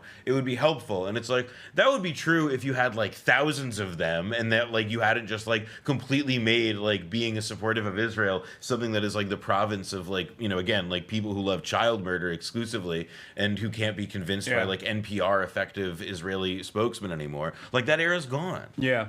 And on the other side, there is I mean, you can speak to this better than me, I think, but I feel like there's a severance in the younger generation of Jews that Israel relies on to also keep up the propaganda initiative, like get into, like, young Zionists are primarily going to turn into like a rabid base of evangelical Christians in the country, as opposed to like having like brilliant academic Jews that have like secular loyalty to Israel, because it's, like, Zionism has become like a secular religion for all the Jews that don't like really care about keeping kosher, but like want a sense of community and a sense of shared purpose. That's gone for the most part. The only Jewish people that will maintain that will be like dudes who are not going to fucking college, who are, you know, already super conservative and maybe there's Orthodox. a catch though. There's a catch though, which is that like we're talking about people and like power. And like the power establishment is composed not just of people but also money, and like the major institutions of the American Jewish life, like parts of the major American Jewish establishment, and are, you know, organizations like the American Jewish Committee, the federations, organizations that do everything from like you know, some welfare provision, but do a lot of, you know, supporting existing synagogues and so on, but are also instrumental in like, you know, not being aggressively nakedly like we don't think of them as like AIPAC, even though they are also part of the Israel AJC, lobby. like all the, and some are more hardcore. All the guys that fucking yelled at John Ossoff. Yeah, like that list of people, which was like Jewish Children's Foundation. And so there's gonna be, I think, like, those organizations, like they're moneyed, they are financed, and you will always, you know, like the money will always, like honey attracts flies, you know, like it will always end up being able to or I guess honey attracts bees, but shit attracts flies. They will always be able to like maintain and be, you know, punch their weight or whatever. I think what's going to happen, and like this is what my anxiety is, that like the association of and like the increasing like narrowness of like, oh, like there's no daylight between what Israel does and like what these organizations advocate will lead us to a place where it's like, yeah, like the people who publicly identify as Jews in Jewish life and who break through an elite political life will just be Jonathan Greenblatt, and everybody else's perspective won't count. And the largest base of foot soldiers for all this shit are going to be, as you pointed out, like Christian Zionists, and, you know, yay, great. Yeah, I think that also. I mean, I don't know. I don't think I always joke. Felix says this too, but like Americans are not well read enough to be like Euro style anti-Semites. So I think that they're like, because there's too much reading involved with that level. I don't know. I think that like a lot of what I'm learning about the quote unquote noticing that's going on social media about the Jews is like this this really kind of. Like it actually kind of dovetails with like the most stupid people's conspiracy politics of the present, which is just like, oh, have you noticed so and such is Jewish and so is so and such, and like these people are already like kind of running at like the limits of reason, and so it does feel to me that like base anti-Semitism, even if I don't think it'll end up being like a crazy material threat to Jewish people in America in like a systematic or grand scale, like there is just going to be like it's hard to deny that like, oh yeah, we're gonna have a rise in it based on like how people are socialized now to just like be like, oh yeah, this person knows this person, therefore they're in an evil conjoined association, and by the way, they're Jewish, and like that that'll just continue. And that combined with the fact that like the institutions in public life that do identify as Jewish and claim to make the rules about what's anti-Semitic and what's not are like largely doing so just because of Israel. It's like a perfect storm to like make people to like manufacture anti-Semitism. Have you guys talked with like your normie friends about what they think about anti-Semitism right now? Because at least in my own experience, I feel like in talking with folks who aren't perpetually online or aren't, you know, particularly well-read, just normal working class folks, it seems like the average person has developed a considerable amount of some resentment towards Jews. And I think that's kind of terrifying because you always have to kind of talk them down and be like, well, actually, you know, chill out, please, you know, just be normal. And I don't know. I mean, even this past weekend, I was talking with friends and they have historically been extremely, you know, like fine, not racist, but they were starting to express like, oh, you know, I could understand why someone would feel that way, sort of thing. I will say it's hard for me to have those conversations because I'm like, I radiate like I'm just like really Jewish and like outward like it's just hard for me to He has it with me. I'm the guy. Like it's like hard for me to have a convert to like get to that point. It's hard for me to get to a conversation where we're talking about Jewish people like that and like it hasn't come up yet that I'm Jewish. So I'll have to like take your perspective on it on that front. I mean, like because I just don't think that like also the way people understand racism is that even a guy in a Klan robe in 2025 would like try to find a way to explain that he's not racist. Like it's just the weird like tick of this. Like so I could never be the person to be like, tell me about your anti-Semitism. Yeah.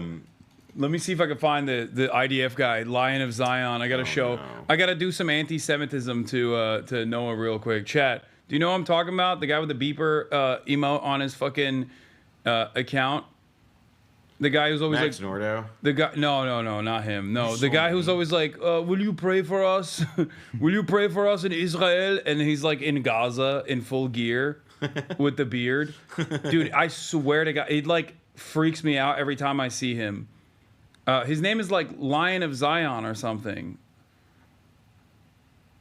I need not Vivid Prowess, who's in Uttar Pradesh. Oh, is he Lion too, sir? Oh, this is yep. I think this is the guy. Yeah. No.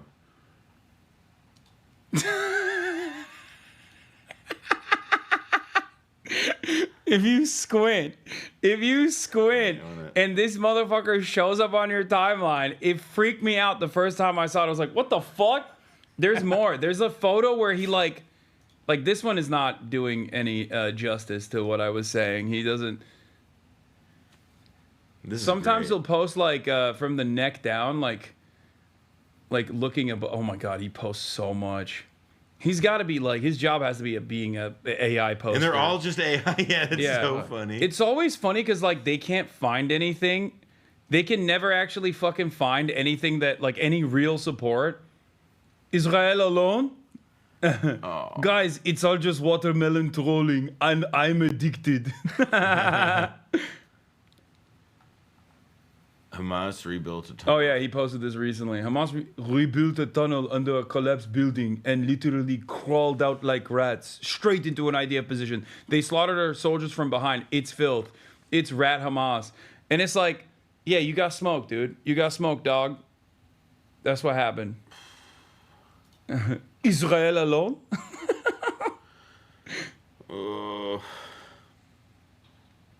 But yeah, never mind. I can't find another photo. What the fuck is this? If it happened in Israel, it can happen anywhere. Do you agree? Wait, what? I guess that's Nova footage. Wait, but they put the fucking. Is that a Ukrainian? Wait, no, I think that's just the colors of the sail. Oh, I thought that they were trying to be like, what if? I thought it was like pro-Russia, which makes sense. He's like pro-Russia. He's like, what if Ukraine were using paratroopers in the same way? Okay, I can't find any other photos. I think the photo you showed me really conveyed the warm feelings that you have toward me. So it like every now and then he just shows up on my timeline. And he looked really good right there. Yeah, was his face covered? Yeah, exactly. Completely? You should do that. What is this shit, dude? Bro, he just loves posting AI. This is awesome. This is his favorite thing. Oh, pray for us. Yeah, I think this is what I was thinking of. Oh wow. Yeah, this is like Instagram story like 10 a.m. like first hangover in 2 years. Every now and then he just pops up on my page and I'm like, this is freaky. Pray for us. Yeah, this is the other one. Okay. In a totally alternative, evil Noah KULWIN. Alternative universe. Yeah, that's like me, like with like a couple like decisions. Like, well, at least at like age 17 go different. At least, evil Noah KULWIN is this guy. Evil Hasan is Hen Mazik. Like people are like, "Oh, were you on Piers Morgan?" I click on the link. It's fucking Hen Mazik because he shaved his fucking like he has the same thing that I do sometimes with a stubble and mustache. It's really fucked up. Honestly, Hasan, I think you might be racist. I mean, yeah, that too. That's why I said I'm gonna do an anti-Semitism is what I said initially. Oh, the AI Nas Daily video is incredible. Have you seen this? What? I snuck into the private home of Karl Marx, the father of socialism. Get out of my house! Just to show you that this guy He's hot. AI Karl Marx, they still made him. AI Karl Marx. They made him hot. is a hypocrite and socialism is a bad idea. He said workers should be treated fairly. But guess what? He had a maid for 30 years and he never paid her. Yeah, that's why he was living in filth. Is that even real? I don't know, man. I'm pretty sure he's like famously a slob and lived in shit. I just don't like it's. I mean, it's also a non sequitur. Yeah. He believed that workers should be treated fairly, but he also had a maid. And also, we made up that he had a maid. Wait, Working for free. Oh, and he got her pregnant. Wait, what? Didn't tell anyone and didn't raise the child. I need a revolution, not a child distraction. He hated rich people, but lived he lived in the era with cars. But a nice house with wine and cigar, all paid for by his rich capitalistic best friend.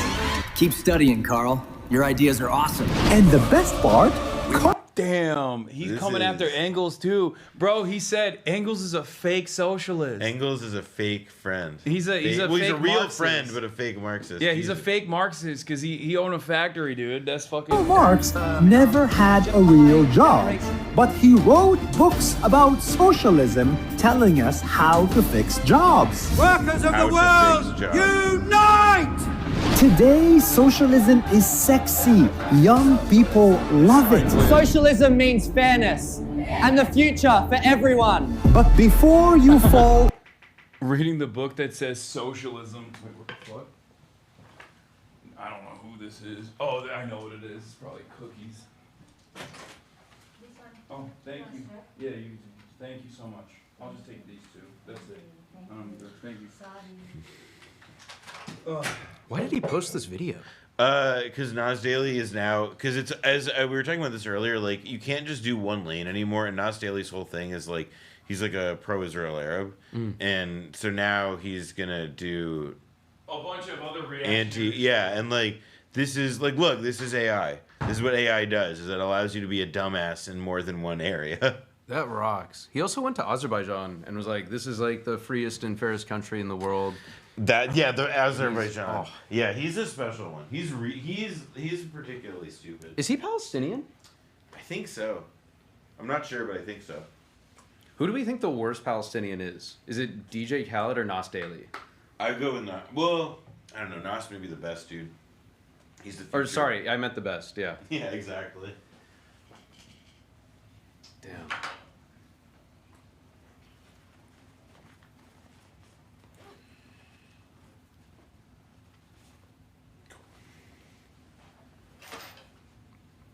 How do you keep up with his chat? I don't. This is insane. It's not worth trying.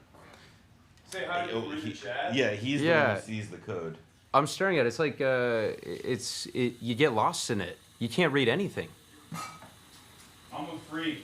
It took many years of breaking my brain. In an irreparable way. for me to get to the place that I got to. I loved it the entire day. It was beautiful and sunny out, and now when we were slated to leave, it's fucking raining. Oh, is it? I guess. Is it raining right now? I got a flood warning. Oh wow, yeah, it's raining for the next while. Oof. Cloud seeding, dude. Marjorie Taylor Greene was right. Damn, thunderstorm. They don't want us to know. I have an umbrella if we need it. I'm sure that'll. There's also fucking Ahmed Fuad Al-Khatib. They all hate me. All the Arabs for Israel guys. I've gotten him mad at me. I mean, he's a lowlife. He's a real piece of shit. Yeah, he really sucks. And he's also he's not a good faith interlocutor. Like he clearly has like an agenda that involves like. I mean, yeah, works with the Atlantic Council. Exactly, he's trying to position himself for something, and like the way he triangulates between like talking about like the pain of being Palestinian, and then also somebody who is like trying to be like a serious voice at the table when like the table is like planning Palestinian death. Like that's fucking like you're a no, freak. he's a fucking sellout. Yeah, anytime I hear from supposedly like, you know, pro-Palestinian voice that like spends any amount of time talking about college campus protesters, I'm like, I know what you're doing. I know who you are positioning. Like, I know you are very well aware of what your audience is, what the expectations of your audience is, and like this is not in any way, shape, or form. Like, you might be someone who doesn't like Hamas, okay, living in Gaza. You don't agree with their system of governance or whatever, and that's perfectly like that's understandable. There's political disagreements everywhere, right? But I have never heard from an honest Palestinian, pro-Hamas, anti-Hamas, doesn't matter, West Bank, Gaza, or living in diaspora, a fucking single peep about college campus protesters that wasn't directly paid by the Israeli state in some way, shape, or form, or the American state. Anytime they talk about college campus protesters, I'm like, oh, you're trying to be a voice for, you want the Debras and the Barbaras to fucking read this and correspond to their own personal fears. It's just not real. Yeah. It's just so stupid. What is this? My vision for Israel and Palestine in 2048. How did this guy even came about? Like, where did he even come from? I am going to the year 2048 to show you the future I imagine for Israel and Palestine. It's 2048. They don't launch rockets. They launch satellites. Really good. They don't dig tunnels. They build hotels.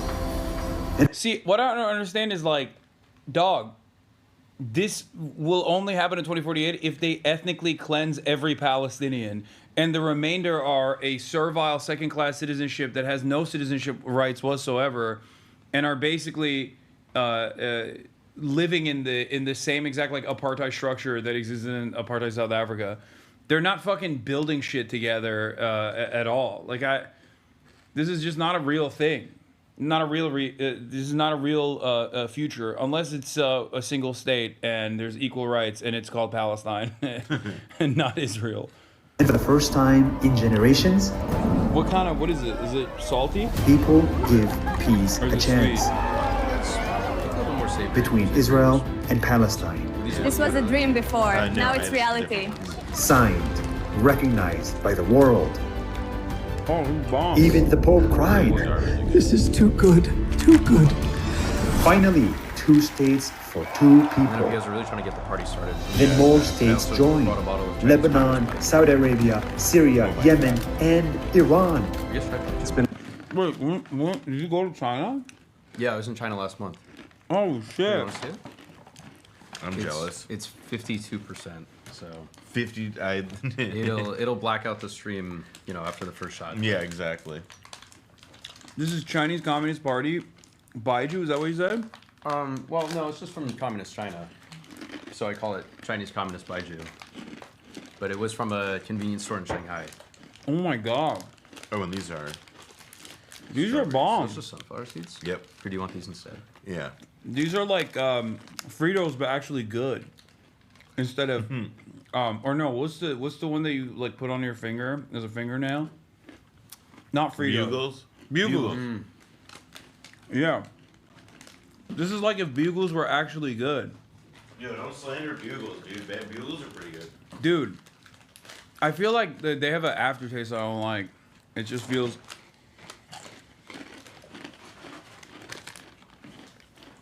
God, China's so amazing. No, this is... See that? Get that in. Boom. Q? Ooh, wait, these ones are different. These are like squares. Oh yeah, those ones, I had that earlier. These earlier? Wait, this is expired already. Really? I just got them.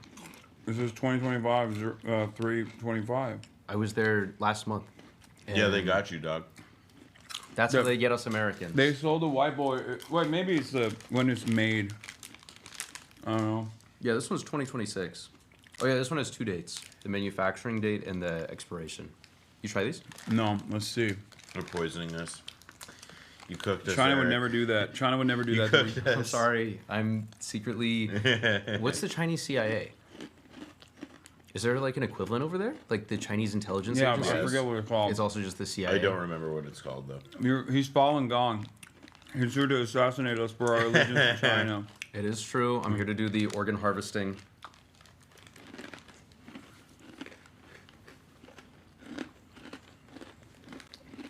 They're saying also the CIA? Someone said GIA.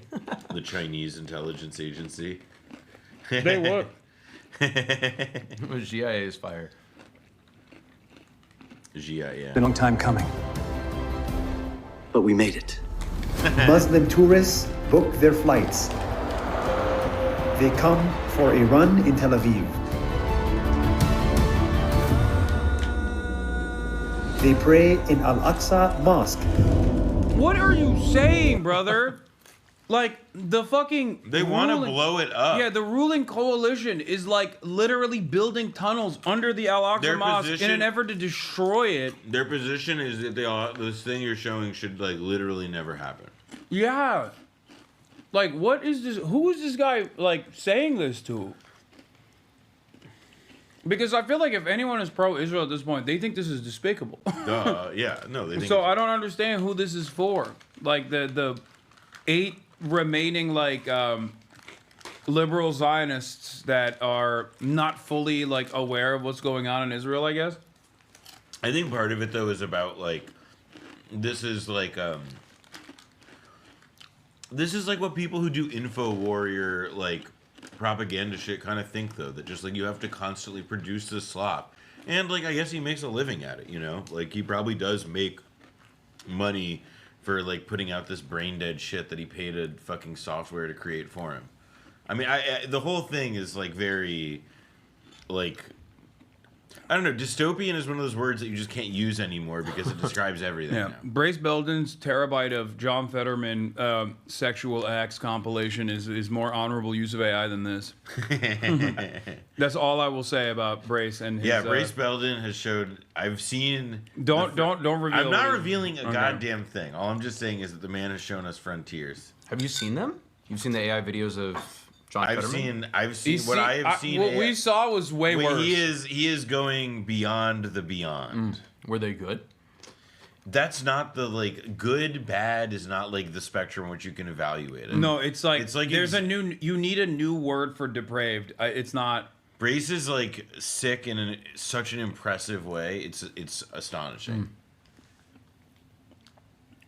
You underestimate how stupid the average person is. This AI slop is exactly what the dumbest people want to see. It confirms some of the cognitive bias and they move on.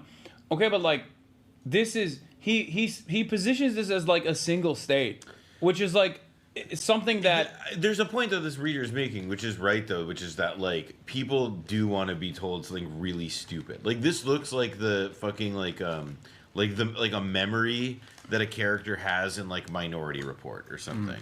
Like, it's just, it looks so unreal, but it looks, like, pleasant. Looks nice.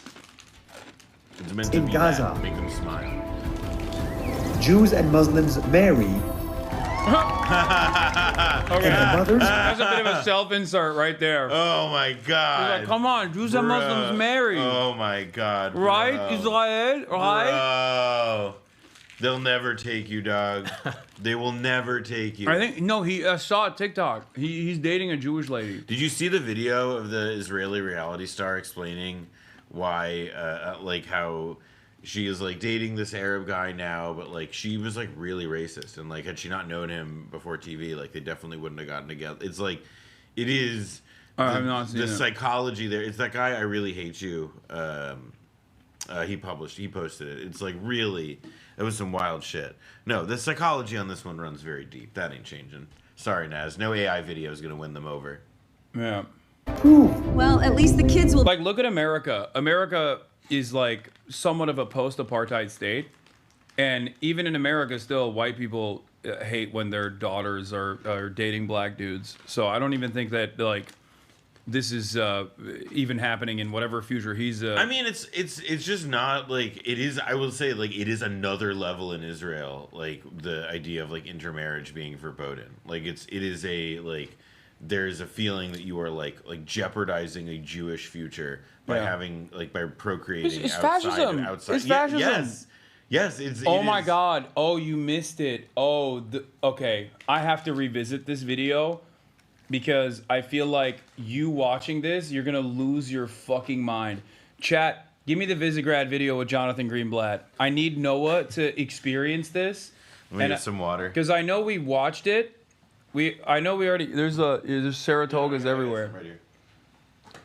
I'm Saratoga out the wazoo. No, we have to watch this. Because I need Noah's eyes on this. Because it's a very earnest conversation about how Israel is fascist, made by the Visegrad guy. Very common. Okay, pro-Israel influencer Visegrad 24 in an interview with ADL CEO Jonathan Greenblatt inside ADL's headquarters asked Greenblatt if the ADL has to be so anti-white. Greenblatt won't even give him a crumb. Accusations against the ADL is that it does focus on groups that claim to represent the interests of white people. Uh-huh. Do you think there's any truth to that you do perhaps focus more on white people more than anyone else? The reason I ask this question is I think Israel has done, and by extension the Jewish people have done several things right, and that is they have managed to preserve themselves as a group of people without a state. They've managed to successfully do that for a very long time. It's a wonderful saying that goes for as long as the Jews have kept the Shabbat has kept the Jews. Yeah. They've managed to retain a respect for their traditions and values. He's literally earnestly saying Israel is awesome at being an ethno-state. And it is maintained like a Jewish ethno-state perfectly. And why can't white people, like, he's going to turn around and be like, why can't white people do that? Even the unreligious Jews have a broad respect for, they've managed to have, especially, well, in Israel is the only Western country with an above a replacement level demographic rate. What's wrong? They've been very good at having strong borders. They've stuck together, right? And the fact of sticking together, the reason that they managed to survive without a state for so long is because they have stuck together. If, for example, there is a group of white Americans who wants to put the interests of white Americans first and says, okay, we are a group that is currently smaller and smaller as a percentage of the entire United States and the demographics are shifting. Is that something that is problematic? It's an interesting question. I mean, I think, look, the fact of the matter is I have no... Dude, no, it's so funny. He literally is like trying to come to terms with like being open to white nationalism because it's identical to fucking what Israel is doing. It's the Richard Spencer dynamic. As I was saying earlier, like Richard Spencer likes Israel because he wants to do what Israel is able to do for Jewish people, but for white people here in America, for white Christians. And there's a honesty there from the Visegrad account because he's not like attacking Jonathan Greenblatt. He's simply saying like, don't you think like we can have our own thing? Which is funny because he's Polish, but I mean, it is, and he like- would not be considered a part of the white. It is. group. There was. I forget if it was Spencer himself, but I remember like years ago there was an encounter at Texas A&M where like Richard Spencer and like somebody was doing like an on-campus event. I think it was Spencer, and it was like a campus rabbi or somebody got up, like a rabbi, and was like pointing this out, like, you know, you sir, anti-Semitic, da da da da. And the guy and Spencer like told him straight up, like, I love Jews, and the guy was speechless because he did exactly what you said, like he went on that whole jag about how, like, you know, like I want for like white people like what Jews did for themselves. Yeah, he's. I think he was also pro Kamala. Yeah, he was, but that to me is like kind of like. But nothing beats David Duke being pro the only Jewish woman running in the race, Jill Stein. Did you know that? No, but that's pretty. right. That's pretty fucking funny. Yeah, David Duke was a Jill Steiner. He was like, he went from Jews own American politics to I'm voting for the Jew. Did he explain why? Well, I mean, it's Palestine. It's like he's like, this is the only person that's like not corrupted by the Zionist lobby or some shit like that. I think that was his like argument. David Duke loves the environment. Yeah, maybe he was just like, yeah, because Jill Stein was the most anti-Israel. Ukraine and, I mean, I don't know. David Duke is also like at this point probably entirely triangulating everything he does. Yeah, about, he's like what so gets washed. attention. Like he needs like whatever gets him like the slightest crumb of relevance. He needs to do whatever can pay the bill so we can get another plastic surgery done. I think he looks beautiful. You've seen his? Yeah, latest. he looks like fucking rubber, dude. He looks like he looks like melted plastic. Insane, dude. Insanely hot. I mean, of course. Yeah, very sexy. Like, oh wow. So search David Duke 2025. Yeah, there's no like new photos here. Trust me, he looks psycho. There he is. Yeah. Like this? Yeah. Oh, and there's another one right there. This is a good one. Yeah. Yeah. Leader David Duke tries political comeback in U.S. Senate run. He apolitical, by the way, apolitical. Yeah. He looks he looks like he's wearing a skin suit now. He looks worse than this. It's kind of funny that guy David Icke was like that whole theory about lizard people, you know, like that secretly we have, you know, like they're lizards in oh my human God, skins Spurs controlling signed David Duke Jr. Oh Like, yeah. why- Wait, you didn't know about that? No, I was like, Oh. why is this guy on? Yeah. Unfortunate. Yeah. He looks like he's wearing a Michael Myers mask that shrunk in the wash. Yeah, no, literally. David Jacob Duke. David Duke Dennis. So stupid. Okay, well here. No problem with let's- anyone having pride in who they are and what they believe and their values. Yeah, he's like, oh, I don't care if people are proud of being white. Say it. But to the extent that those beliefs and those values don't infringe upon me and don't encroach on my ability to lead a full, life based on, again, my values and beliefs.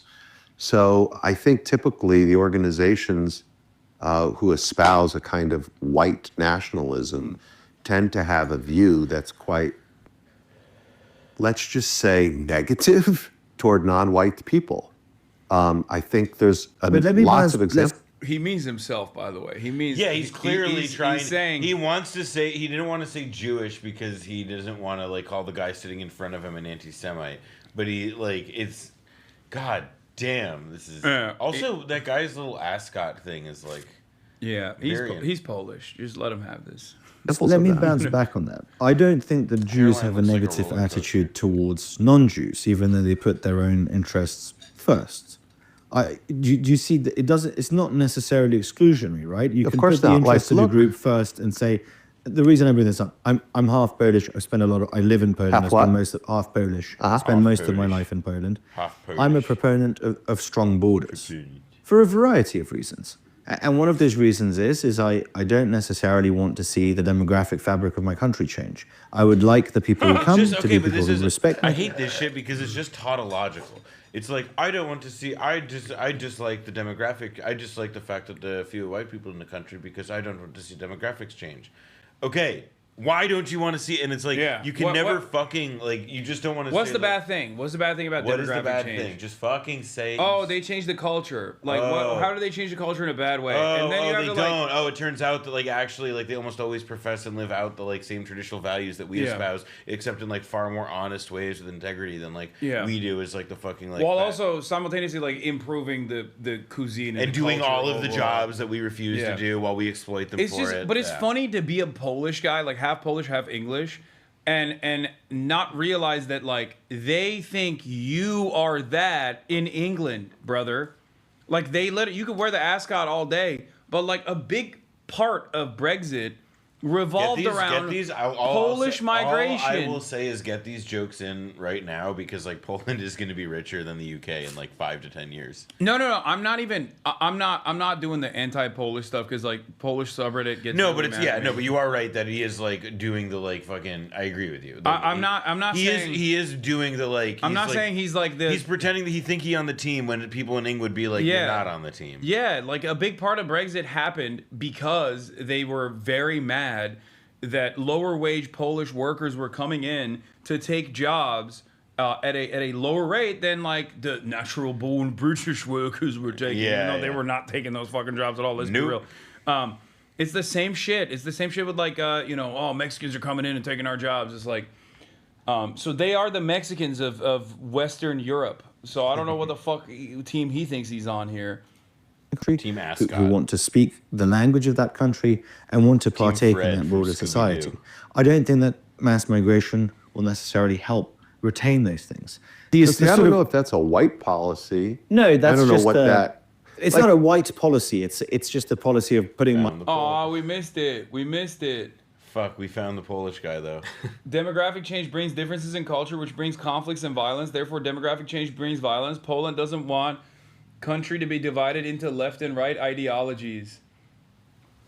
Okay, so does demographic? I would like to have the receipt cited on demographic change brings violence. Yeah, I'd like you to do that without. No, you don't understand. Demographic change brings violence because when I see a black person, I get violent. Is what he's saying. Like, it's literally thundering. Yeah, that was lightning. That sucks. That's crazy. Yeah, I don't know. And it's flood watch, dude. Are you fucking kidding me? How the fuck?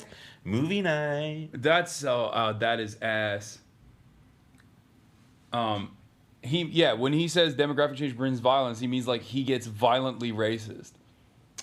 Yeah, that's pretty good, dude. I gotta say, like, the idea of also, like, hiding, like when presented with the like the statement that, like, it's not a tautology, to be like, all right then, fine, fuck it, yeah, they are different than us and they are inferior and we can't take it, because that's, like, what it comes down to, is that, like, you, like, see the other and you're like because it's like, what reason? It's not like you're like the active colonizer or settler who, like, has to, like, rationalize it. Like, what the fuck does it have to do with you? Like, if anything, they're helping your country out. They're doing you a fucking solid, man. Yeah, but you're right. Poland is unfortunately on the come up. Dude, listen, man. Or maybe the Western European countries are on the come down. I was about to say, it's definitely a mixture of two, but I would definitely, look, it's also, we can't discount the effect of Cyberpunk 2077. Dude, I know. People say I'm anti-Polish because, like, I make Polish jokes, but, like, I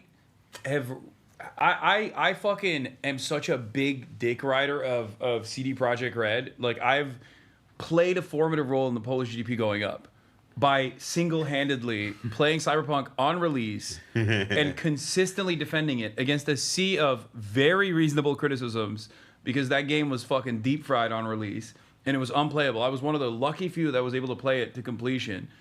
And these motherfuckers still get mad at me and say, Hasan, you're just making fun of how racist some Polish people are. When they don't know that the strong affinity that you have for, like, the greatest Polish cultural achievement since Chopin. Yes. Exactly. FBI is investigating James Comey? Wait, what? Oh, that's just politics bullshit. John Brennan and James they didn't. I just can't, like, if it's both of them, then they didn't do anything. If it was just one of them, I'd be like, all right, I'm interested. But if it's both of them, then it's clear, because, like, there's still people who, like, say Donald Trump, sir, like. No.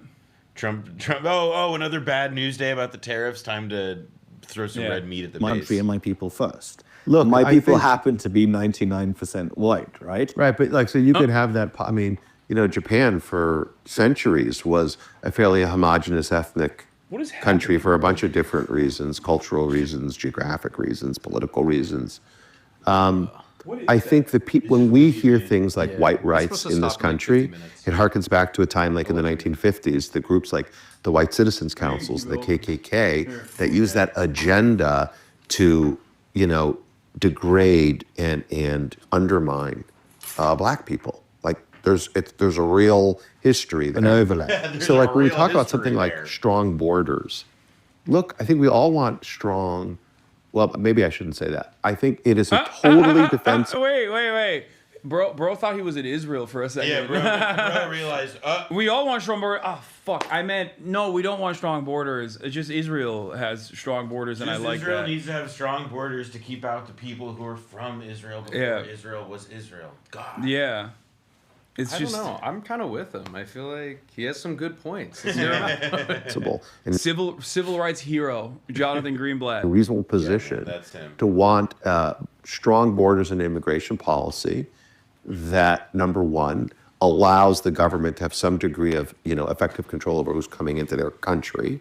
Number two, make sure that as people come into the country, they are obeying the laws and that they are assimilating into the country to a degree. Why do you what are you saying? You're a civil rights guy. What do you mean? You run a civil rights organization. Well, but they are like, the ADL is in the middle of like a pretty big pivot away from it. They've never had more money, and yet they're like laying off people from all of like the civil rights stuff because they no longer, the pretense no longer matters. They no longer have to hide.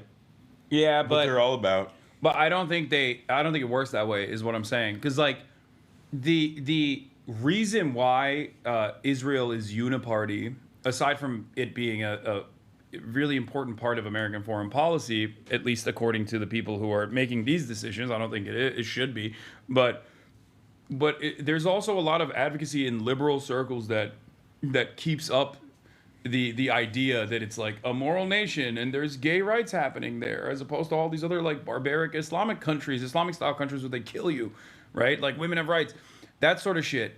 When the ADL and other Jewish advocacy groups and like institutions actually completely drop the notion that they are in any way, shape, or form liberal, that truly limits their opportunity and it turns it into like a partisan issue. This goes though back to my point earlier about like people versus power. It's like, yeah, like they've given up on the generational struggle, but they have a gazillion dollars and they'll be able to like have enough people who will happily hump the pile of money forever that they can do that. And like I think in the ADL's case, it's like, yeah, they no longer care about being part of like the consensus building project in the way that it was in the past half century. Now it's interested in enforcing hegemony from above, motherfucker, by spending down all those pro-Israel dollars that they've gotten that have like their budget has like gone up many times over in the last decade as a result of this pivot.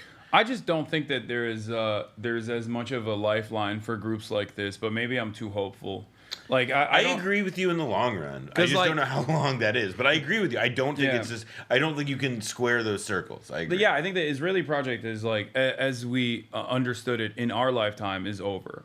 That is not like wishful thinking. I think it's like definitely over in the way that it is forever tarnished its good reputation that it built over multiple decades of steady propaganda. But there will still be people that are defending it. It's like here's the thesis, right? Their thesis, like the thing that they like believe in that like justifies that change in tack, is the idea that like we are entering a time in which like that idea of like consensus on like being on both chambers of the house or whatever is like no longer as valuable, and that like what matters more is about like being part of like the, you know, I mean, granted, like by the way, I will say I don't think that they're in any danger of like losing their purchase on the large parts of the Democratic Party for a long while yet. What we're describing is like a very long-term shift that's going to be affected once the people in the Democratic Party who like love Israel essentially all die off, because that's just what's happening. Yeah, I mean the moneyed interest stuff definitely works in American Congress. They do have tremendous purchase, like literally.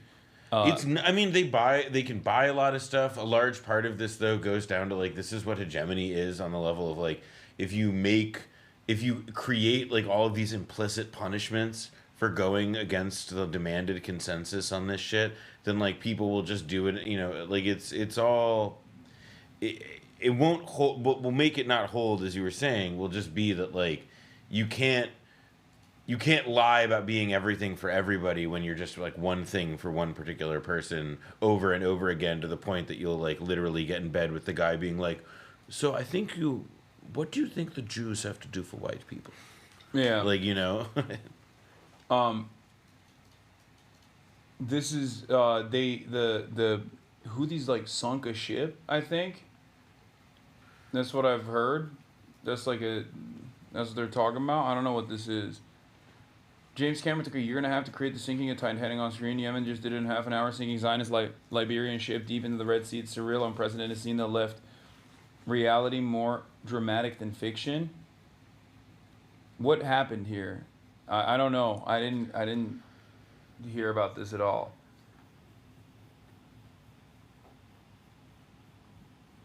This guy's still in the chat asking me about a reformed 2-state or a 1-state. It's like, bro, no states, okay? Stop. This is how Yemen's Houthis sank the Magic Sea ship, drone strike, boarding, booby trapping, and finally detonating the empty ship. Why did they... Wait, is this from before? Look at this ChatGPT response. That's quite a strategic move. Definitely a bold tactic that highlights the ongoing complexities in the region. Like, why does this have to exist? Why does it have to be the top reply, too? The thing you have to look at that crowds out all other commentary. So fucking annoying. The Yemeni military has released footage of them attacking, seizing, and then sinking the Magic Sea cargo ship belonging to a company that Yemen accused of violating its blockade on Israeli ports. What does the logo in the bottom right say? Is that shortened/partial version of the Sarka? Oh, wait, did they delete the fucking curse the Jews from their slogan? Dude, I called this, no, I swear to God, I said this in like November of 2023, where I was like, they're gonna go the like Hamas route of like 2018, like rewriting their charter. Yeah, to be like, listen, we like they'll keep like death to America, death to Israel, but like they'll take out the curse upon the Jews potentially, but I don't know. I can totally see them doing that. To be like, listen, you know, tensions were high. Listen, we were hot. Chill. It was a different time. Yeah, I can totally. I said inevitably they'll strike that from their campaign. Well, these are the compromises you make when you get into power. Yeah. They're woke. Oh, never mind. It says Yemeni War Press. Maybe they haven't patched the logo yet. Mayday. This is motor vessel Magic 6, Delta 5, Golf Papa 6. The vessel like this feels like something big boss. Immediately assistance. Mayday. What type of assistance you need? Rescue. The vessel will be abandoned. I need rescue for my crew. The vessel was hit by Houthis and will be sunk. Shake your head in disapproval. I'm shaking. We're shaking. This is so messed up. So what? Like they took over the ship? When did this happen? The video, it looks like, was released this morning, our time. Yeah, but is it an earlier one? Higher res video of the Magic Seas being sunk by the Yemeni naval forces. This is what we're watching, I thought. I want to meet their video guy. Like, their video production is phenomenal. Well, they definitely have, like, they've got the, like, we're going to Tony Scott this motherfucker and give you a bunch of crazy angles and the music with the drums. No, I'm with it. It appears that Yemen may successfully have sank another bulk carrier as crew members are preparing to abandon the vessel following reports of a ship of the ship taking on water. We'll see if it's salvageable or not. Latest announcement of the British military. So this was 2 days ago, and according to the video evidence that we just saw, that motherfucker sunk. Oh yeah, they sunk the fuck out of that. Yeah, that ship gone. How do you skip the coolest part of the vid? It's because I couldn't. I have a really good Mr. Beast idea. What? Like getting Yemen Dongfeng missiles. No. Do you remember purchasing 1 million Dongfeng missiles do you for remember Yemen? like the prologue mission of Call of Duty of Modern Warfare, the first one, where you're on the ship and it's like sinking and you have to get out? Like that would be such a good challenge. Like, all right, we have booby trapped this ship just like the Houthis. You have to like run the length of it to a helicopter at the other end. Okay. And if you get out, you get like 1 million. I can see him doing that. Like I think that like. And in the end, he's like, all glory to Ansar Allah. Yeah, exactly. Yeah. Yeah, and then Mr. Beast, Mr. Feast. Can you tell Noah that he has really pretty eyes? And then I'm sorry I called him 4'9". He's definitely at least 5'5". That's crazy. He is. Never win. He's 5'11". He's 6 foot. What is this? Let's make a Mamdani style video, but to increase rent. There's a game of hot potato going on in Harlem with this building. Oh, let's go. This rocks. The owner of this building can't pay the mortgage. The rents don't cover the cost to operate, so they stopped paying. And the bank started a foreclosure. That's when the owner said, take it. And the bank said, whoa, we don't want it. The building is losing money and there's no way to fix it. So now they're literally suing each other over who gets stuck with the building. What's even crazier, this is the second bank dealing with this problem. The first one collapsed because it owned this building and many others like it. How many other buildings? Thousands. You didn't even hit me. I thought you were supposed to. There's a game of hot potato. Okay, give it to the state. Let the state utilize it. Yeah, I'm also just like, it's like, a bank owned some bad buildings on its books. Yeah, I feel so bad. I hate that. That's horrible. Yeah. That's so bad. What happened to that land? Oh, wait, you're telling me it stayed in private hands? Yeah. Well, yeah, if it's such a fucking costly endeavor, let the state solve the problem, you know what I mean? Yeah, take it off your back. Just let they take over. No, I also enjoy the idea too of like, it's not really clear at a couple different points, like when he's being like, this is a big problem, and it's like, wait, it wasn't clear to me that was a problem. Whose problem is that? Like, it's like, this is like the bank closed. It's like, who gives a fuck? Like, what is this? Like, It's a Wonderful Life? Like, come on. I love how much like capital owners cry about making bad bets. Like, I thought this was supposed to be the free market. Yeah, dog. it's like, oh, when you win, it's awesome. When you lose, it's actually like the fault of communism. Where is my government intervention, please? Like, at my behest, of course. Yeah. It's crazy. Oh, that'll be interesting. If New York elects Mamdani, Trump says he'd consider some legally tenuous, at best, way of superseding the election to run New York City. Do you think Edward Isaac Dover had a really hard time writing something that like remotely comes across as positive towards a anti-Israel Muslim Bernie bro style candidate? I think Edward Isaac Dover has struggles like putting sentences together on a basic level. So the idea that he would like even have like a thought to advance is a little beyond me. He types with tears in his eyes. He's like, oh, I hate that I have to like come across like I'm seemingly defending this person, but he's got hooked on phonics on another phone while he's typing this. Also says Cuomo is out of the race but competent. Dismisses the Republican nominee in the mayor's race as a guy who runs a lot. I mean, that's not wrong. Yeah. Sliwa, by the way, was on the block recently. I just saw a photo of him nearby. Oh, really? Yeah. No, this is What was he doing? I would love to. I feel like he'd try to fight me. No, I think he loves a camera. He loves a microphone. Right. When I was a kid, I was talking with my dad this weekend. Apparently, we listened to like Curtis and like I forget who his co-host. I think Sonny Block on the radio when I was a kid. Like he was just a talk show guy. Like if anything, the reason, the reason he's not dropping out of the Republican primary is because he understands that like this beefs up his he knows how showbiz works. Yeah, he is showbiz baby all the way. It's really fun. Have you seen like Forward Magazine wrote a report on his like not anti-Semitism? I think they were like saying that he was saying something that was a little like a little bit out there. He was like, I'm Christian. It's in my blood to hate the Jews. But his wife is Jewish. He reminds me so badly of Mikey Palmici from The Sopranos. He's just like, look, it's in my blood to hate Jews. Okay, I'm Christian. Yeah, Like, no, that's what he literally Do you said. see a photo of him without the beret on? Oh my And the god, tan, yes, his bro. tan, his tan line, his tan The line. fucking beret tan. That shit is crazy. All right, let's. The rain has subsided. I think we're good. Hopefully, we're gonna head out. We're gonna go to Fidel Castro's hotel. Hotel Teresa. Yeah. We shouldn't leak any other location that we're gonna go to, but like that's broadly where we may or may not go to. Okay. We're gonna. It's how bad is the rain? I wonder. Well, we'll Uber there anyway. What? It's drizzling. But we're gonna Uber regardless. It'll be fine. Wait, let me pee real quick. All right, and then I gotta set up the fucking. Here, I'll play this video while I set up the bag.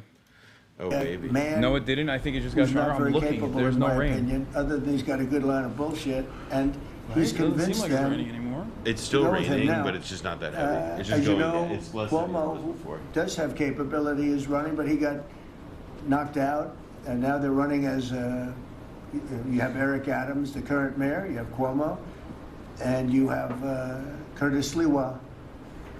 And Curtis runs every 4 years. He seems to be a fixture on the running scale. But you know, it's. I'm not getting involved. But I can tell you this. I'm not getting involved. I used to say we will not ever be a socialist country, right? Well, I'll say it again. We're not going to have. If a communist gets elected to run New York, it can never be the same. But we have tremendous power at the White House to run places when we have to. We could run D.C. I mean, we're looking at D.C. We don't want crime in D.C. We want the city to run well. Susie Wiles is working very closely with the mayor, and they're doing all right. I mean, in the sense that we would run it so good, it would be run so proper. We'd get the best person to run it.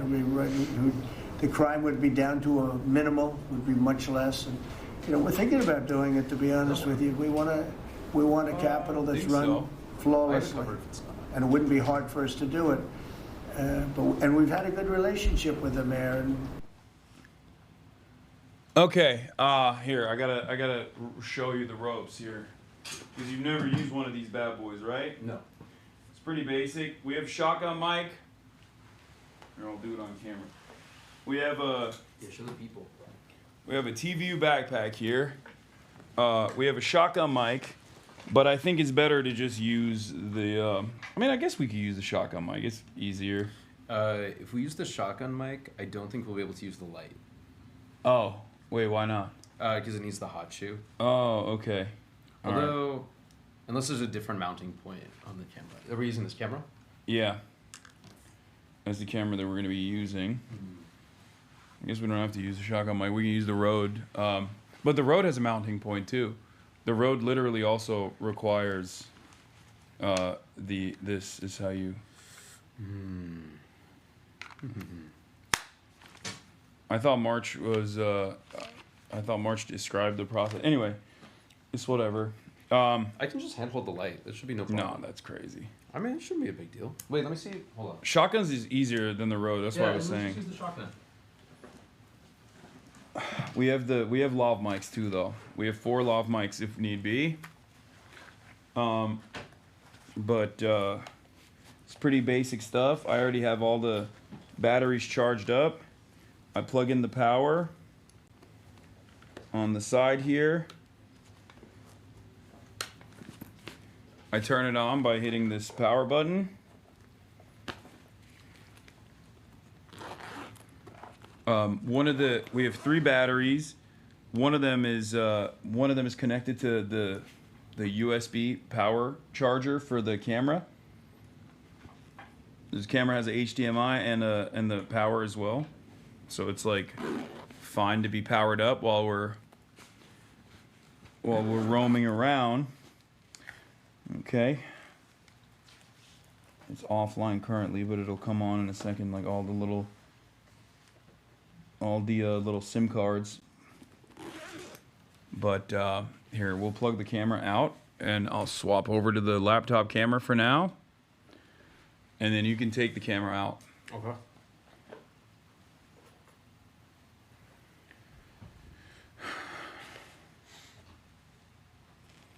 Okay. Backpack's coming alive.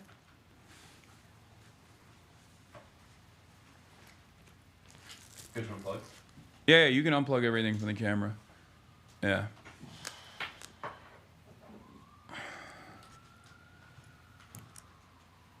Shotgun mic on the top. The arm for it is over there. But we can use that one as well. That one I sometimes use because it can also go all the way up to like 6 feet, I think. 7 FPS. Okay, calm down, chatters.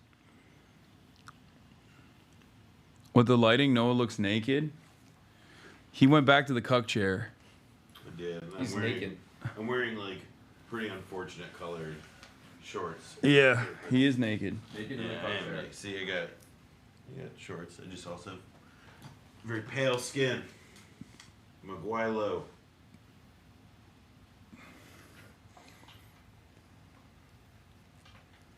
I want to try the Chinese bev. I want to try the Chinese drink. Just take a sip. How bad is it? It tastes like gasoline. It's right here. But in a good way. Okay.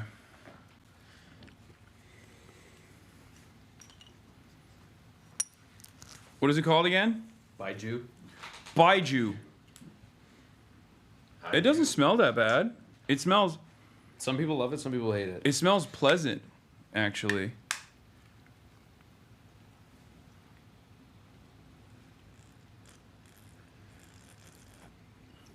Holy shit. It's powerful. Try it. Yeah. Good on the aftertaste? Yeah. I don't mind it. It's actually really good. Yeah. It's not bad at all. No, it's fine. Baiju nasty as fuck. That's crazy.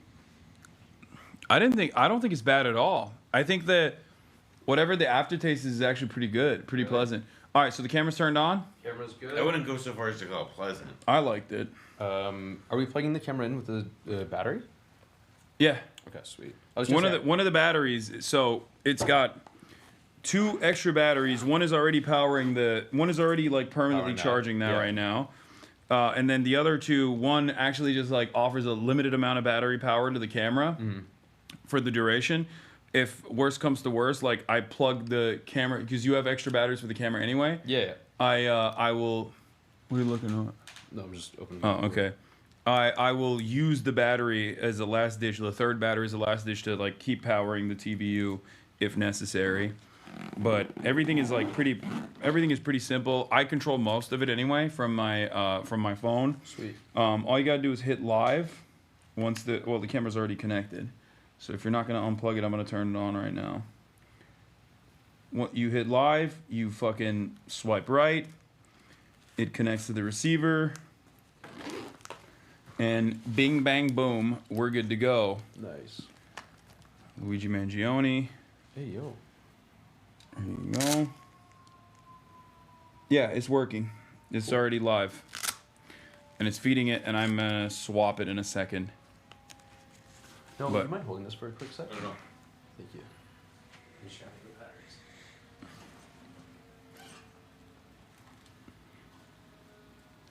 If y'all counted that as drinking, you're tripping. No, I'm going to keep drinking. Don't worry. You're going to get fucked up. Yeah. Wait, what if... No, it's too dark. Is there storage room in the backpack? No. That's the biggest issue with this backpack is that there's no real storage in it. For these? I can put these in my pocket. Oh, yeah. Yeah, we can put those in, I think. Here, we'll just, like, shove them in the side here. I mean, what else are you I'll just put bringing? them in my No, pocket. it's fine. It's fine. It can fit here. It's just... And then a portable possibly for You the put lights, two, but- both of them in there?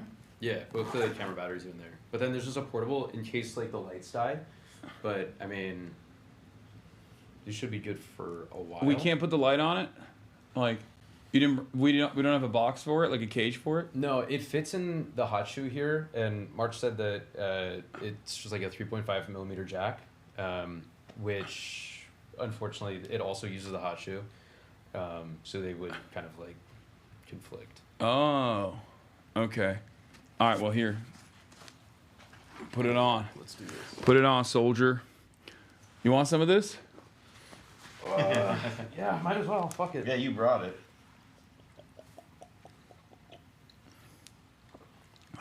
This one's for you, chat. Found footage ass. No, you took a baby sip. Yeah, dog. Get a real one. Fine. Get a real one, dude. I'm peer pressuring. I'm doing peer pressure. Okay. All right, I believe you. That's good. This is fire. I fuck with this. This is great. And you know what the best thing is?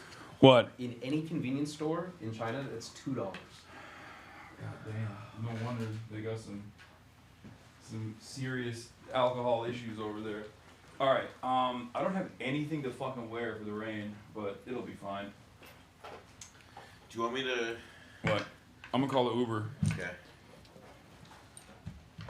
I mean, I don't think it'll be an issue by the time we get there. All right. You can. At this point, you can like put the camera on your chest for now, just for like a little bit of privacy. I got you. And then we'll do that when we're going to the. I'm gonna.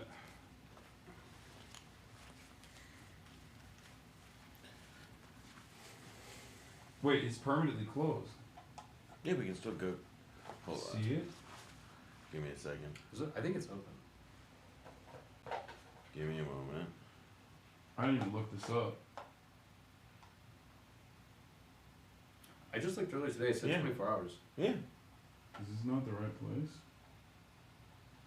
That is it. I don't know why it says that though. Okay. You're good. Yeah. I mean, that's the important part. You can look up and see that. Mm-hmm. I don't even know where can we go inside? Yeah, we can go in the level. We can go. We can go in the ground level. All right. I mean, we don't have, there's not like gonna be a crazy amount to look at or something. Maybe they got a photo or something. Okay. But we can talk about it when we're there. All right. Yeah, you're the expert. Yeah. You knew Fidel, right? Yeah, he's a friend. All right. Okay, let's move it, and then I'm going to swap because the car's already here. I'm gonna swap the camera over. Chat, we're moving out. We're doing IRL. I told you we were gonna do IRLs, and we're fucking doing the IRLs, baby. Let's go. Oh, before I forget my.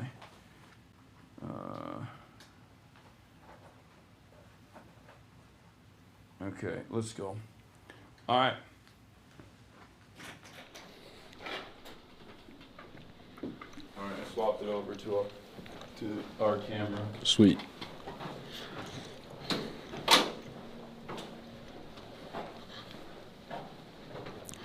I wonder how bad the rain is. I don't think that bad.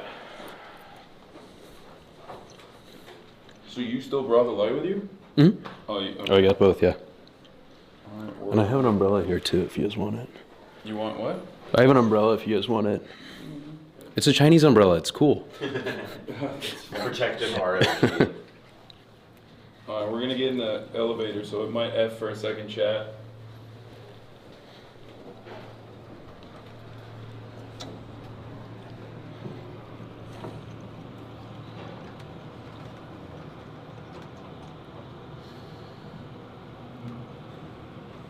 Let's see if it F'd. People are already F'ing. People are already pressing F before we even get in the fucking elevator. Y'all are ass. Chat's been misbehaving. They were, when you guys were talking about Israel-Palestine, they were just talking about me. Yeah, that was really funny. I glanced at. I felt bad. I was like, guys, stop talking about me. No, they had their eye on the prize. They understood what it was. I mean, you can show from here on out. I mean, You good now, or? All right. Yeah, we're good.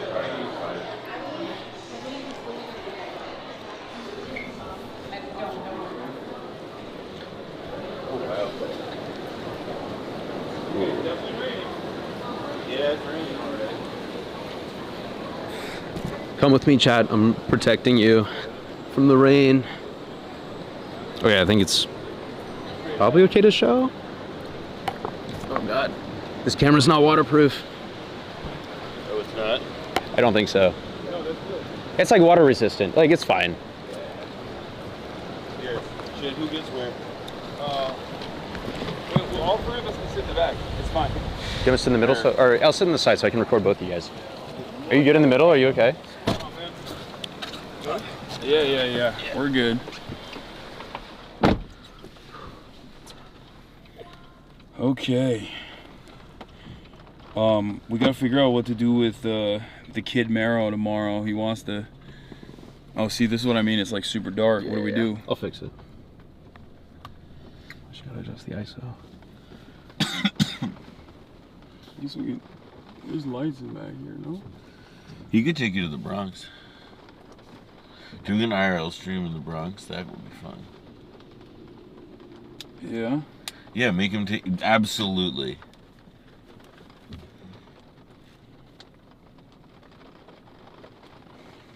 Suddenly rain. Yeah. What's up? Suddenly rain. Oh yeah, suddenly. It's crazy. I'm not from here, so I'm not used to it. I don't ever see rain. I live in LA. Oh, okay. But New York City weather is crazy. Yeah. Like, yeah. Daytime, you know, is very hard.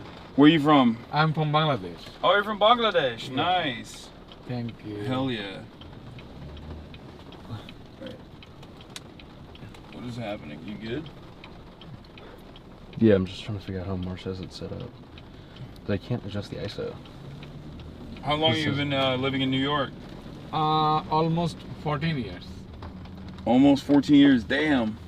A long time. How do you love it? You like it? Yeah, I like. Yeah. What do you think about Donald Trump? Okay. Not great, huh? No, now my president. Obviously great. Oh, okay. Yeah. All right. That's chill. He's the president. What do you like the mayor, Eric Adams? Oh no. No, you don't like him? No. What do you think about Zoran? Okay, but this is the politically. But I have no politics. But Eddie Merrick's this is the look like two times the New York City mayor. Good working, you know. Wait, what did you say? You think no, Zoran Mamdani. Also very young new candidate, you know. Yeah, the new guy, yeah.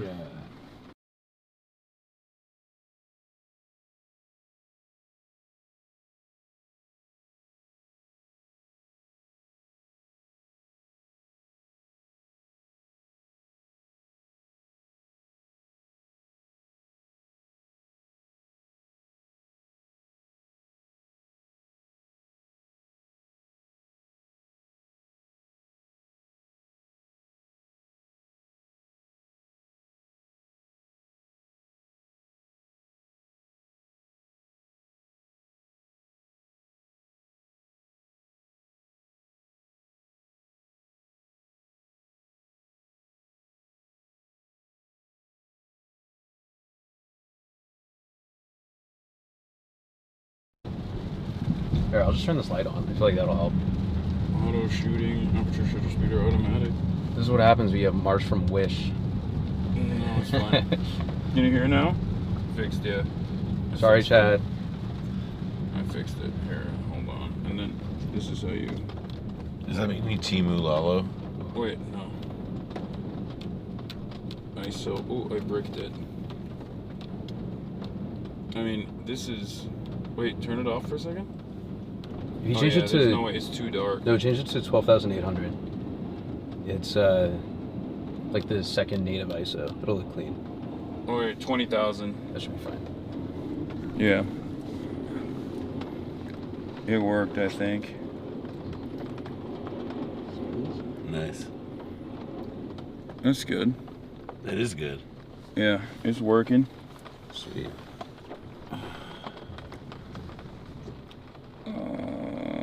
Okay. So much better, actually. You got it. Sweet. I'm Turkish. I'm from Istanbul.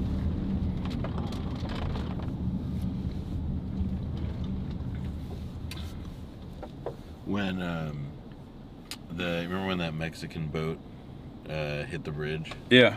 So when that happened, I guess they didn't they had to take the boat somewhere, and so they tied it up right over here on the East River. Oh really? Yeah, it was. I mean, it was crazy to see because it was all all screwed up. But there's a bunch of really pretty memorials for it. Like people left flowers and what have you. I was so sad. It was really sad. It's still not really clear to me why. Yeah, what happened? Yeah, I still. It was like an electrical failure, I thought. Oh really? Yeah, I thought the ship's navigation is broke or something. I'll be honest. When I see a ship like that that's all old and wooden, I have never assumed that there's modern parts on it. I just assume that they're doing Pirates of the Caribbean on it. That it's just the same. That they wouldn't have a GPS. They would say yar and whatever. Yeah. But Spanish. But Spanish, What's yar in Spanish? Yar. Yar. Yarro. Yar. Well, they say ay. Ay. Yeah. Is it crazy blowing up in the red? I think maybe it's the ISO. Wait, I would hold on 1 second. It's also the stoplight, the brake lights in front of us. Yeah. If I just directly. Yeah, no, I know. Hold on. I'm also no. I'm fixing the focus too. No, you don't have to turn that off. That's fine. Okay, I think this works. Did I fix the focus, chat? I can't see. Heavy bisexual lighting? Yeah, that's what we're going for. Yes, sir. I don't even know. I thought this was an E.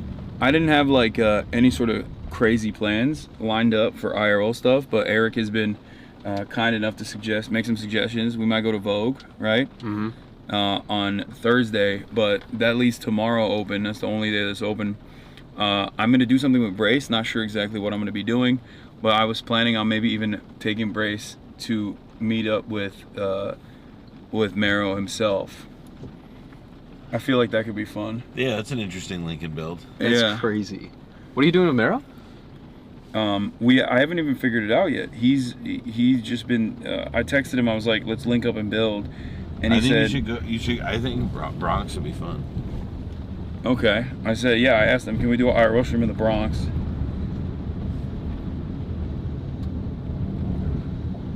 Historic Bronx spots. That could be cool. Bronx is cool. Arthur Avenue, the Joker stairs. I mean, I'm obviously being a little bit corny there, but Arthur, I know it would be cool. It's a side of New York that more people, myself included, should know more about. Yeah. I've mostly been Manhattan and a little bit of Brooklyn. That's it. You went through Queens with Zoran, right? Yeah, that was my first time in Queens. Queens is the best borough. It was really nice. Queens is cool. I believe I'm a Manhattan supremacist, but I mean, Brooklyn is I don't know. It's I think every borough in New York is pretty all right. Even what, Staten Island? The one we don't talk about. Yeah, Staten Island. It's it's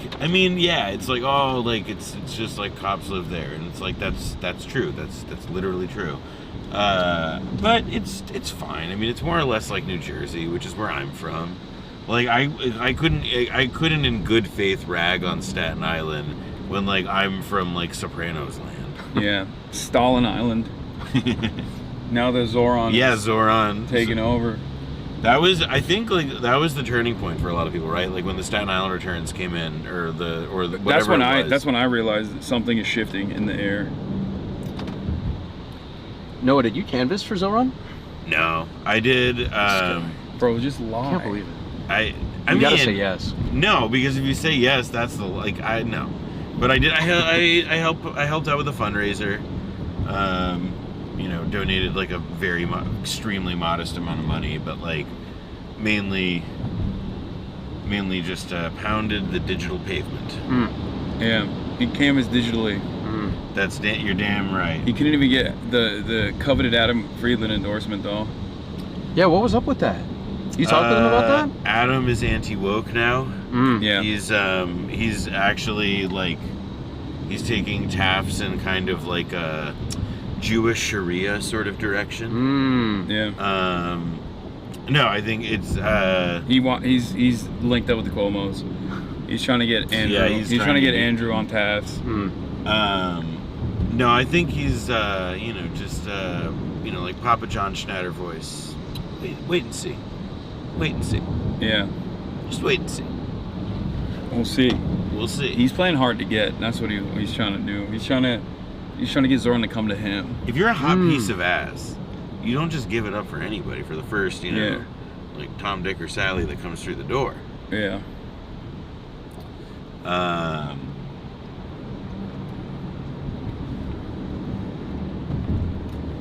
trying to think what would be funny Hasan places to bring you in New York. I do think if you did a Prospect Park IRL stream, that would be really fucking funny. Would it turn into the Kai Cenat? Yes, that's exactly what would happen, except with like people who like people with buttons on their backpack. Exactly, yeah, and like who have like back problems. People with buttons on their backpack who are DSA 3-year DSA guys with like a marketing job.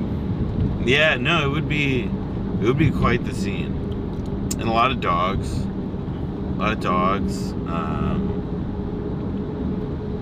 Prospect Park is fun though. It's a special place, a very special place. Have you been to the UN? No, I have not. I feel like you should get somebody to invite you to the UN. Yo, UN chatters. Yeah, yo, chat. What is this? King of Falafel posted me? What's that? King of Falafel in Astoria.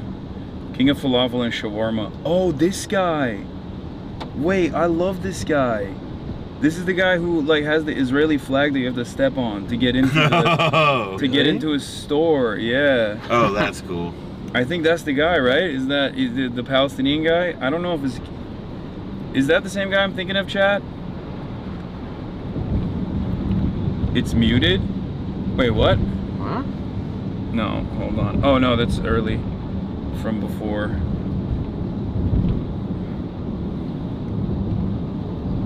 No, it isn't. Baited, one guide. Nah, it's not muted. Yeah, no, it was just... Okay, but is the King of Falafel the same place?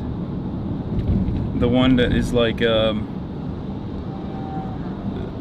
it is him. Yeah, yes, Goated Falafel. That's where I gotta go. Come to my work in Brooklyn, I'll give you all free pie. Okay, the Chinese gasoline is working its way through my tummy, and I will admit that it is upsetting my tummy a little bit with the bouncing of the car. I can like feel it burning in my body, which normally That's what doesn't. you get for saying like, oh, this shit rocks. This shit, no, I liked it. It was fine going down. I can't speak for the trajectory and how it'll come out, but 53%. Yummy. Did you see Kareem Subway Takes talked about how Kamala Harris came to him? Yeah, and it was so bad that, or what was it? He said that it was so like lame that he was worried that it would make the campaign look bad, and he didn't want to like be. You didn't want to be the guy who like had her. Yeah, I could see that. That's rough. Her team, that like. See, now the thing is that now that we have Zoran, right? Like we have like a recent case of somebody running like a big campaign, and from the left or from the center left, even whatever, and it wasn't embarrassing. It was just nice. It was people smiled. Yeah. There were so many smiles per minute, and instead of like people trying like somebody who like I don't know. I don't even have like a good mental image anymore of like who are the people that like were running like creative, so to speak, or like that kind of media outreach on the Kamala campaign, because it was like more than like anything as far as like gauche, it was just forgettable. Yeah, Zoran has ruined me for other political campaigns. Now when bar has been fucking set, dude. Yeah, now when someone comes up and they're like, oh, I want to, you know, because other people see it and then they're like, oh, I want what you did with Zoran. Like, can we do that too? It's like, sure, you got a couple like good policies that I might sign off on, but like, are you ride or die? Are you with it the whole way? You know. Now my expectations have risen. As well they should, because part of it also is that like the thing is, I mean, this goes to like, you know, I mean, like there's been a version of this debate playing out on Twitter and wherever for the last couple of weeks, but about how like, you know, how much of this is that Zoran and his team are like very effective at communicating, and how much of it is that, you know, like the ideas themselves are like what drive, and obviously it's like in some measure both. But to me, it does like, it's like the thing that you like that is inarguable is that the message is made so effective because like he's an honest ride or die guy. He's not like equivocating at all. He just turns up the volume on some things and turns down the volume on others. And that's not lying or misdirection. That's just politics, baby. That's how you're supposed to do it when you're like trying to do it the right way, not like just trying to constantly play games of like cover your ass. You know, for like hope that they don't notice your honest beliefs that you've advocated your whole life up until this moment. Yeah. He also does have a very good way of just weaving in like liberal language in a way that is like impossible for liberals to just object to, even if it's like a leftist ideal. Dude, I love his answer on Israel. Yeah. His right to exist. Yeah. The equal rights thing is such a good like because it's just brain like, breaker. It's like it's not objectionable. You can't like say anything about it. Otherwise, you present yourself as like someone who is against equal rights, but that is fundamentally at odds with like the way that the Israeli state has been designed. So it's a way of saying like Israel in its current formation has no right to exist without saying it. Yes. It's really sharp, and it like also like kicks the ball back and puts the ball back in the other side of the court because it makes like the other person have to like answer it makes them address the premise, which is that like, yeah, Israel ain't equal. It's apartheid. There's a tiered system of fucking existence there, not to mention the ongoing bloodshed. That ain't equality. But the people who live there, the people who run that state, demand that that's what it has to be like. And you make, you know, like it's just in one sentence you get that answer, boom. I was very impressed. I also think that there's now like part of what it demonstrates, right, is that it's not that you have to be as like talented or smooth as Zoran, although he is both, but it's also that like you don't have to apologize. You don't have to apologize. You don't have to like say like, oh, I'm sorry that I didn't immediately want to like turn people in Gaza into paste after October 7th. You don't have to like pretend something like that. Like it's an 80-20 issue for us. Fucking lean into it.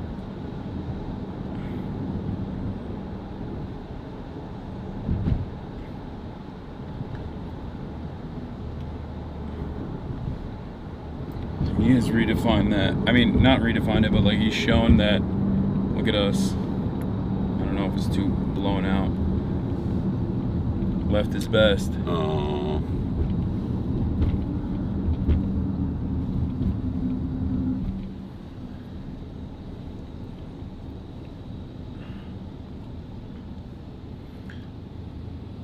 I mean, it makes me happy because it's like, it is one of the, I mean, he was able to put these ideas to test and actually win an election. Like this this is literally at least a primary. This is literally what I've been saying to every media outlet that's like approached me since the election, being like, how do we, what was the autopsy here? Like, how do we lose? How do we reach out to young men? How do we have like you know, how do we bridge the messaging gap? And it's like, it's not the messaging, it's the message, it's the policies. And the people. That also is like gets lost. No, but that's where I think Zoran, being as charismatic as he is, if he didn't have those policies, if he didn't have the backing, if he didn't have like the DSA and Working Families Party door knocking operations as well, which he wouldn't be able to get without having this ideological background, he would not be That's not what I would mean. not be as I successful. 100% agree. When I say people, though, what I don't mean is like the specific persona of Zoran. I mean that like it cannot be somebody who comes from the old way of doing things. It can't be somebody with the last name Clinton. It can't be somebody whose last job was in an Obama White House in politics. Yeah. It can't be somebody who used to work for the CIA. It cannot be Alyssa Slotkin. You know, like there's you know, that's like connected to something that seemed a bit distant, but I think is sort of related, is like the abundance stuff. Like part of what makes like what a lot of I find like the abundance argument to be about is that it's about like who is in the tent and who is not. And it's like, yeah, if like Jake Auchincloss and Marie Gluesenkamp Perez are like your legislative portraits for the people who represent that tendency, then like, you know, it says something about that. Just in the way that like if Zoran is the avatar for the DSA, it says something about like that kind of perspective. Yeah. And that to me is like, you know, what it means when when I have like a sense, I won't call it optimism, but like something I'm interested to see in the next year is like the extent to which people who more resemble that kind of like Zoran viability of a candidate, whether they can emerge, you know, whether not just in the New York context, not just at the perfect storm of the most hateable opponent ever with the opportunity to build a coalition against him and that kind of thing, you know, like can it be replicated? Yeah, I think that there are Zorans waiting to be awakened all around the country. Sleeping Zorans. Yeah. Sleeping Zorans. Like adjusted to whichever neighborhood that they come from. I think something that's been really underreported is kind of what you're saying with DSA, where he attracted vast support from DSA, but as a consequence of that, he was also able to form a phenomenal team. Like every single person I've met on Zoran's team has been like This guy's glazing himself. the most Yes, competent. yeah. That's crazy. You know, in the 3 videos I worked on, no, it was like no, Heart genuinely. and soul Eric over here. Yeah.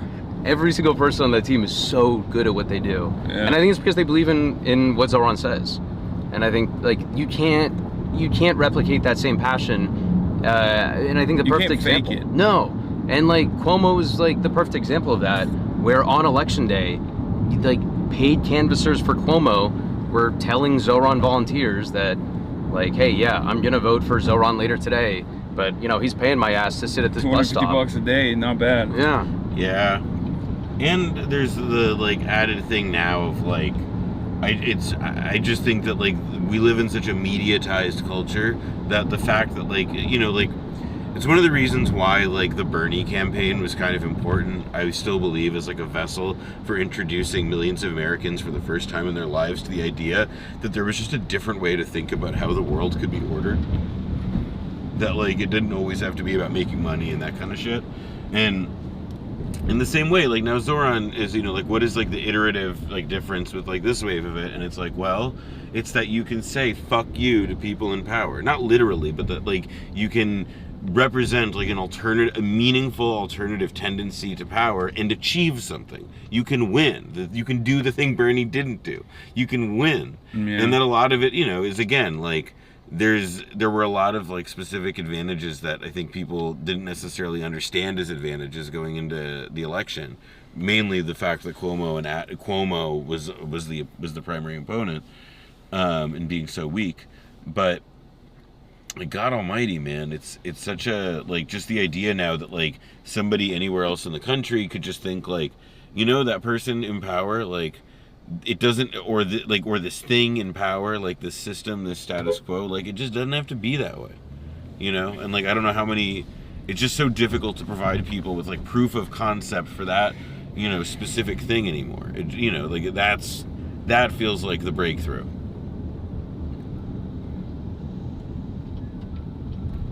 The rain is going away. Yup. Just a summer storm. We have them all the time here. Sir, is it possible to turn the AC up a little bit? More? Yeah, just make it a little bit colder. We're almost there too. Thank you. I was getting a little hot. It's the Baiju? Yeah, dude. It could be. It's coursing through my veins. It'll warm you up. It's giving you powers. I'm getting, yeah. You're gonna I'm start making speaking you Chinese. If only. Yeah. Speak a little Chinese for him, Hasan. I wish. Yeah.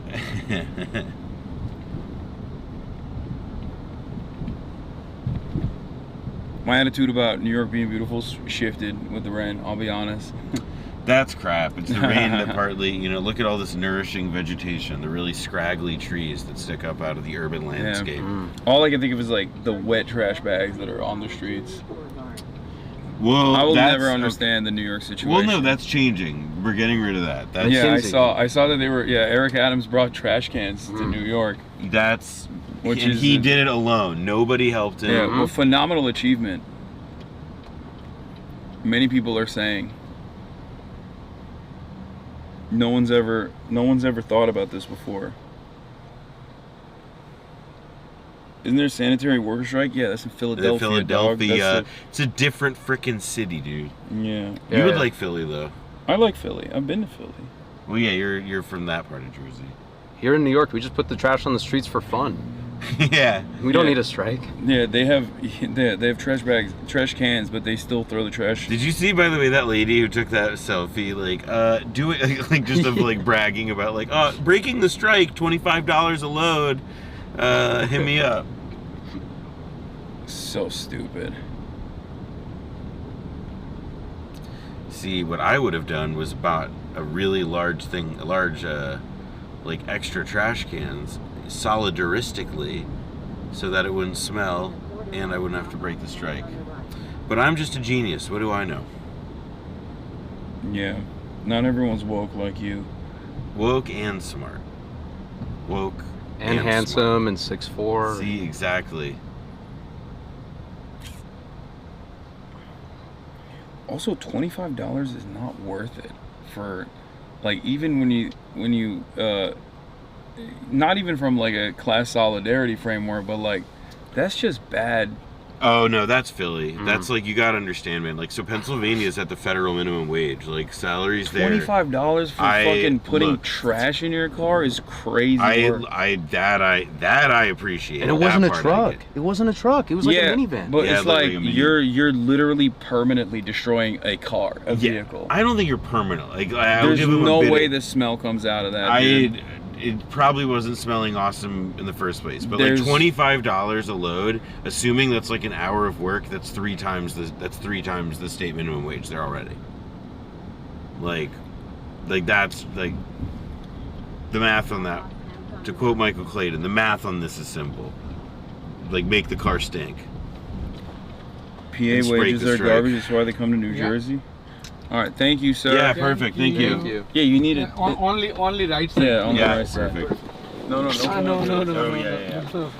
Oh, yeah. Thanks for bearing with the technical difficulties, chat. It's all good. You're killing it. All right, where is it? Oh my God, I haven't seen a White Castle in a minute. I don't think we have White Castles in Los Angeles. No, give me a second. Up here. All right, so give us a little backstory, Noah, about why this hotel is relevant. What happened here that we're going to? So the Hotel Teresa, in 1960, when Fidel Castro came to the UN and spoke, he was originally put up in a hotel, like, near the UN. But it didn't work out, him staying there, and his staff was looking for an alternative. And so they said, you know, what if we instead decided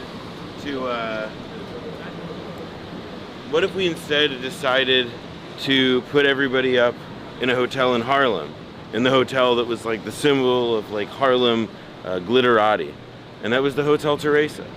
And so while the fat cats and the American capitalists and so on all dined in the Waldorf, or stayed at the Waldorf Astoria or the Pierre, far closer to the UN, Fidel stayed at the Hotel Teresa, and he had, you know, legendary visitors. Malcolm X came and spoke with him there, and they had a really productive and great encounter.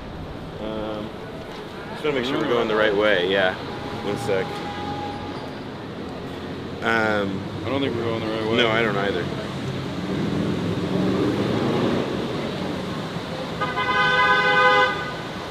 Yeah, no, it's this. This is it. Yeah, that's it. Oh yeah, there it is. Come here. Oh yeah. That's it.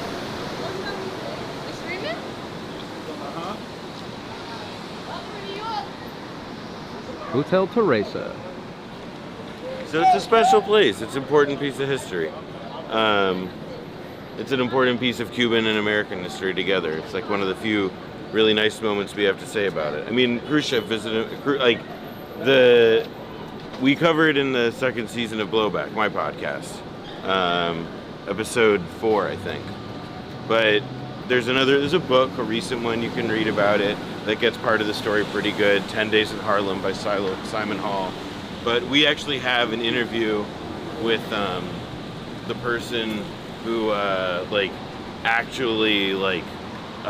helped organize and came up with the idea, named Raulito Roa, who was the son of Cuba's first foreign minister, revolutionary foreign minister, Raul Roa. And Raulito Roa told us that it was, he had a great story. You should listen to him and check it out in his own words. But the Teresa, the Cubans understood the significance of what they were doing. Fidel took photos with all the black staff. People were in the street. The whole street was covered in people. We interviewed a friend of mine, a guy, he's now in his mid-90s. He lives about 30 blocks south of here. And he and his wife at the time, they were downtown and they had heard about what was going on and they immediately rushed uptown. And Joe, his name is, he tells this story. No, it's not. No, this is the lobby. This is just the, this is... Yeah. Appreciate you. Let me call you back. What's up, man? How are you? Bro, I'm sorry to interrupt. You were jacked out of your mind, Bro, what are you, dude. look at you, That's man. Crazy. Yo, okay, when do you take it? Is that cool?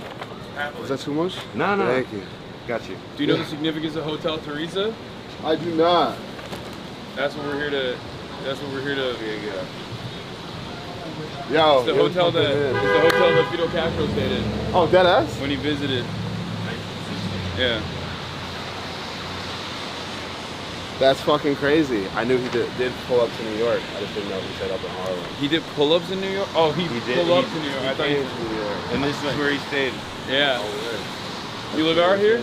I live do, around here? over on 110. So What do you do? can't complain. I work in construction, like an estimator. Oh, nice. Yeah. That's cool. Oh yeah. All right, man. Nice. Well, nice to meet you. Appreciate you. Nice meeting you too. Yeah. Take it easy. So yeah, it's offices now. So it turned into offices. It's no longer a hotel. There's nothing commemorating Fidel Castro coming here and staying here. You don't think that an office building would want to do that? I'm just surprised. I thought that I still thought it was a hotel. I thought it was like a still functioning hotel. Isn't there a lobby somewhere? I think we're looking at it. This is literally the lobby. Yeah, it's an office building. He met with Malcolm X here too, right? Yeah, well, when Malcolm X came, there's a photo of it that's really important. And Malcolm X describes the conversation as having been important and momentous for him. I mean, he died only 4 years later. The other thing, when they came to the Hotel Teresa, there was a black soldier in the Cuban delegation in Juan Almeida. And Almeida was cheered after specifically because, remember the time, this is 1960, 5 years after the Bandung Conference and so on. The idea of an international third world solidarity that was cross-racial and so on. Because yes, this was a particular moment of a black identification with the Cuban struggle, but the context is that it was this. Oh, there, yeah, that's the picture. That's the one everyone should know. Oh yeah. But it was this, it was a sense of Harlem, which was again the cultural capital of Black America. Oh, hey, this is it. Yeah, we got a sign. This is a mark. Hotel Teresa, internationally known as movers and shakers such as Josephine Baker and Fidel Castro stayed here, was also the site of Malcolm X's OAAO, African American Cultural Heritage Action Fund, New York Life. It's beautiful. I wish it stayed a hotel. Yeah. I mean, it's definitely one of the nicer buildings. Yeah. I mean, the fucking... It's nice. I wish it stayed a hotel too. Instead, it's offices. They don't have anything. We can't see the room where Fidel stayed. What else can we do in Harlem, chat, while we're here? What else can we go see? If not, we're gonna move into the second location. We can just walk there. Yeah. It's nice. We can walk over there. I mean, the main thing is we're next to the main drag, which is 125th. I'm learning shit about my own city. Y'all should go to the Tenements Museum. Well, that's look at Apollo down the street. Downtown. The Apollo Theater is down the street. We can Let's walk go by take that. a look at that. The Apollo is like a classic old Harlem venue. The Organization of Afro-American Unity. Yes. The OAAU.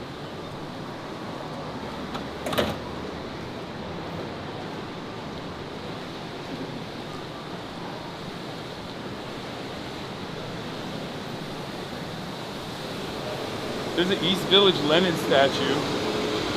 No, there's a what? An East Village Lenin statue, 18 foot. In the East Village? 18 feet. Statue of Russian Revolutionary Vladimir Lenin that stands on the roof of 178 Norfolk Street on the Lower East Side of Manhattan in New York City. I did not know that. Yeah.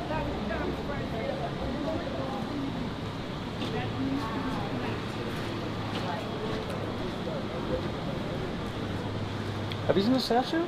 The Lenin statue, no? I've not seen the Lenin. I know the famous one. I know the famous one in Seattle. I think there's one. I was about to say the Seattle one I know because there was that guy who wrote that article. They bought it. Like I'm pretty sure that was like it was supposed to be taken down or something, and then like a guy bought it and put it on private property, so it was never.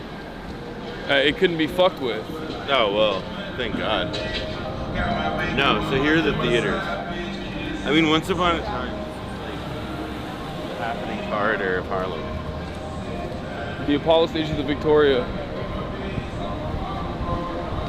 And there's a Renaissance New York Harlem Hotel?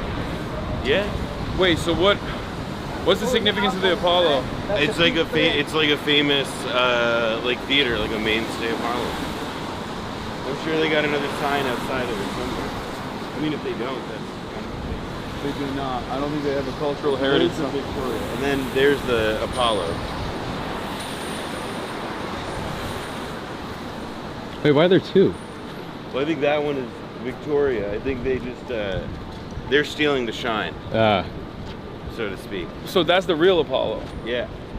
But that one is the fake Apollo that looks like it's the real Apollo. Well. Are you sure that's not the real one? I think that one says Victoria right there. It says Renaissance New York Harlem Hotel. Look at the Oh, it does say Victoria on the other side. You're right. No, they're just renovating this because it's still a theater, or at least like it's supposed to be a new thing. People would boo you on stage if you suck.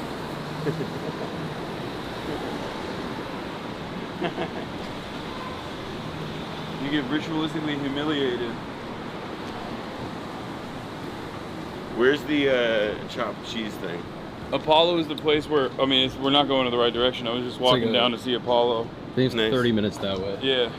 Which way, that way? That way? I think it's that way. I might be wrong. Wait, let me see.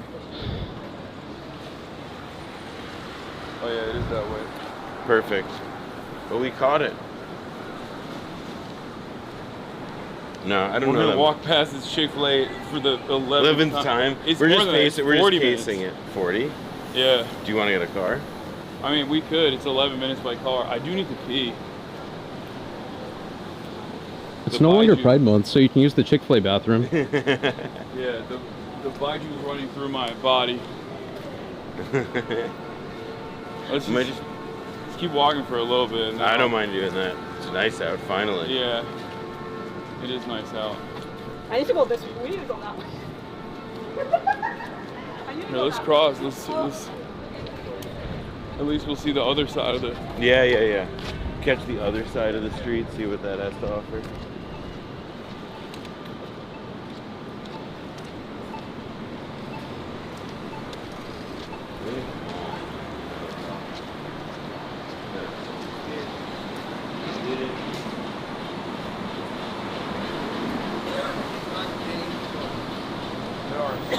So many DoorDashers everywhere. Yeah, New York is like DoorDasher city, dude. Most of the people I know who haven't like been to New York in a minute, like the first thing that like a lot of them observe is how many people on like e-bikes and stuff there are. I mean, e-bikes are chill. No, but like it's not like a thing of like, God, there are too many e-bikes. It's just that like that is not what the streets used to look like. I prefer e-bikes to fucking scooters. I hate those things. The Lime scooters. Oh yeah, well I hate that they just get dumped on the fucking sidewalk. Yeah. It doesn't look good, and it People also just like straight up leave them on the road. Leave them on like crowded walkways. It's annoying. I'll see you later, bro.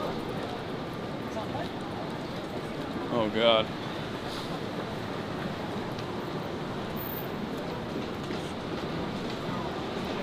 Wait, we need to go that way, up that way.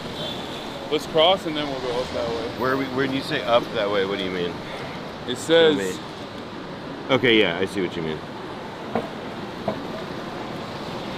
Nice.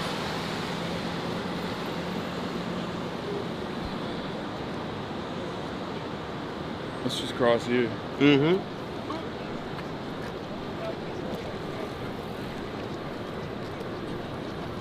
Now the city e-bikes though are really fun. They cost too much to use, but they're fun. Do they have like a bike share in LA at all? What did that guy say? I don't know. I didn't hear anything. I'm sure somebody in chat got it. I think he said now introducing walks in Harlem? Something like that. I don't know. I mean, not at night. Yeah, Stay safe. Harlem gets wild at night. Okay, bro. Oh yeah, sure. Yeah. It's not like 1975 anymore. Your fault. Across 110th Street though, great movie. That chatter is like 78 years old. Like, watch out. Watch it. I've heard that the Looney Tunes gang will run up on you. Watch out, it's a historical black neighborhood. Isn't Harlem also pretty much priced out at this point as well for most people? No, I mean like everything in New York affordable? is. I wouldn't really be in a position to call anything in New York relatively affordable, but like Harlem remains like substantially black, even though it's obviously going through like pretty much every neighborhood, like some measure of like gentrification and dislocation of people, like families who lived here for a while. I don't know. I live downtown though, so I'll confess that like I don't have like a particularly good sense of how quickly, block by block, how it's working up here, or anything like that. Yeah. Who are you? But Harlem's also big. Like, you know, we're in the 120s now. It goes another 20 blocks up. Feels like it goes another 20 blocks down. Yeah.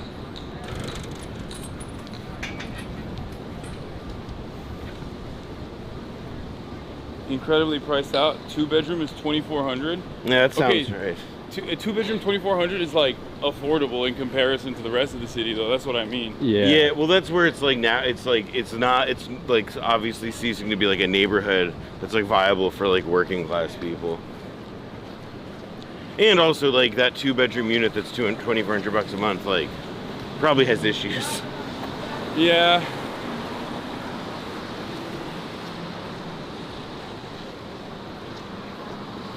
Someone said, bro, that's a 1-bedroom price.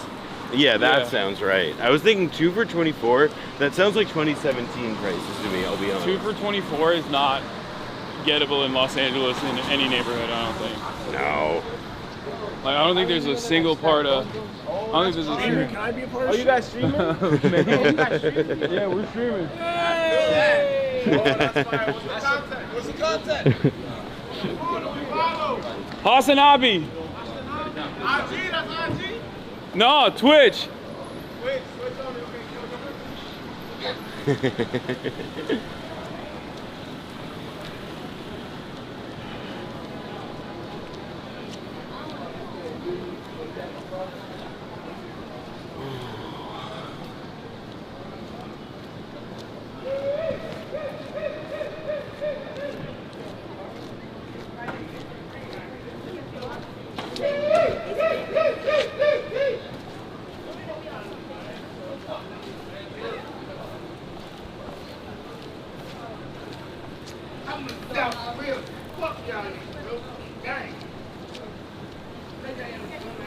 What's the furthest you've walked in like LA? Like at a given like Nothing. Nothing. 2 blocks. I don't walk in LA. There's nowhere to walk. We don't even have this sidewalk in New York is normal. Like the sidewalk width is like a normal sidewalk width. In LA, you don't have a sidewalk like this. And it's funny because in comparison to like European cities, European capitals, like these sidewalks are kind of ass too. They're in a state of dire disrepair, but at least it exists as opposed to not having any sidewalks at all. Like there's so many spots in LA where you're walking and then the sidewalk just ends. What do you do? You know, you just now you're on the fucking road. Now you're just walking on the road. It's crazy. Doesn't help also that everything's like a gazillion miles apart. Yeah.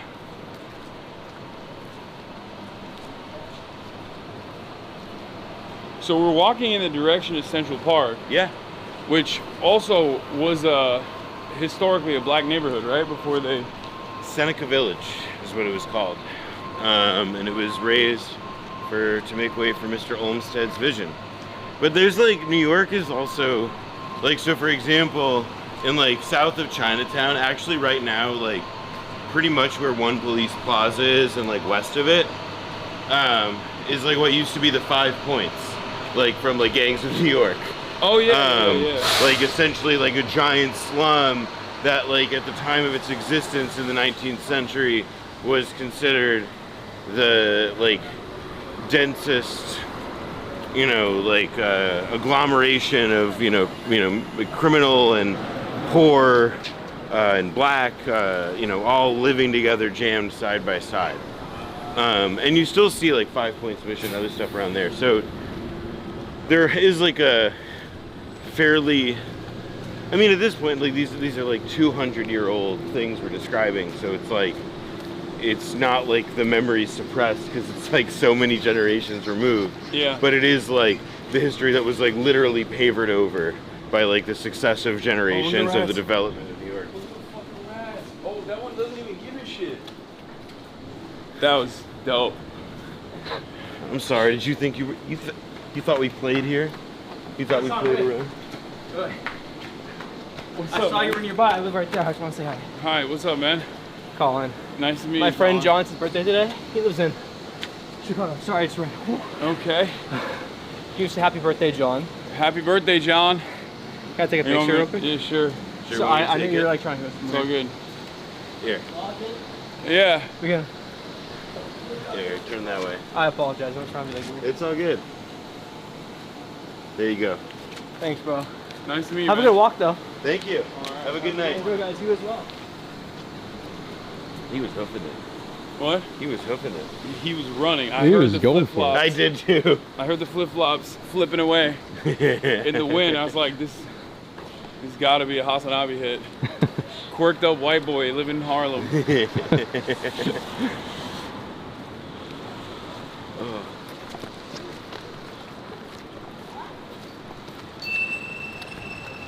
We gotta get Zoran to fix these fucking roads, man. Yeah, dude. God damn. There's a really good famous shot. I forget if it's Yankee or Shea Stadium in the background, but like in the foreground, it's just like a bunch of dirt roads, and it kind of looks like a third world country or something. Like it's pretty strange. I mean, it feels strange because of it's like you've got these like totems of modernity, the fucking Yankee or Shea Stadium, whatever it is, kind of like that photograph of the Capitol building in DC in the background, and then the foreground are like some incredibly poor black people. Yeah. Although now here everything is just expensive, so it's not exactly a fair comparison. Yeah. It's like 6 different people.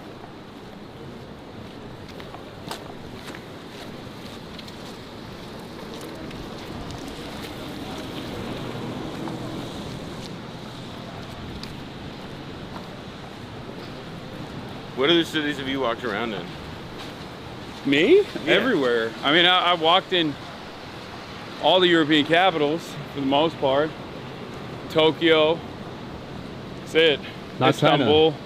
Gotta go to China. Hopefully China in September. So. What's been the best one to walk in? I don't know. Barcelona. They're all really nice. Like they're all very pleasant to look at. France. All the cities are really, like, especially with historic architecture, it makes it much nicer. Like Croatia was a bitch because of all the castles. Because like half the cities are built inside of like historic castles. Hasan, can we take a picture? Yeah, of course. Thank you. Nice to meet you. Have a good one. Terrible on the knees. Yeah, the cobblestone. Yeah. It's cool as fuck though to see like things that people made hundreds of years ago, if not longer than that. I don't think Americans have the capacity to understand like being in a structure that has survived hundreds of years. Listen, Hasan, I am Israeli. Yeah, that's I am true. understanding this all the time. Yeah, 3,000 years. We have been here uninterrupted. Yeah. No, I agree. I also think. Wait, which by the way? Are you What? sure this is the Yeah. left river? Okay. Yeah. What's up? Goddamn. How you doing, bro? What's up, man? I saw your stream. I saw you in the city, and then me and my mom drove over here. So Hi. nice to meet you. Oh Nice my to God. meet you as well. Hi, how are you? Nice to meet you. Noah, Yo, Eric. I don't know, bro. Yeah, we I know- watch your we know all of podcast you. too. Right? Thank you. Yeah, awesome. Hi. You mind if we take a picture with you? Yo, of course. All right, hold on. Hopefully my phone doesn't die. You don't look. You look. No, yeah. Wait, what did you You gonna looking say? strong, like. Yeah, strong. Come on. Okay, wait, let me Going get on on this that side. I'm so sorry. I'm sorry. It's all good. There you go. What else is there to see around here? Well, Harlem's like pretty residential, so it's kind of hard to do like fun stuff. Most of the cool stuff is downtown. Yeah, you gotta. Yeah, she has to go get the car. But like you went to the Apollo, so that's pretty much like the historical stuff. Like you were saying, Seneca Village is like Central Park, which isn't really there anymore. Yeah, but I go to college in PA, so I don't really know like the fun spots here no more. So yeah, it's all good. But we're just not. We're marching. We're going to get chopped cheese. Oh, for real? Like you went to the original chopped cheese spot? Yeah, no, it's fire.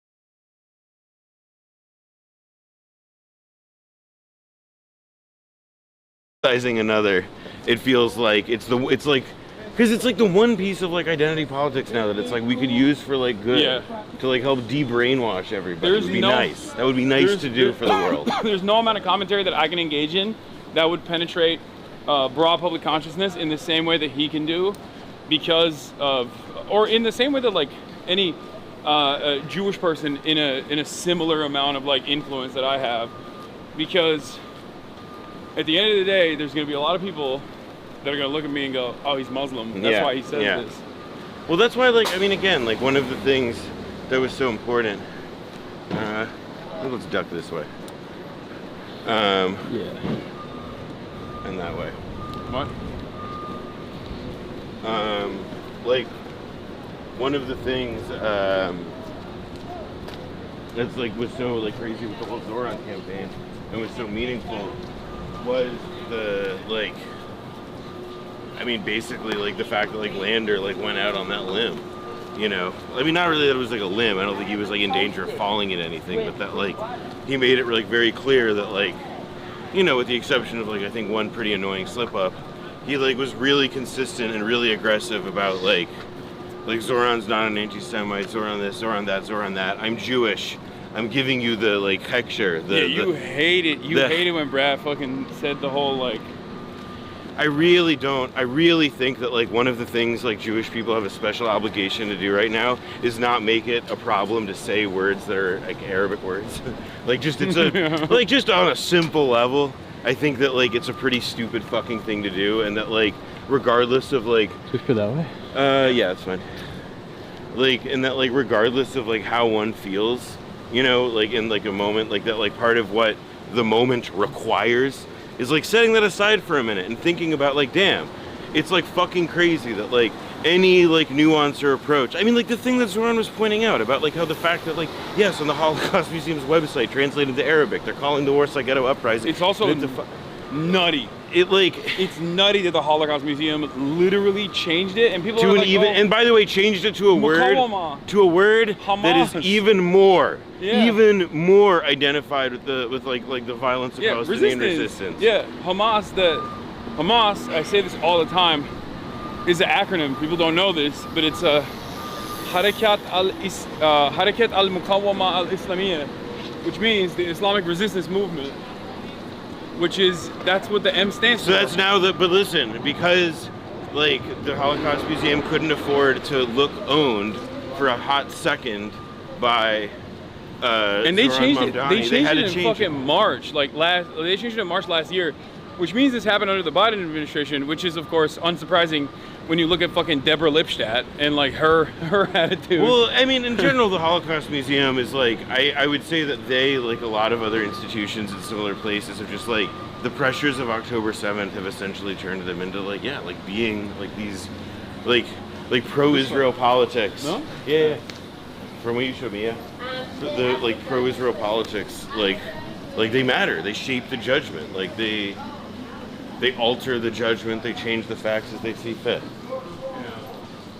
So no, I was pissed about that. It just leaves a bad taste in my mouth. I think it's fucking insane to basically utilize the actual educational space that you occupy and never to do propaganda for an apartheid state doing a genocide. Well, this is the thing, though, right? Is that, but like, of existence is to teach people that genocide is bad. Yeah, but like, it's like, but like, this is like the contradiction, right? Is that it's like, all right, genocide is bad, except this genocide led to the creation of this thing, this state, which has to be protected and like excused for all the time. Like, it's an integrated story. Like, I mean, like, the cognitive dissonance to me is like, it is like fucking crazy. Like, it's horrifying.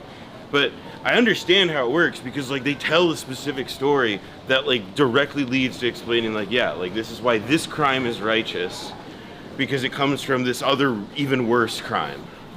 And that's how we have to, like, explain the world, is that in terms of, like, relative crimes we're allowed to commit. Not anything better, God forbid. Yeah. It is hot as a motherfucker, chat. Welcome to New York City. It's like an inescapable heat because of the humidity. When it's you know, some of the wiser ones among us like bring multiple shirts if they go somewhere in a day. That makes sense. Do you do that? And I when I worked in an office, I did, just because like if you bike to work, you really don't, like, it's just rude. But to be that wet. Yeah, like when I worked at Vice, I would have a change. But I was in New York in February, and it was the coldest I've ever felt in my life. Well, that's because we had a as my friend Willie says, we had a non-soy winter. We went back to a pre-soy winter.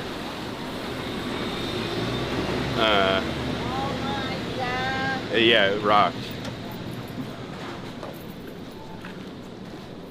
Where from here? Just keep going straight. Awesome. We did it. We're doing the damn thing. No, this is fun. I'm enjoying this. We're walking here. It's also kind of fun to do it at night when like there's no one around. There's not much to see. So chat's just getting our running commentary. Yeah.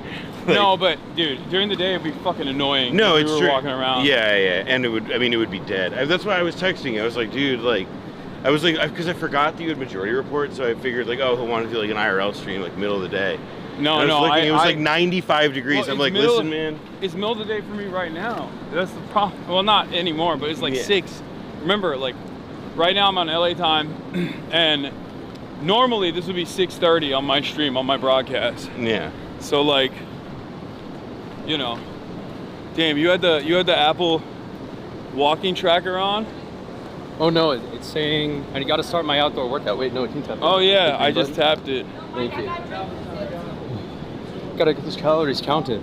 Yeah. Or else, what's the point, right? What is the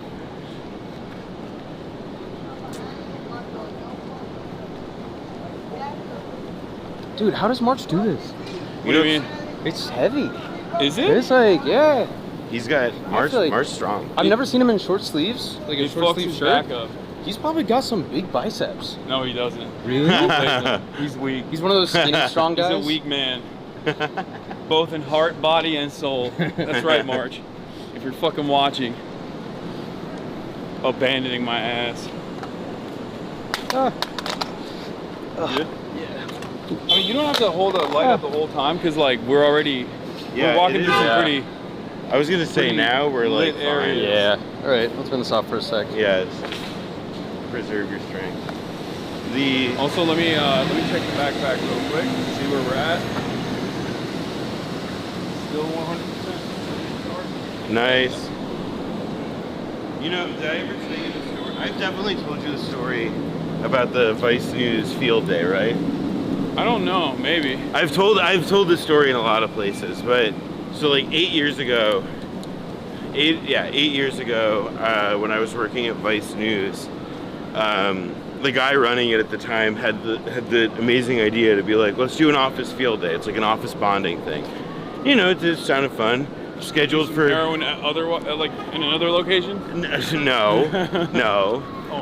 So it was June in Williamsburg, and like McCarran Park, and it was like in the 90s. And I, you know, then as now, not dangerous then, right? Is this the community garden? No, this is not the Elizabeth Street Community Garden. Although, if you want to see that tomorrow, It's the Palante Community Garden. I can take you to the Anacatchian Memorial, whatever. So what? Can you give me the meta on that after you tell me the Vice story? Yeah. So the Vice story is just quickly. Then as now, I wasn't especially in shape, but like when you do like here's a word to the wise. If you sign up to do like a sporting event at your office, what that means is that you are like risking embarrassment in front of all of your coworkers. And so I didn't process that until like the day of, and I'd signed up for a relay race. Oh no! And so I like fully exerted myself. Wait, like why I did left. you, why I did you left do the relay? Like, because I didn't think. So you're going against like people who probably did track in high school, or at least like. Well, up to okay. college. Here's the thing. I did not embarrass myself on the track. Where I embarrassed myself perhaps came afterward, when like I just had like heat exhaustion and I went to the ER. I was fine. You went to the ER? Oh, I was bad. I was down bad, That is dude. such an and then I L. got back spasms. It was awesome. But then the funniest part The was girl you have a crush on in the office never looks at you the same ever again. I've never had a crush on a woman at the office. I'm a professional, but I was. Yeah, I mean, you don't entertain it. I'm just saying. My friend Mimi Dwyer. She and I went to the ER together, and we were like checking our phones when we got there, and it was a day that Vice announced layoffs. No. Oh, dude. So there was like this whole thing about how like, oh fuck, like we have this field day, but we're supposed to do a party afterward at the office to like celebrate the field day. But we just laid a bunch of people off, and they're like taking their shit out in boxes. You think so then they spent a bunch of fucking money to like have like crappy barbecue food like somewhere nearby. It was like and by the way, a producer on that show, she got rug burn on her hands so bad that they were like totally wrapped for like days, like a senior executive. It was without a doubt like one of the funniest things that like an office job has like ever asked of me. Well, you can say that because you almost died from heating. I didn't almost die. It seems like you almost I died. didn't almost die, but it was a health challenge. It was a health challenge. Yes. I have to stop somewhere. Well, you gotta use a bathroom? Or else I'm gonna bust. Pause. What? Yeah. I'm gonna well, hold on. explode. We're coming up to a section of lights. I know, but there's nothing. None of these places have bathrooms, Yeah, right? you gotta look left and you gotta look right and you gotta triangulate a little. No, I'm not doing that. No, that was not what I meant. Oh, I meant like you look. have No, to- I meant like look for like a chain restaurant or something. I thought you meant take a piss. No, I did not mean take Just a piss. whip in it public. out. Yeah. While we're filming too. Give the haters ammunition. No thanks. Yeah. Like you think one of these restaurants, delis? Yeah, Maybe. go and ask. Oh. That's right. You too can collapse at the office field day if you want. Did you know anyone who got laid off? That day? Yeah. So it was only one person in like my like 200 person division, but no. It's closed. He Oh, doesn't that's have the fun. key. That's such a lie. God damn it. Try across the street.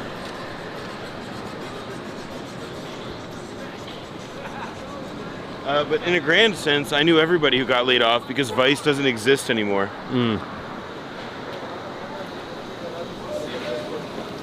That looks promising. Oh. Woo! Another hot city night. God, when we did the walk this What's up? Are you guys vlogging? Yeah, streaming with my friend right behind you. What's up, man? How you doing? What are you guys streaming on? Twitch. Twitch? I'm following you guys. HasanAbi. What's your thing? HASAN. Who are you Where y'all watching? from? Who are you watching on Twitch? Let's see. Osama bin Laden. That's your recent search? No, that was somebody that was stream sniping me when I was playing. Osama That's why bin that was my Laden. recent search. Okay. Here, this is it. Here you go, man. Alright, bet. Y'all be safe. Alright, the guy said next door they have a bathroom, but we'll see. We'll see how reliable this information is. Thank you.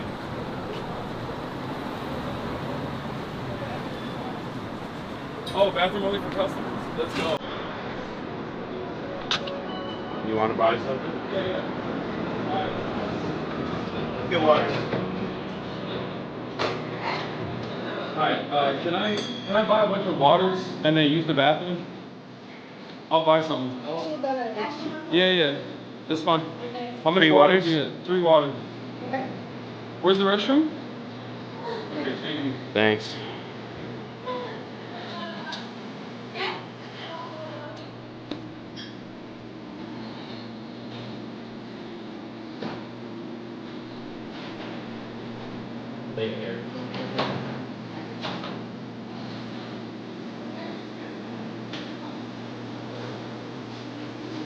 Here, let me hold that. You have some water. Thank you so much.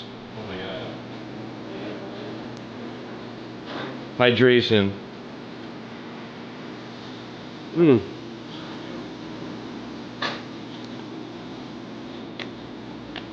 Oh, thank you. You're welcome. Oh, that's so good. Holy shit.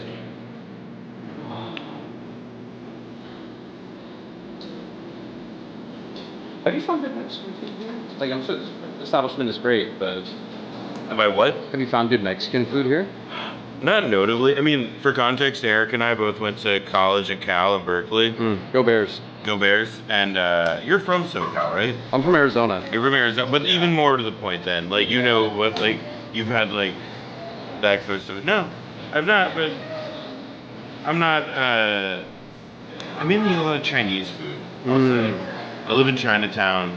I love eating Chinese food. It's so I've not been on the hunt for Mexican here, but I should be.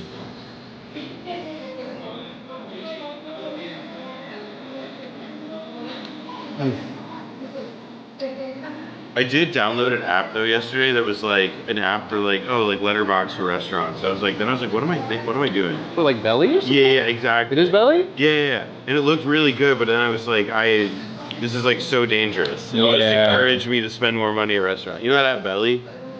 It's like Letterboxd for restaurants or whatever. And I was like, yeah, I can't. This would just encourage me to like, because I would just want to rack up Pokemon badges essentially. Oh yeah, Letterboxd for restaurants is it? Yeah, dangerous dog. Yeah. Bro, I walked in. Hi, Hasan. Hi. I love you. You want to take a photo? Picture, yes. Of course. You got? Do you live around here? Yeah, I live on 108. What is something cool to do around here? Oh my gosh, everything is closed. Everything closes like 9 p.m. Okay. Oh my god, It's I'm all not good. listening to myself. Sorry. No problem. Oh, you want me to take a photo for you? Yeah.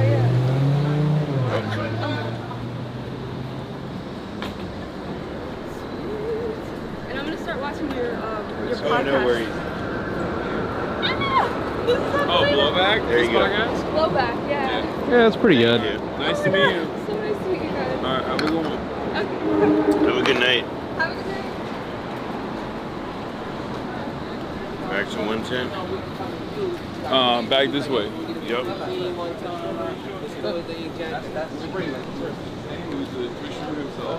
Osama bin Laden. Osama bin That's a good Laden. name. That That's is a good such name. a good name. Yeah. Also, we're walking on 110th Street right now. What is that? What's the significance of this? Well, there's just a really great movie and a great song made for the movie by Bobby Womack. The movie, the big star in it, whom I love anyways, Yaphet Kotto. So you should watch it. It's a great film. It's like What's it about? It's like a crime heist movie, but it's like a racist white cop gets paired with like a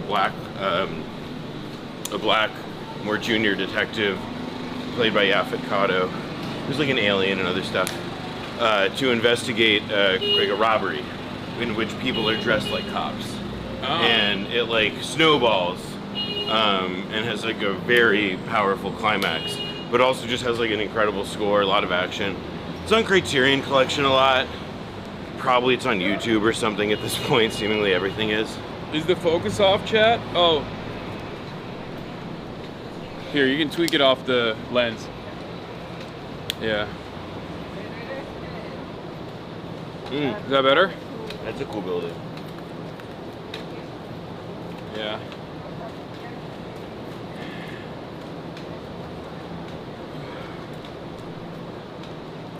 There we go. Looks fun to me. Excellent vibes.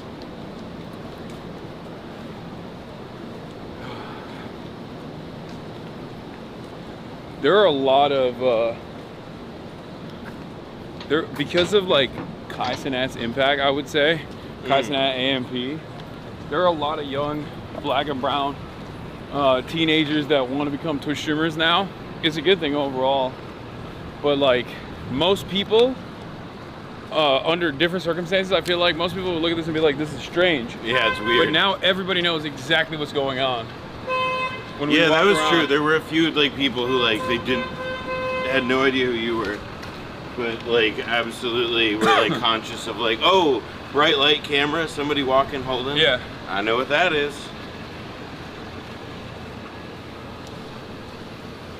I don't think that's a good thing. Well, why not? Why? It's just another fucking way of making content. Who gives a shit? Yeah, it's like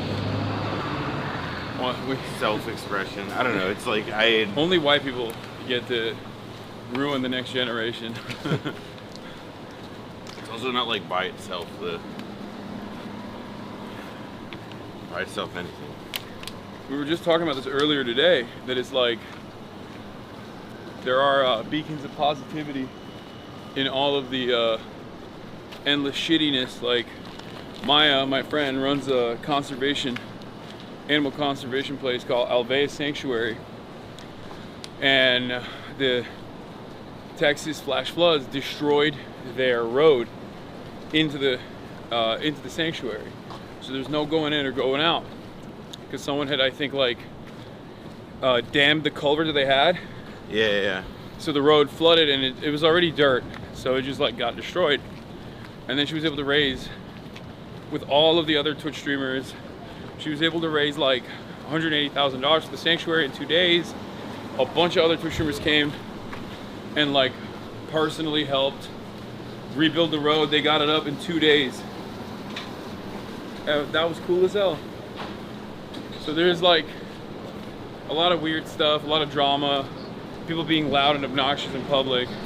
But then there's also the positives.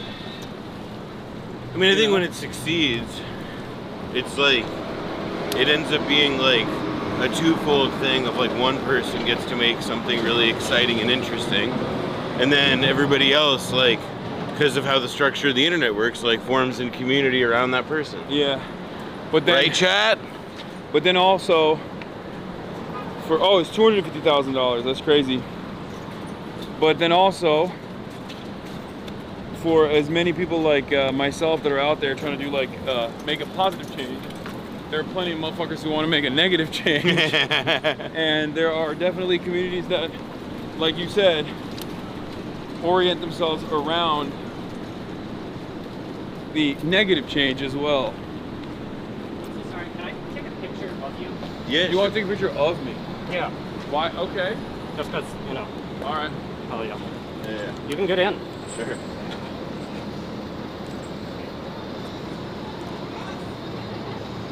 Thank you so much. No problem. Have a good one.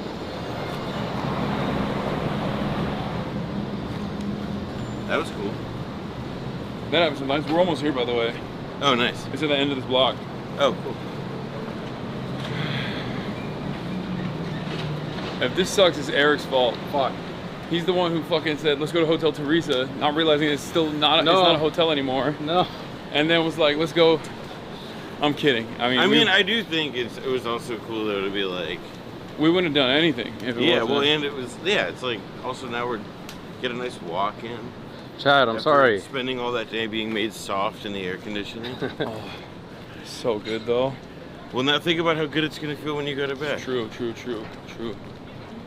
I mean, that is like one of the things that you use to justify to yourself, like why one suffers through a summer like this, is because it is like, like at the end of the day, I do feel like more beat, and it's like a fun, active, like it feels good to sweat it out.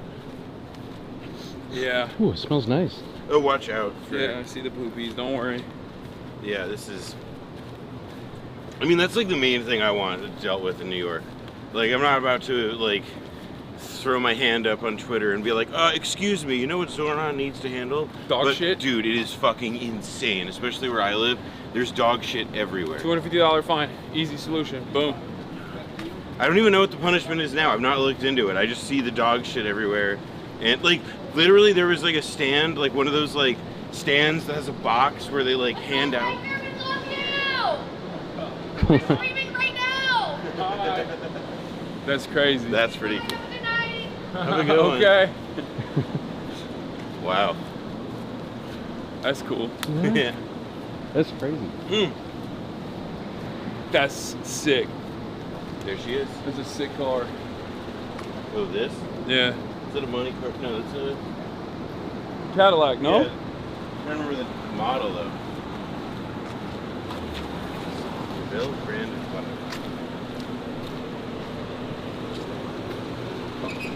Yo, Hasan, can I take a selfie? Yeah, of course. No, I can't. Yes, I can. Yeah, you can. Nice to meet you, man. Nice meeting you. Have a good one. All right, let's see.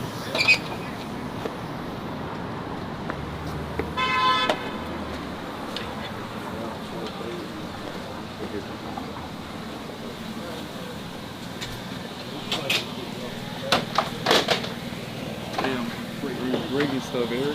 You want a chop? Can you order? Yeah, order at the cash register. No, okay. The other behind.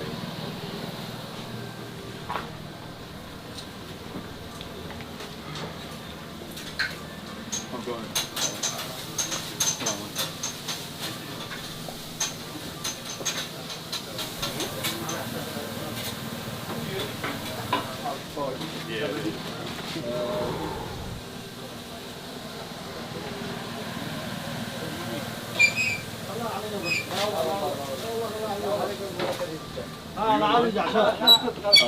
What's up, man? Can I get 3 chopped cheeses with on a hero? And I don't know what you put in it, but whatever the OG is, whatever the classic is. Everything. It's lettuce, tomatoes, mayo, ketchup, onion. Okay, let's go. I like that. I got you. Can you do them the same way? Yeah. You got it both right there. Just All right. like 10 minutes. Okay, we'll do it. Okay, thank you. No, how are you?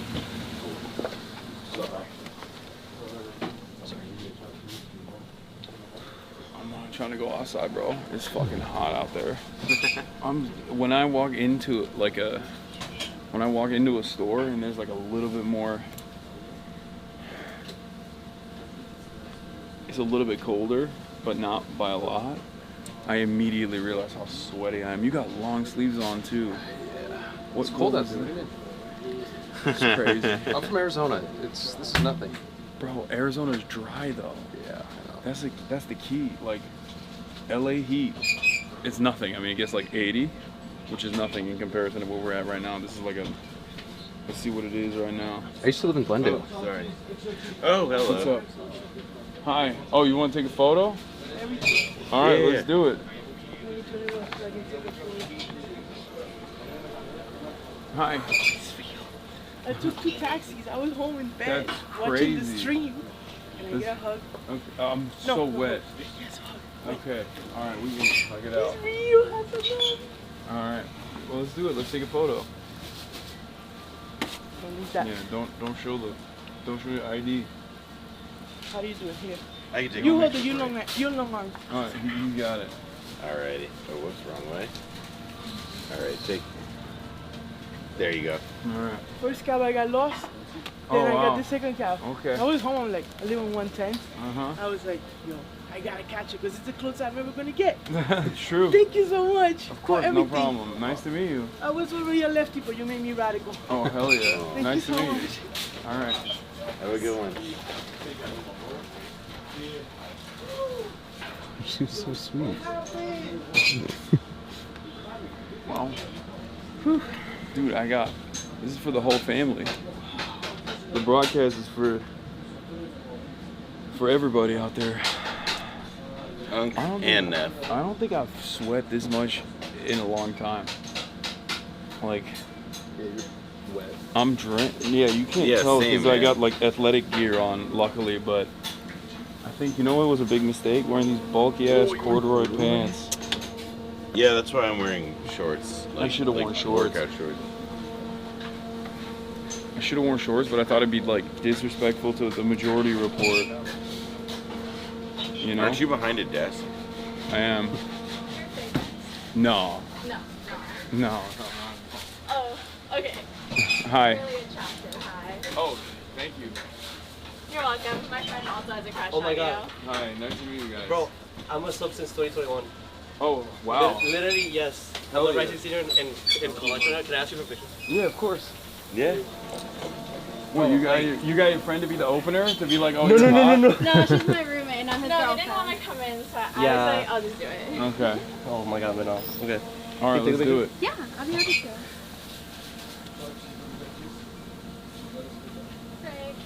Oh my God, Nice to bro. meet you guys. Nah, I'm telling you, like, just real quick, like, bro, you changed my life. Like, right, like today, like nowadays, like I'm an organizer for my country's Democratic Socialist Party. Uh-huh. Like, dude, I was going down like a hella neoliberal path, like in my life. Oh, wow. Like with my dad wanted me to study economics so bad, so like I came to the U.S. for that. And bro, like nowadays, like I've got to like organize like you know like actual like You candidates probably and things and hates stuff. me then. Not my dad, yeah. Absolutely, Yeah. bro. But no, like really nice to meet you. Like Nice to really meet thank you you as for the well. time. All right, have a good one. Do you mind if me and my roommate get a picture? Of course, let's do it. Can you take it?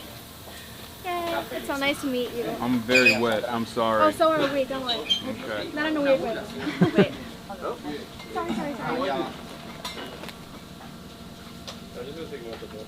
You guys can take one. Okay, that's good. Thank you. All right. It's nice to meet you guys. Nice to meet you. Thanks, cameraman. Have a good one. Hi, you want to take a photo too? Of course, come. Sorry. Let's do it. Let me sneak over here. Also, if you're looking for more locations uptown, I sent you something on Instagram. Oh, you did? Yeah, Okay. because I'm doing a reading group with some friends that are uptown radical history, so it's all like socialist locations uptown. Okay. Yeah. I'll check it out. Thank you. Well, I don't know how long we're gonna be out here, but we're trying to get our chopped cheese, and then who knows? Yeah. Sky's the limit. Want me to get a photo? Take a photo? Yeah. In the chip aisle. Yeah. Here, how about you move over here? Get a little more squared up. How do I flip this one? How do I flip this in yours? Just turn it. Oh wait, sorry, it's going. There we go.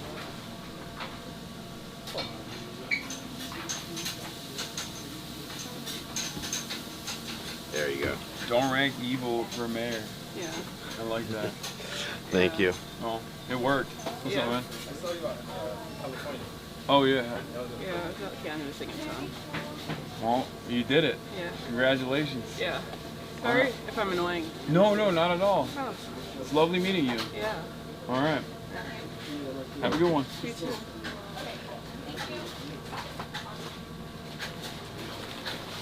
What's up, man? I know you're getting stormed. No, it's all good. You're so inspirational. I gotta say it again. Thank you. Can I get another picture? Right? Yeah. I'm so sorry. I just got done working out. Yeah. Nah, it's all good, dude. Don't worry I'm about sweaty too. Don't worry. It's so It's hot, as man. fuck. it. Yeah, it's tough. There you go. Thank you, man. I really appreciate it. No problem, Nice dude. to meet you again, Thank man. you. And I really appreciate what you say for Palestine. Oh, yeah. Because no one's stepping up. Really It's sucks. changing. Things are changing. They are There's more changing. people. There's more people now than ever before. On campus, things are changing too. So Yeah. there was a big crowd of people that were kind of wishy-washy, and they're being swayed now. That's So, good. really All right. Where you go to school around here? Columbia. Oh, you go to Columbia. Oh yeah. Okay, Yeah, now yeah. I remember. Yeah. Yeah. Okay. Like sociology. Yeah, were you the one who was a hater? No, that's my best friend. That's Yeah, your yeah. best friend that was Exactly. a hater. Yeah, I never hated. Yeah, his best friend was a hater, and then he turned into a fan. Oh, that's fun. Yeah. Oh God. Yeah. All right, man. Nice to meet you again. Nice to meet you too. Yeah, good seeing you. Take it easy. That's fun. What's up? My daughter's come for you. Okay. Can you take one picture for me? Okay. Please? Happily, for Where's sure. your daughter? My daughter's in the car now. She's coming to scare you. Okay. All right. There you go. She's coming, no problem now? Yeah, no problem. Two We're here. minutes? Two minutes, Yeah, like yeah, in a yeah. second. Proof of life. That's so funny. All right. This is a wild swing in demographics. I know. Yeah. I'm honestly kind of like. It feels like I don't know who's coming through next. Yeah, you never know. I'm out here for the whole family. That's what I'm saying. Is the lens cracked? Bro's got generational fans. I don't think the lens is cracked. Why? There might be a chip on. Oh yeah, that chip it grew. Yeah, no, there's a little. Yeah, there's a scratch. Yeah, it's not cracked. It's scratched. Sorry, I put that there. Just to mess with Mark. No, it's definitely me. Trust. I don't do proper care. I don't do proper lens care at all. Oof. Just think about how good that chopped cheese is gonna taste. I'm not even that hungry. I'm just doing it because we're doing it because we have to. Or mukbanging it. You got a Korean bulldog over there. You could do a real mukbang. Oh my god. Pass. What is Korean bulldog? The ramen. It's really spicy. It's that one over there. Oh yeah. It's really good. If Baiju is running rough 3 right now, like don't go. Yeah, don't. No, Yeah, Baju's no. not running off anymore. Well, either way, don't. No, bulldog is like. It's more so just intestinal torture. It's just the heat. I'm Turkish, bro. I eat like crazy spicy shit all the time. It's not about how spicy it is. It's about how crappy the spice is there. Hi. Hi. My dad was just in here. Yeah. Can I be off street? I'm Of course. sorry. Hi. Sure. It's nice meeting you. Nice to meet you as well. Can I take a picture? Yeah, let's do it. Yeah, happily. What's up, man? You want to take a photo too? Please. I got a different favor after this. Thank you. Nice to meet you. Have a Nice good meeting one. you. Have a great night. Have a good night. What's up? What's up, man? My girl is in the hospital right now. Okay. Wish her well. Yeah, of course. What's her name? Cinnamon. Cinnamon, I wish you well. I hope you recover expeditiously. Wish you could have been here. She'll real one. You'll see at the next one. Appreciate you for what All you right, do. no problem. Have a good one, man. You too, man. Take care, brother. We're Luigi. Hell yeah.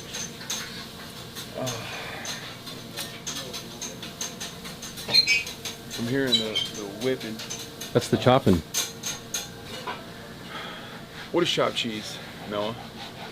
Cheese with chopped beef? I have no idea. I straight up have no idea. Have you had chopped cheese before? Yes. You just don't know what it is. You just get it when you're drunk. I just know it's like beef and cheese and onions, I think. Lettuce, tomatoes, onions. The, like... Salt, pepper, ketchup, mayo. Yeah, like, I mean, I haven't had it... I don't think I've had chopped cheese in, like, 9 years. In 9 years? Well, yeah, I, like... I feel like it's a perfect summer food. I don't know, I like making eggs, you know? Break. I don't need it, like... Bacon, egg, and cheese. Salt, Also, pepper, like, ketchup. it's very heavy, and sometimes in the morning, that's just not what you want. Yeah. It's a good drunk food. Yeah, exactly. Like, it's a hangover thing. Now that climate change has turned New York summers basically into Texas summers, Orange try to get the whole city on solar. Yeah. I mean, New York gets this hot. It's not weird. It's not... I mean, it's the frequency. Like, this isn't, like, record-breaking, but it's, like... It's not good that it happens so often. And, like, also... I would like it to not be, like... I would like it to be less oppressive. That sounds nice. Although that does seem like kind of a pipe dream in our lifetimes. Yeah. It's not happening. If this keeps up, though, this, like, tropical style humidity, we're gonna have to get on the new Japanese tech. Have you ever seen those? In Japan, they got, like, shirts that have vents in them. And it's just, like, a constant flow of air. Oh, right here. Yeah. Do you want a drink? No, I'm good. Okay. Do you want one? Yeah, I'm gonna grab a can of Diet Coke. Don't get Diet Coke, BDS. Oh, right. Get something else. I got it. Wait, hold up. I'm gonna see. Take your time, no problem. You know what? What's up? Take your time. No problem. Look at this. Oh, crispy beef. Oh, Arnold Palmer. Nice. Is this it? They have a diet one? They do, but not here. Like, I decided to go heavy.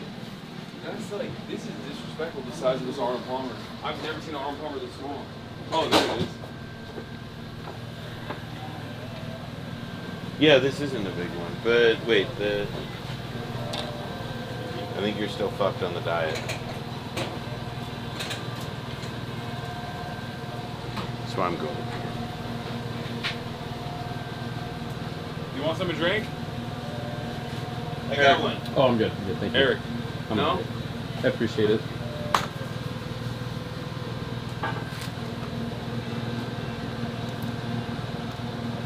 What the fuck? There's no zeros? This is crazy. There is no diet drinks in here.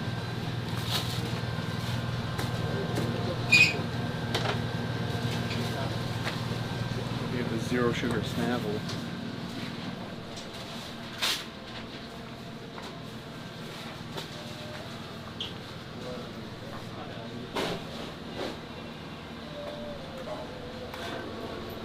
Do you like chopped cheese?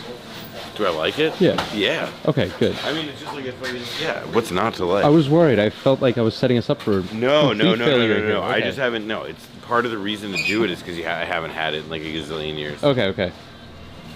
No, this is fun.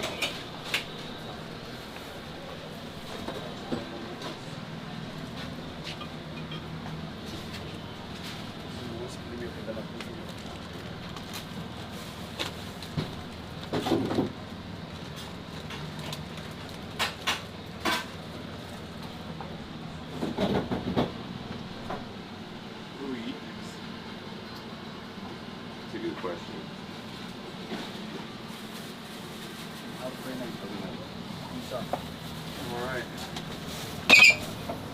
Yeah. One of these and one of these.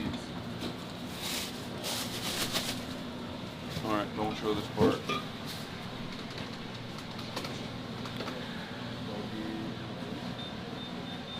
Look at that. Big Frankie. You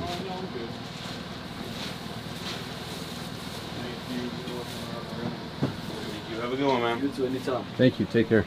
All right. I feel like we can post up. I don't think we can post up. I think we just... Right there. That's where people were sitting when we came in. On the ledge? Yeah. All right. You can prop the camera down on the floor somewhere. Sure. Thanks. This is real authentic New York chopped cheese. Posted up on the stoop. Yeah, get your Dave Portnoy hat on. Yeah. Let me get real racist real quick. Yeah, sorry. Let me get real racist, real Boston real quick. Oh.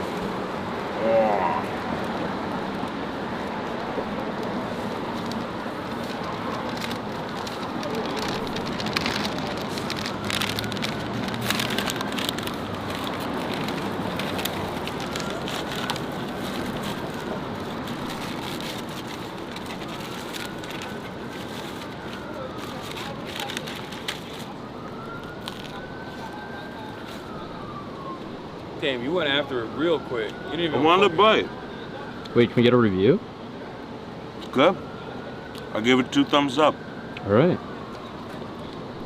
What you? Struggling? Oh, you. Hold on. I'm just waiting for you to put it down. It's all good. Yeah. I don't know where to put it. Because it's an awkward angle. This is just pure crotch shot. So I mean, if you're trying to go for that, that's what we do. All right, Eat I'll ears, take a eat bite ears. and then give you a review, and then I'll take it. I'll man it. I'll one-man it. I'll one-hand it while I'm eating. All right, we got POV eating. the OG chopped cheese. New York, we out here, we outside. Shout out Fidel Castro. Yeah. Shout out Fidel Castro. Shout out Hotel Teresa, Malcolm X.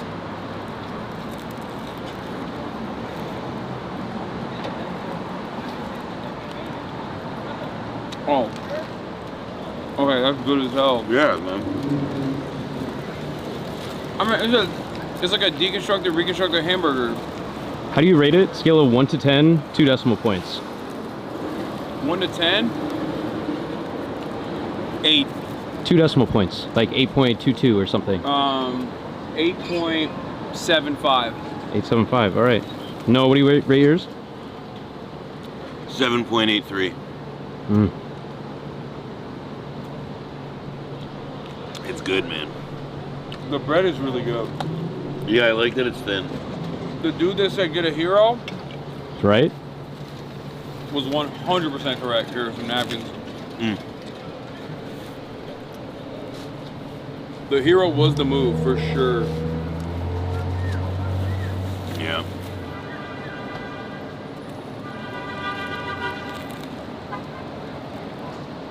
Oh yeah.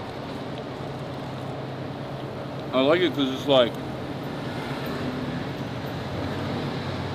if you ever had a hamburger and you thought to yourself, I wonder what this would taste like if the cheese was completely melted into the meat.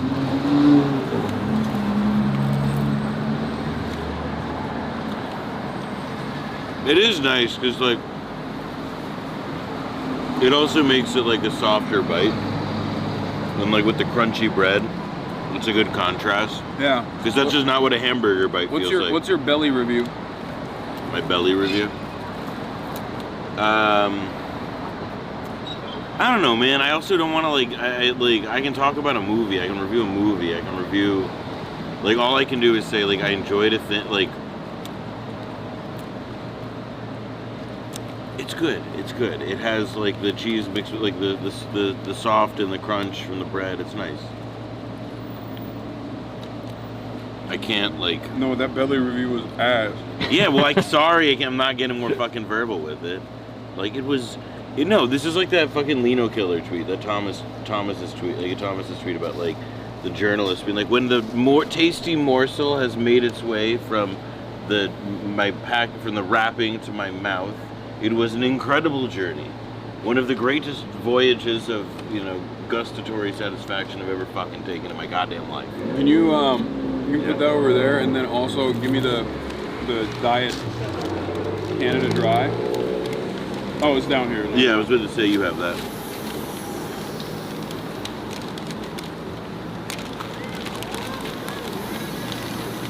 Eric, are you hungry?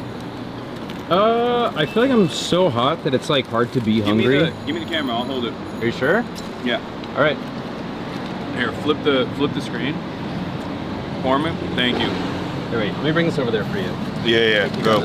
Yep. Go for it.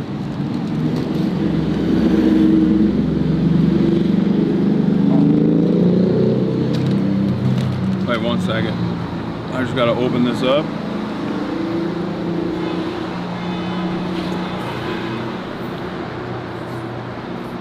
No, can you open this? Yeah.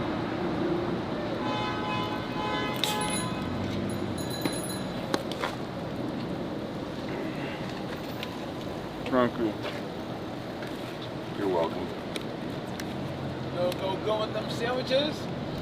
$15 apes, some gas. That's some marijuana. Thanks, man.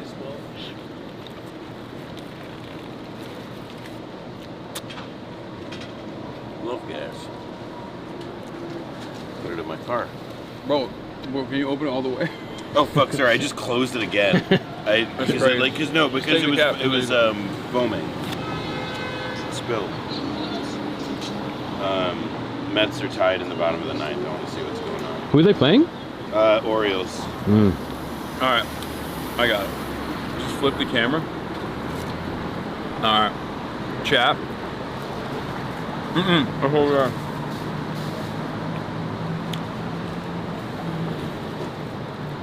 This is good. This is real good. I'm not gonna lie. This is a lot better than I thought it would be. I feel like the last time I had a chopped cheese was a couple years ago. And I had it just because I think it was like the peak of the Aki Way memes. So for that reason, I was like, oh, I'll just try it. Where'd you get it? It was like Chelsea. Somewhere in, wait, what are you doing? Oh, you got it? Yeah. Are you sure? Yeah. All right. But yeah, it was, Yep. It's bomb. Yeah.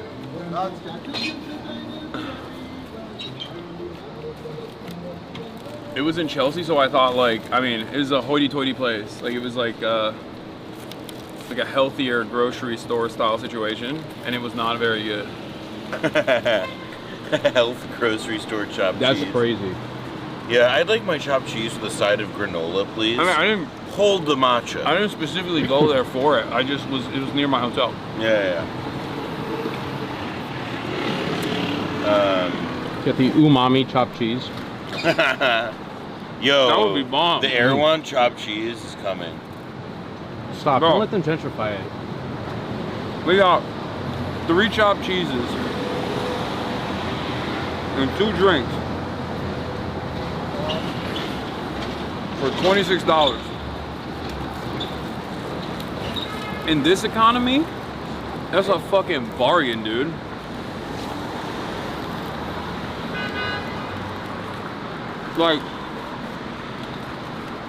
Maybe I'm to LA, but I'm used to a situation where 1 chopped cheese would be $26. No, he think we not doing that. She got to really. Where do you get chopped cheese in LA? I haven't ever gotten chopped cheese in LA, but I'm saying a chopped cheese equivalent in Los Angeles would be $26, I feel like.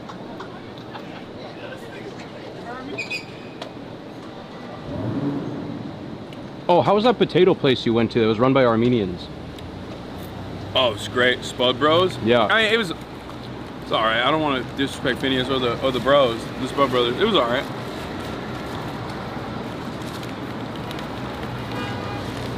I went to a sick Armenian place in Glendale.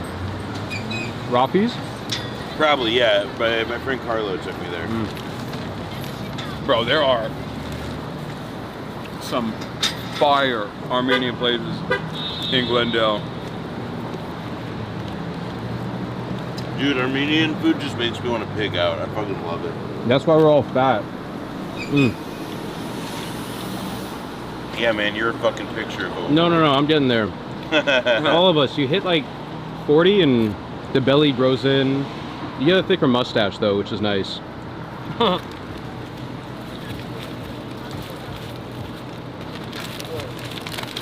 Now,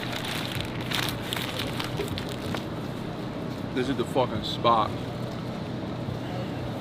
I didn't even think I'd be hungry. I just think you didn't know you were hungry because you're sweating and all this and that. But I then think it's you're like, not bro, wrong. Yeah. You just walked like a bunch of. You just walked like an hour after streaming for a full fucking day. Yeah, but that's nothing. Where's the black bag? Here. Where? And then can you give Eric his second piece? Yeah. I'm good. You sure? Yeah, can you just hand me a napkin? Yeah. Oh, here. I got him. In the black bag. Thank you. There. Yeah, there's a cap.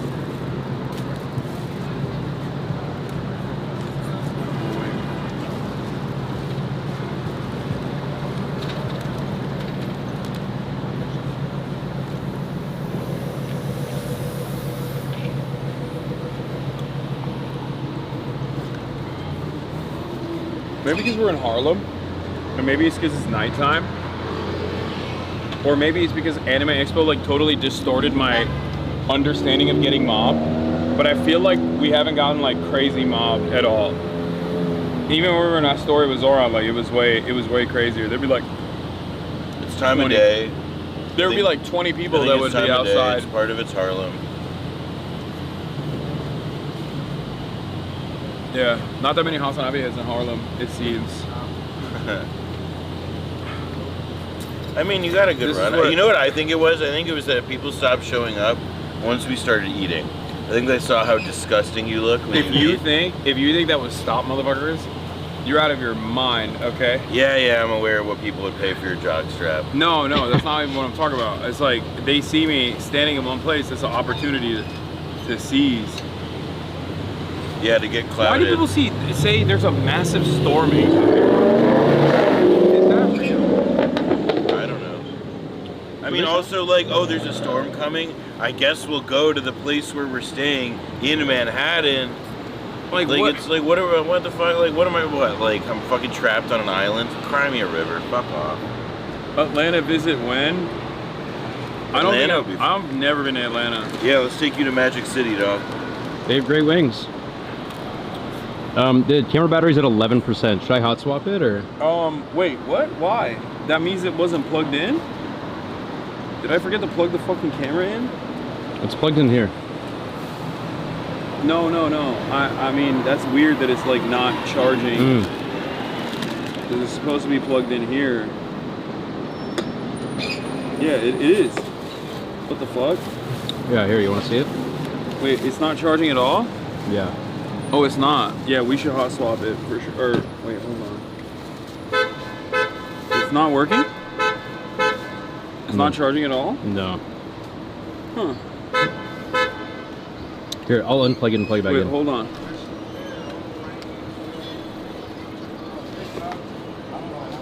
Wait.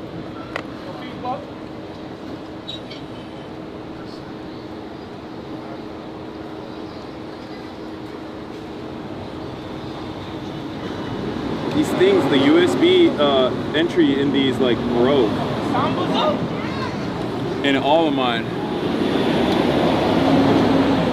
So it's not even, yeah, we might need to hot swap it. We could also, does hot swapping like mess with the stream or? Yeah, it'll kick it off for a second. Here, if you want, you can plug it into this battery pack. Do you think this would fit in there? Oh yeah. Yeah, that should be that's fine. I don't know why it's not. Maybe the cable's busted. If that's the case, we're cooked. We gotta get new. We gotta get a new cable. I have another USB-C. Here, try that.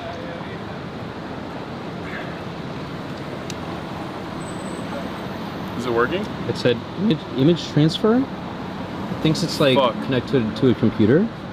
Oh yeah. Oh, it's not working. Yeah, it says image transfer, PC shoot. Here, wait. Try using this cable instead. Yeah, but how are you gonna? Oh, you can just like put it in your pocket. Yeah, it'll work.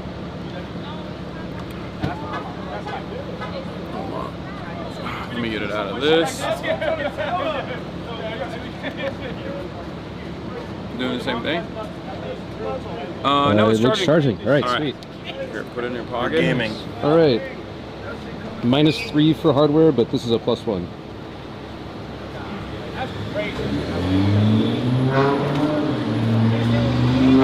This is not good though, but it's not working.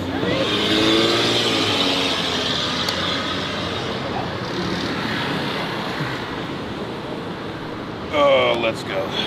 How are you feeling after that? I'm feeling really good. The Mets just went up by 1. They got the bases loaded in the top of the 10th. That's right. The Orioles look like they're cooked birds. But I shouldn't get too cocky. There's still a half inning left. That's the part I wanted to see, though. They're ahead.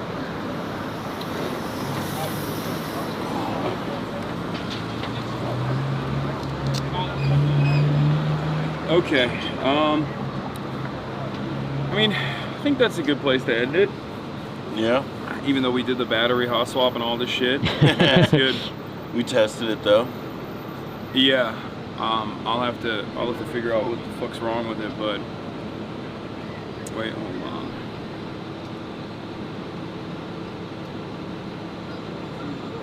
Oh, sorry, my manager is asking about security for Mohammed Khalil. All right, everybody. Shouts out to Eric on the cam op. You did a fantastic job today. Thank you so much. Of course,